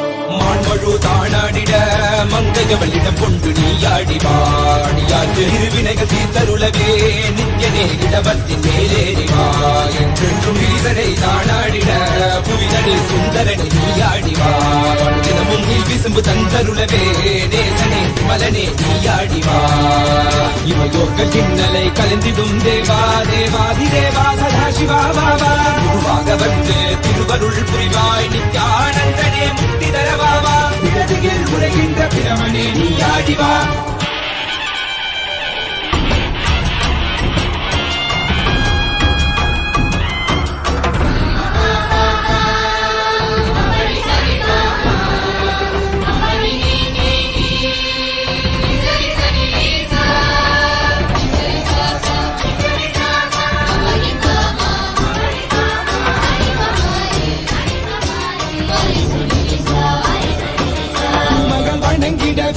காஞ்சியில் மண்ணாய் உரைபவனே அப்பாய் காட்சி தரும் எங்கள் ஆணை காவலசே ஆதிகந்தமிழாத ஜோதியாய் அருணகிரி உரைநாதனே உலகை இயக்கிடும் வாயு வடிவே காலசக்தி ஈசனே தொழுதிடத்தில்லை நகர்தனி வானில் ஆடும் கூத்தனே பஞ்சபூதமும் நித்தம் பணியும் பரமனே பரமேசனே நித்யரசித நித்ய வைபவ குப்த கைலை வாசனே ஈசனே சர்வேசனே பரமேசனே ஜெகதீசனே நித்யனே ஆனந்தனே என் ஜீவனே குருதேவனே நித்யனே ஆனந்தனே என் ஜீவனே குருதேவனே நித்யனே ஆனந்தனே என் ஜீவனே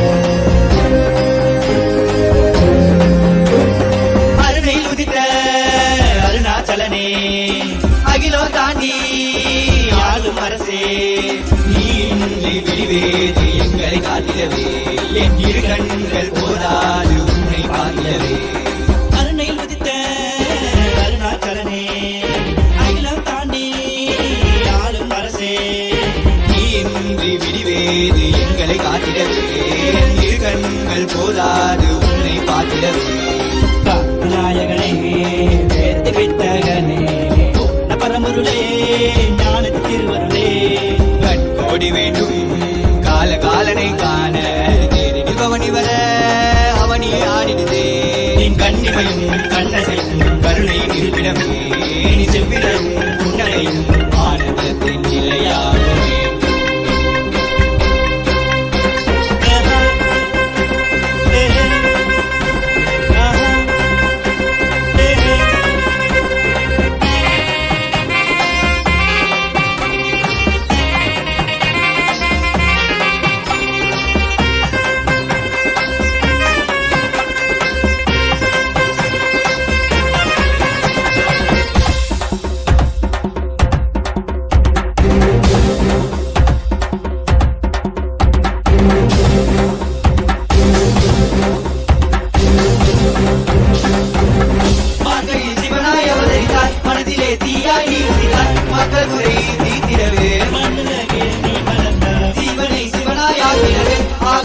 அழகே வீற்றிருந்தாய் ஆனந்தமாய் வாழ வைக்க ஆண்டவனே ஏகி வந்தாய் கனியாகும் உந்தன் கருணையே அன்பு என்னாகும் உந்தன் வருகையே எங்கள் வேண்டுதற்காய் சிறுசிறி தந்தாயே எங்கள் வேண்டுதற்காய் என் பாதம் பணிந்தாயே தந்து உயிர் தந்து உயிருக்கு பொருள் தந்து விலக்கி நீ தந்து சிவனடி சேர்ந்திட சிந்தை சித்த ஓம் ஓம் ஓம் ஓம் ஓம்.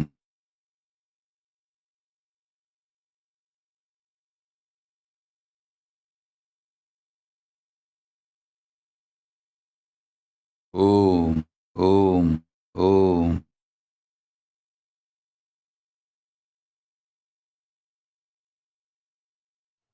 I bless you all.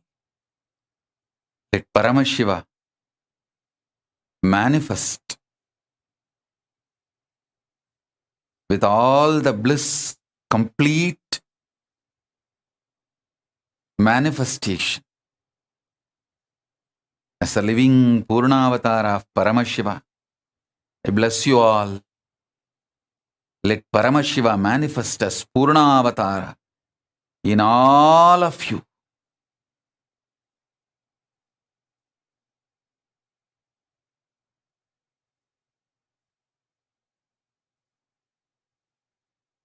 Om Om Om Shiva Shiva Shiva Shiva Shiva.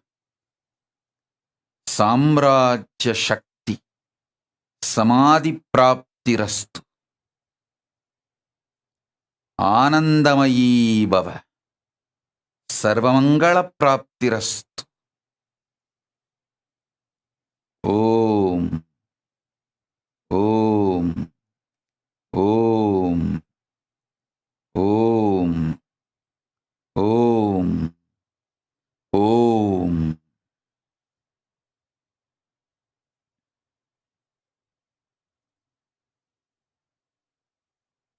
I bless you all.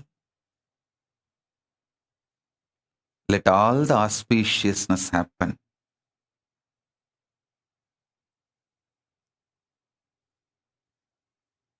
Sarva Mangala Praptirastu. Sarva Mangala Praptirastu. Sarva Mangala Praptirastu. Swarajya Siddhi Swarajya Shakti Samadhi Praptirastu. Sayujya Mukti Praptirastu. Paramashiva Sayujya Mukti Praptirastu.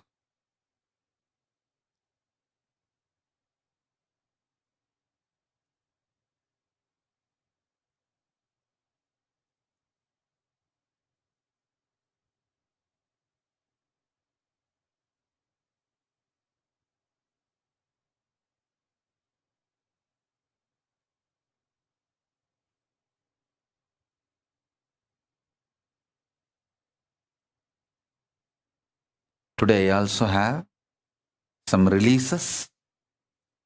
Till now we have few hundred proclamations from all over the world.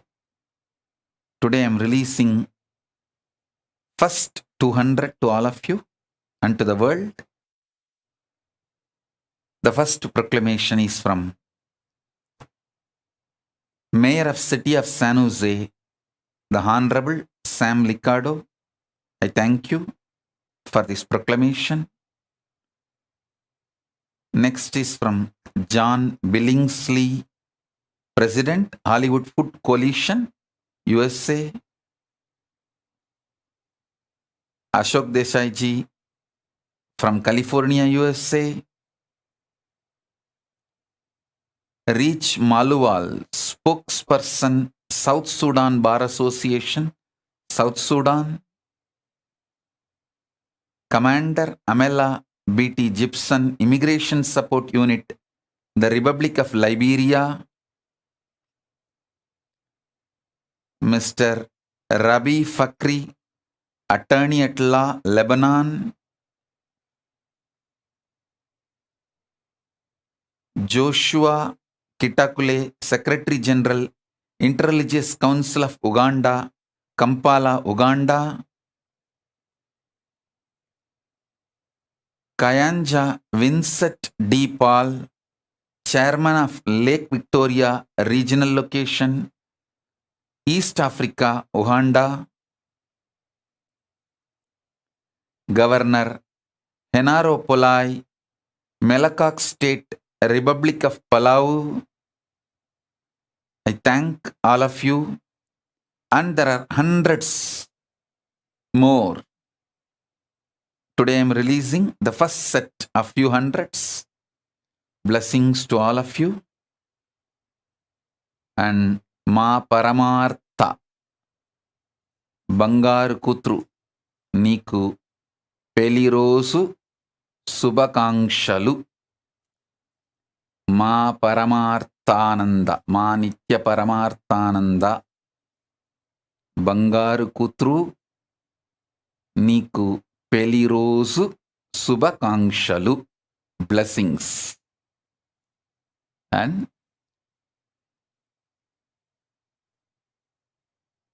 blessings to every one of you.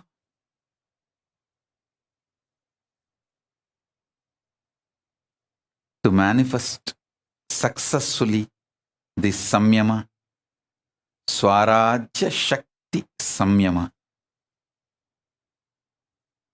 So with this, I bless you all. Let's all radiate with integrity, authenticity, responsibility, enriching, causing, living, collective integrity, and Paramadvaitam, Shuddhadvaita Saivam, the state, space, powers, being, superconsciousness, and Kailasa of Paramashiva, Paramashivoham, Om Nithyananda Paramashivoham, the eternal bliss, Nithyananda. Thank you. Be blissful.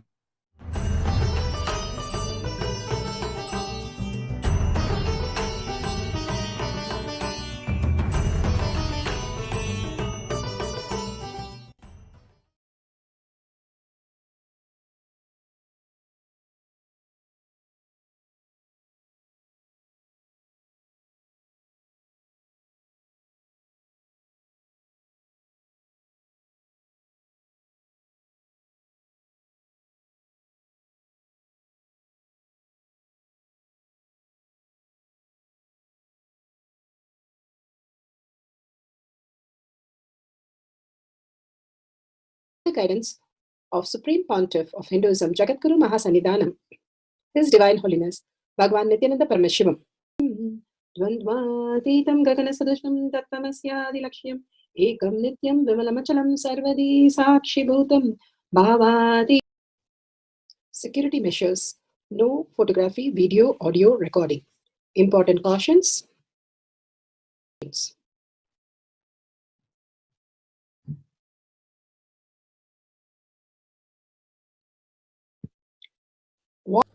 Consciousness. When they happen in you, due to your chemicals and hormones absence, it is powerfulness. That's all. When you fall into sleep, it is powerlessness. When you decide to dream, it is powerfulness. So I've added the ultimate powerfulness, powers. Understand, power manifestation is nothing but cognitive shift. It is not work. Work is a 4-letter word. Static matter, dynamic activity, strategic existence, all these three has no boundary. You are one with it. You are alive in everything. Everything listens to you. Everything decides as you want.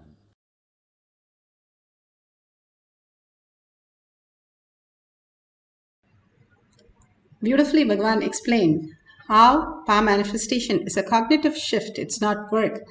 It is how we understand our body and the mind to the superconscious space, how we can be Paramashiva the quantum space, how we can exist as a different dimension and have the superconscious breakthrough in this human life, the very purpose of the human life. Each one of us have to experience that, and that is science of our manifestation. It is a science, and the evidences that millions of them have experienced this is listed here. The Shastra Pramana, the scriptural references, the eternal unchangeable truth revealed in the source scriptures, which are Vedas and the Agamas. The Apta Pramanas are people who experienced the results of the power manifestation, the science of power manifestation. The Rishis, Munis, Ganas, Nainamas, Alvars, Siddhas, millions of them who are authority of Hinduism, who had the superconscious breakthrough and experienced all the powers of Paramashiva. Atma Pramana, account of His Divine Holiness, Bhagavan Nithyananda Paramashivam, this millennium's avatar's personal experience of power manifestation. Bhagavan's very own Leela to showcase how a human can have a cognitive shift and have the superconscious breakthrough. Shakshi Pramana, the experience of millions of devotees, disciples, followers all around the world who are manifesting the powers of Paramashiva. Bhagavan beautifully says, I myself will stay in Kailash courtyard for each one of you to receive and manifest all the auspiciousness and abundance as your reality. Pratyaksha Pramana, the scientific study measuring the effect of being in the enlightened state, the thoughtless space. They do so much of tapas and so much of ways to manifest this thoughtless space. But Bhagavan here with just a cup of coffee or chocolate milk, and we are entangling with Bhagavan, enjoying Bhagavan and forgetting everything and going beyond and just being in oneness with Bhagavan and manifesting the thoughtless space. The most easiest way to experience the highest reality that Bhagavan is giving us, how he was held by Annagiri Yogeshwara in his hand. That's how he's holding each one of us and making us manifest this superconscious space. That is science of our manifestation. Let's go to the Shastra Pramana. The Shastra Pramana for the body scanning is taken from the Vijnana Bhairava Tantra. Vijnana, consciousness, Bhairava, one who experienced the consciousness. Tantra is the method to experience the consciousness. One who experienced beyond the mind and to the superconscious space, to the existential reality. Vijnana Bhairava Tantra, Sutra 54, Dharana 31. Process for us to go beyond स्वदेहे जगतो वापि सूक्ष्मतराणि च तत्त्वानि यानि निलयं ध्यात्वान्ते व्यज्यते परा. Bhagavan Paramashiva says, cognize deeply that from the subtle to the subtlest constitute principle of your whole body. How we have a gross body, and gross body is made of the atoms and molecules. The whole universe simultaneously consists of the essential reality that are being absorbed into the source cause. And by the experience of this results of awareness, one becomes complete from all thoughts. When you get absorbed into molecules and atoms, how you are now now in gross, and when you are merged in something, that happens to each one of us in many instances of our life. When we are in deep anger or deep incompletion, anything, or deep hunger, Bhagavan says, we merge into that itself. Same way, every day we merge into the deep sleep, just engulfed by it. Same way, when we are engulfed by what is the cosmic consistency, and we start getting absorbed into that, we become one with that. The ultimate universe, divine power, Para, Devi, is revealed, and the supreme power manifestation happens.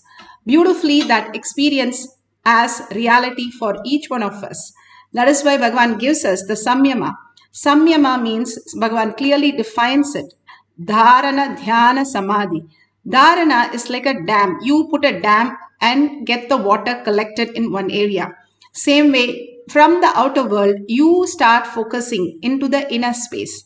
Once you start looking into the inner space, what's happening there? Who is there? What is that I came here for? Who's that who's experiencing all this? These questions put us into the inner space, the dharana.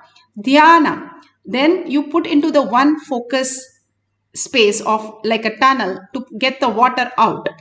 And that is dhyana. You start living as Paramashiva, as your reality. So when you start living as Paramashiva, as your reality, you're doing the dhyana, then the samadhi.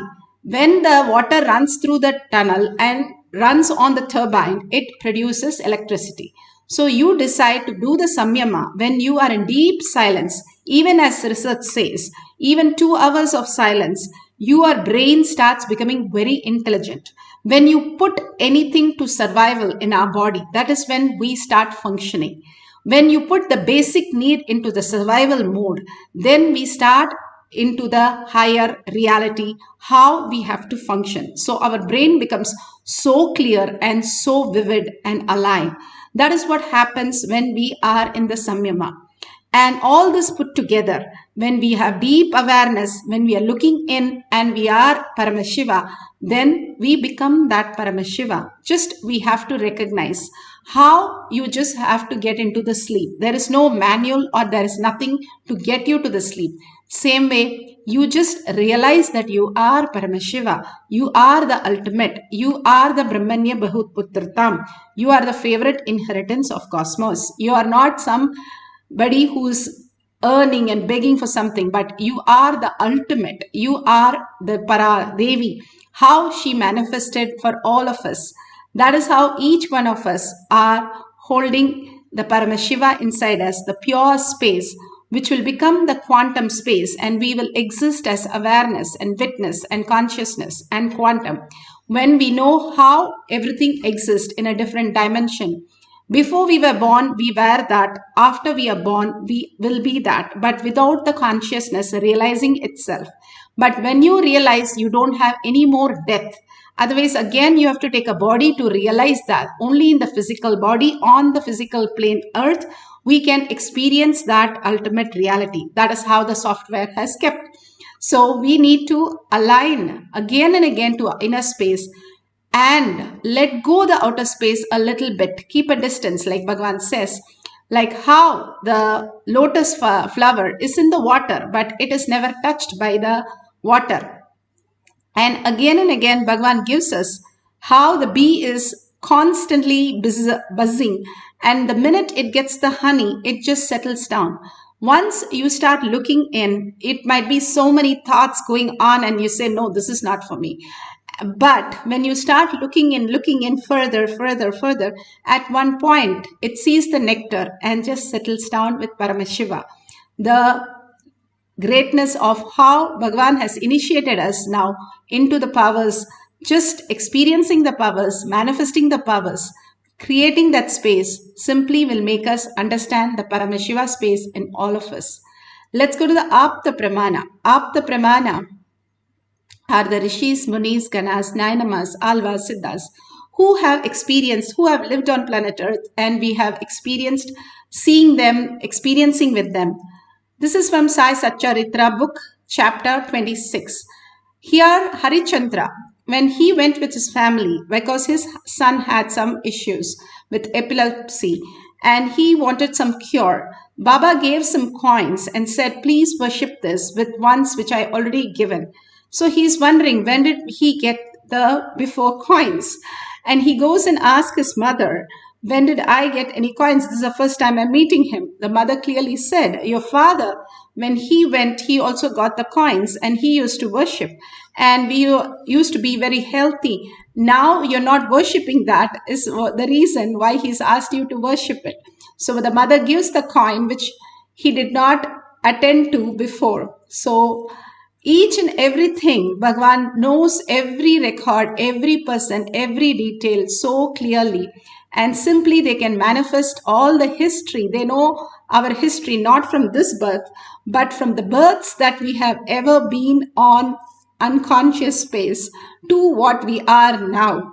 It's like a whole species, how we existed, even as a stone, even as devatas, but only in human body, in 84 million were all these species. We are the greatest species who can recognize Bhagavan, who can experience Bhagavan, and we are the chosen one to be in the Kailash courtyard to experience the ultimate. Now, Bhagavan himself beautifully narrates. You should understand the context properly, the word, the meaning, all know it properly. They can know anything they want. When Ubay Bharati asked Shankaracharya about the secrets, knowledge about the physical relationship, he did not immediately have that knowledge, but he could straight get it. He can just one ray of his energy into somebody's body and see the whole action, signs, what happens in and out, and able to explain the whole thing to Ubay Bharati. Understand? It means being a celibate by birth, but not out of any incompletions towards sex. He is simply able to look in. It means he doesn't have incompletion. He has not become celibate because of any incompletions.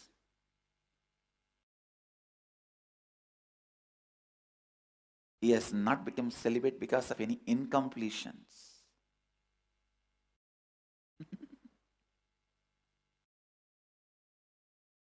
That is the beauty of the Brahmacharya in Vedic tradition.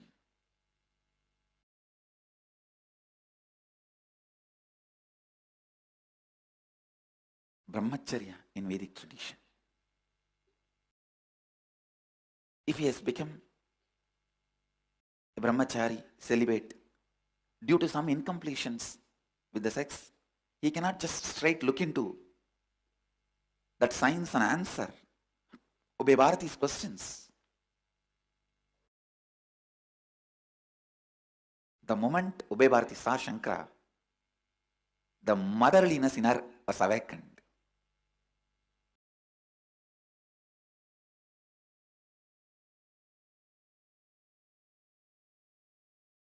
Like the Meenakshi, representative of Meenakshi, the Pandya queen, Mangayarkarasi, when she saw Jnanasambandhar, immediately she felt the motherliness. Mangayarkarasi was basically from Chola kingdom. She was married to Pandya king.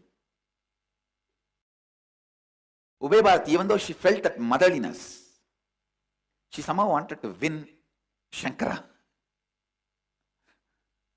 for the sake of her husband. But the moment she put the question, simply Shankara was able to look into. Through Kashiraja's body, he sent one ray of himself into Kashiraja's body. Understand? The pure consciousness. When you don't have incompletion and want to look into, you can just look into any one person's brain or look through any body. Usually that is what I do. If I wanted to have knowledge about any subject, I'll pick up that book, just concentrate on the knowledge of that author, the thought trend of that author, download it, observe, and throw the rest.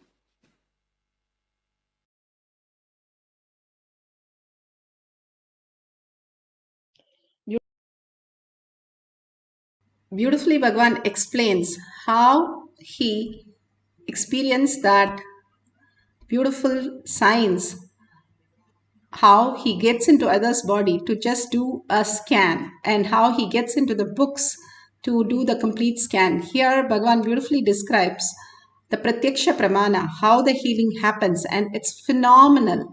He says when he's scanning all these, completely there is nothing happening inside him.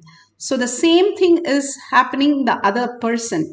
So when nothing is happening, the past is not carried over. That is what it stinks. Again and again, Bhagavan says, a baby does not stink because they don't have thoughts. But we stink is because of the past that we carry continuously. If you carry something which is old and rotten, what happens? Obviously, our body starts stinking. When you are very clear how you function as the greatest space of reality, you are the Brahmanya Bahuputratam and you are Paramashiva, you stop that stinking because you are in the oneness with Paramashiva. Here medically, Bhagavan has gone through the whole thing of healing and they are phenomenal healing happens in the other person. Whether it is cancer, whether it is whatever it can be, simply the whole cells regeneration happens, and there is nothing which even bothers, it just heals like that. Now we are going to scan a person for their history, how they had a history of problems which led to what they are suffering today.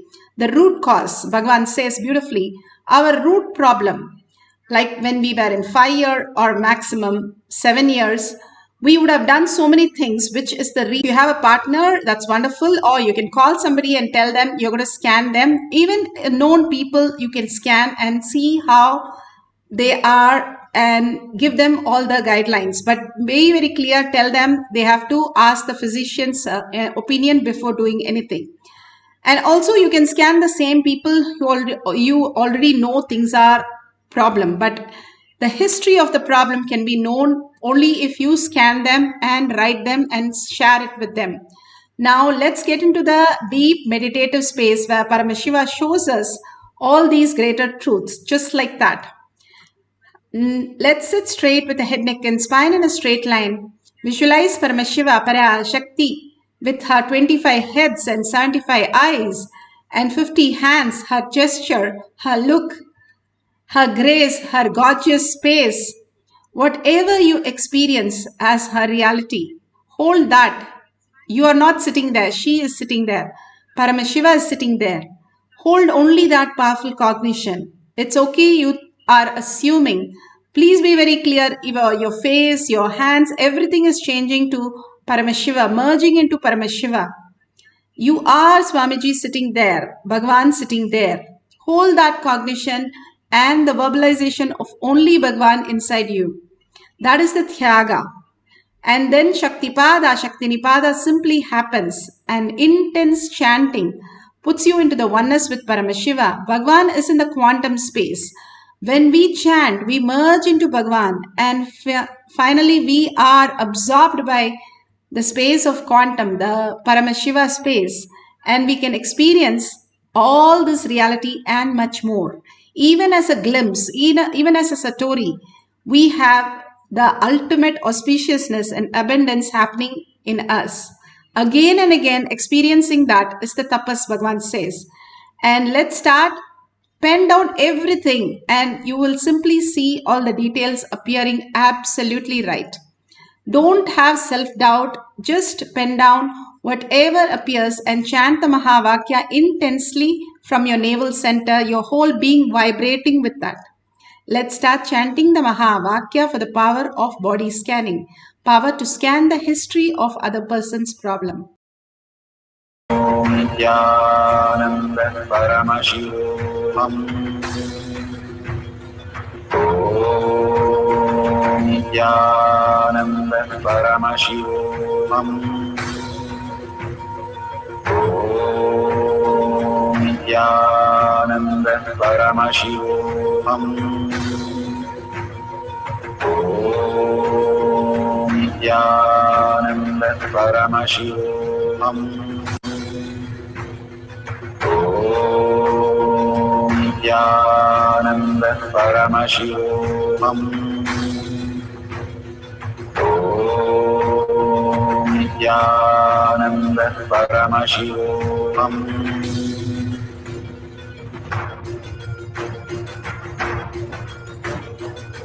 Paramashivoham, Paramashivoham. Let Paramashiva's third eye manifest in all our third eyes. Let the Amrita pour, let the Varni open up, manifest in all of us. Paramashivoham, Paramashivoham, Paramashivoham, Paramashivoham. Let Paramashiva overflow, manifest the powers in all our third eyes. Om Nithyananda Paramashivoham.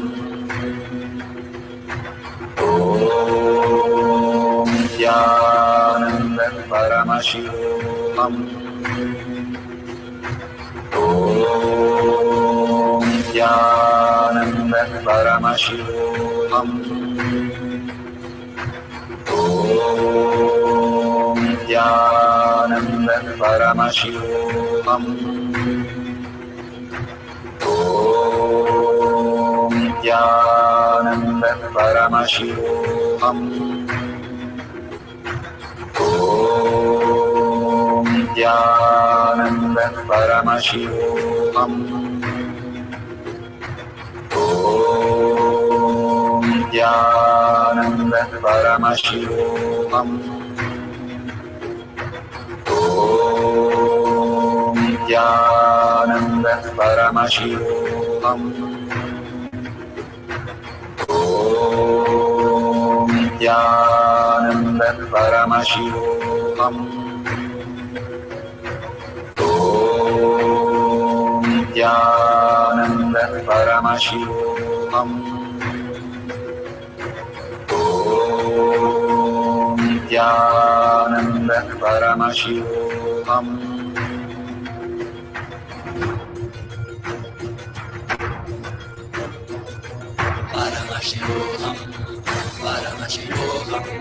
Let Paramashiva's third eye manifest in all our third eyes. Let the Amrita pour, let the Varni open up, manifest in all of us.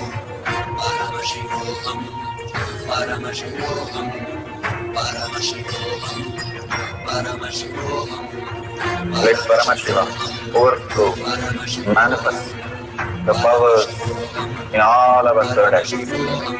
Om Nithyananda Paramashivoham. Om Nithyananda Paramashivoham. Om Nithyananda Paramashivoham. Om Nithyananda Paramashivoham.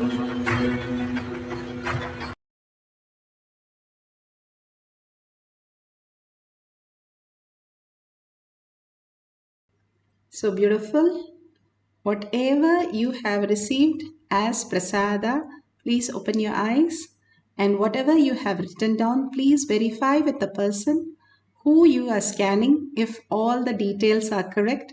And even if it is not so accurate, still you are manifesting the powers. If you have had the Kundalini energy, Bhagavan says, if you have rolled a coconut even once, I am there in you manifesting the powers.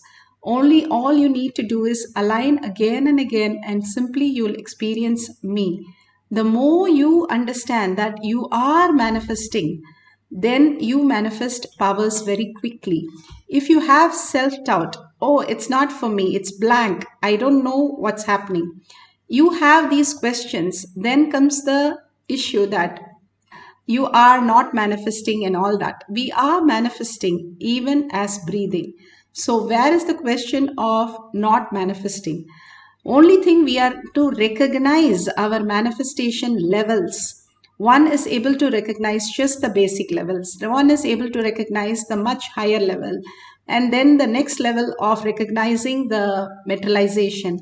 How we, as we grow from first grade to the college, we see ourselves, the first grade portions, the fifth grade is becoming very simple and trivial.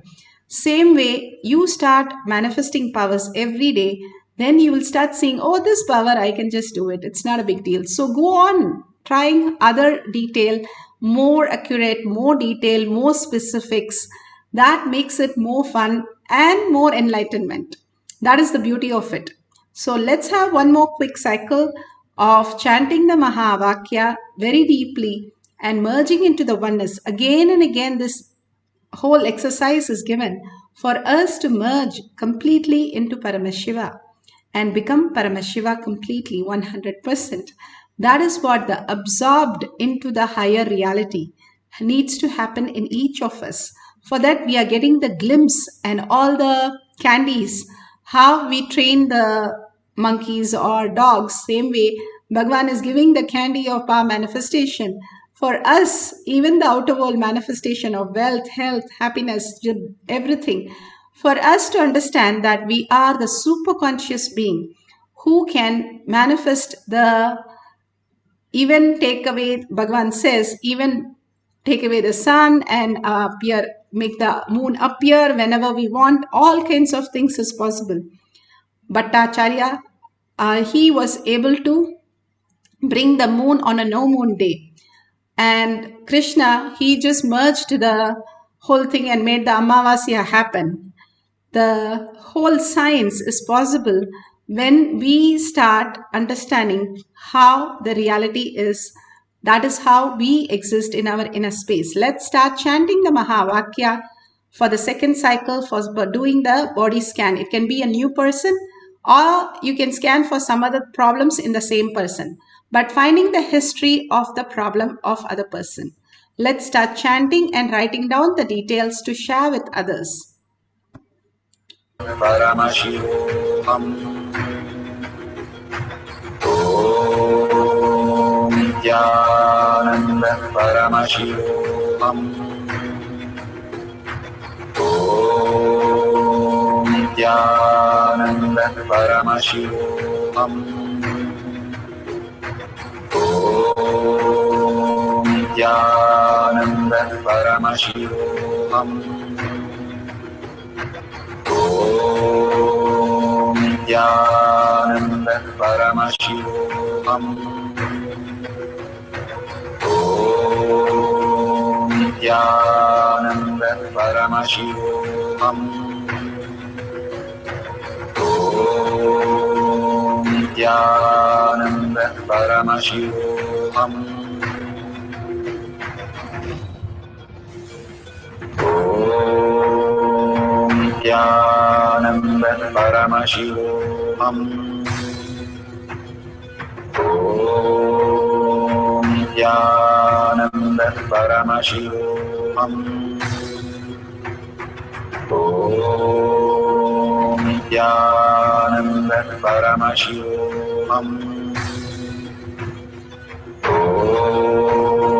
Nithyananda Paramashivoham. Om Nithyananda Paramashivoham. Om Nithyananda Paramashivoham. Om Nithyananda Paramashivoham. Om Nithyananda Paramashivoham. Om Nithyananda Paramashivoham.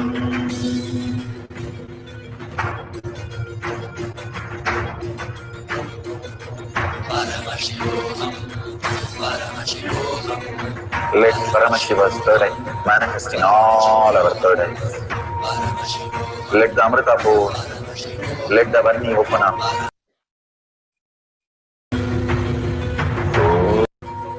Om Nithyananda Paramashivoham. Om Nithyananda Paramashivoham. Om Nithyananda Paramashivoham.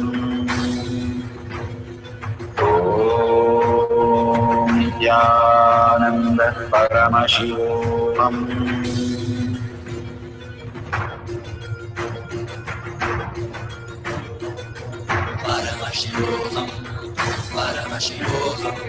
Let Paramashiva's third eye manifest in all our third eyes.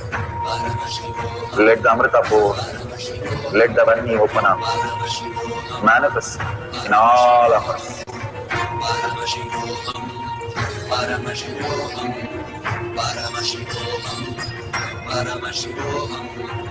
Let Paramashiva overflow, manifest the powers in all our third eyes.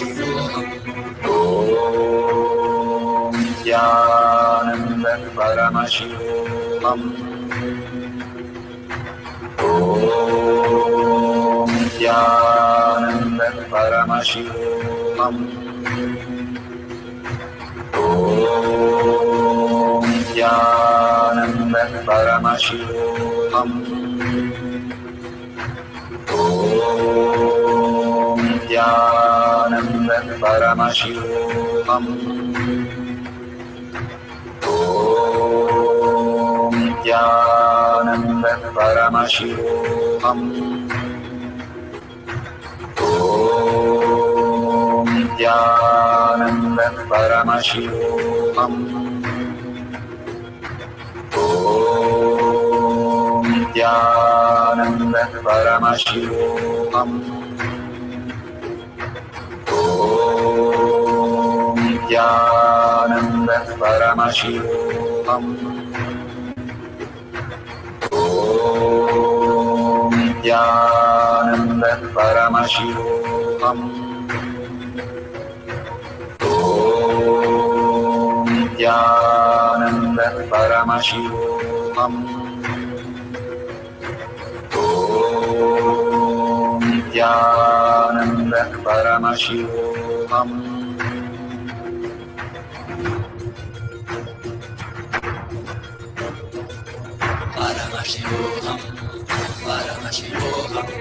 Let Paramashiva's third eye manifest in all our third eyes. Let the Amrita pour, let the Varni open up, manifest in all of us.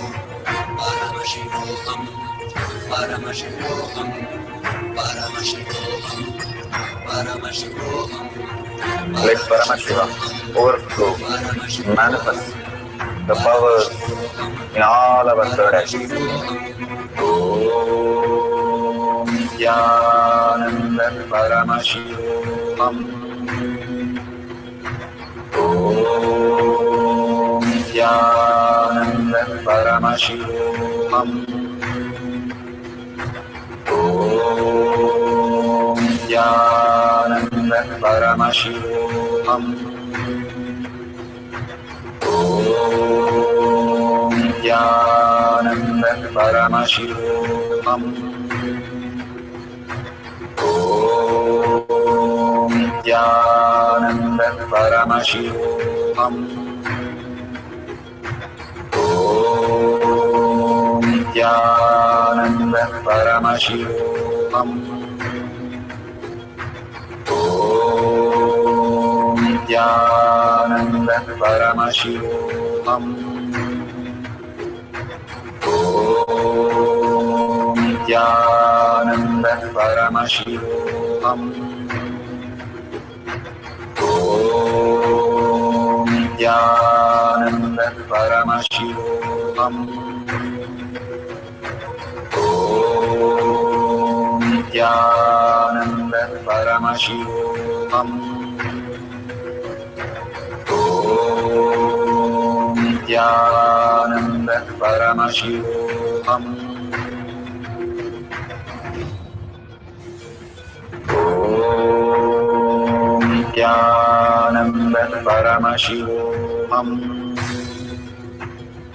Om Nithyananda Paramashivoham. Om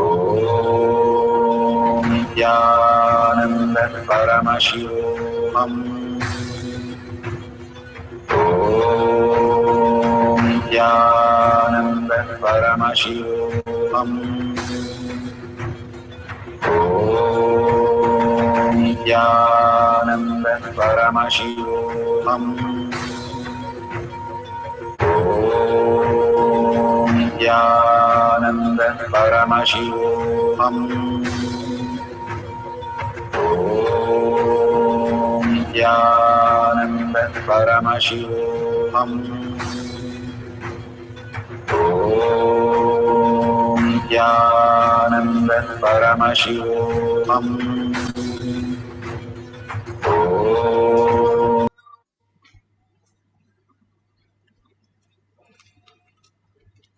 So beautiful. Let's share all these great truths. Please open your eyes and verify the details with the other person and share it in tinyurl.com/powermanifestation. again and again we ask you to share is because your space is Paramashiva. When you tell and declare that you have experienced the higher reality and the others start recognizing the higher reality in them, not by logic. Again, don't go by logic that why should I share every day? Whatever you share, and especially even the subtle things, you have got it correct. You can make a testimonial, you can write it in one line, you can give powerful cognition or share others. There are so many who are sharing in Kailash Kotiyar Manifesting Power pages. So you can go to the page and see how many are sharing and what is happening in each one's life. And see how amazing it is to read all that because they are not in their logical state to give these testimonial. They are in the superconscious space. Again and again, you getting involved with that. More and more sharing and liking, commenting, that you feel like, hey, I am Paramashiva, you're all Paramashiva, we are living as Paramashiva as a eternal space. That is the highest gift Bhagwan has given us to be part of this group. Bhagwan's group, Kailash Kotiyar Manifesting Power Group, and each one of us can join the group and share your details, clicking on tinyurl.com/power manifestation. And if you see the $sign, you can offer your gratitude to Bhagwan Kailasa for all that he's showering for each one of us in every single day. Even if we want to get a cup of water or a bottle of water, now we have to pay something. Here Bhagavan is showering completely free. And even now he's asking you to offer, not for any other sake, but to build an oath for your inner space as Kailasa. Every temple, Hindu temple, has the hundi next to the door. Hundi means a place where you drop the coin. Or we have the temple tank. We wash our leg, drop a coin and wish. Today, whatever I experience oneness with Paramashiva should become my eternal truth. So all this was greater science that we used to live. Now we have only the online where we see Bhagwan only in the online. So drop it at his lotus feet, whatever you want to offer. And to Kailasa, simply you will see more and more abundance and auspiciousness opening up in your inner space. So thanking all of you who are being here, hundreds of you manifesting these powers, and thanking Bhagwan in a deep gratitude and earning space that I am Paramashiva, Ma, completely surrendering to Paramashiva's lotus feet all the powers and powerful cognition. Let's end the session with the Purna Mantra. Om Purnamada Purnamidam Purna Purnamudashyate Purnasya Purnamatai Purnameva Vashishyate. Om Shanti Shanti Shanti Hari Om Tat Sat Sarvam Bhagavate Sri Nithyananda Paramashivam Paduka Arpanamastu. Om Nithyanandam.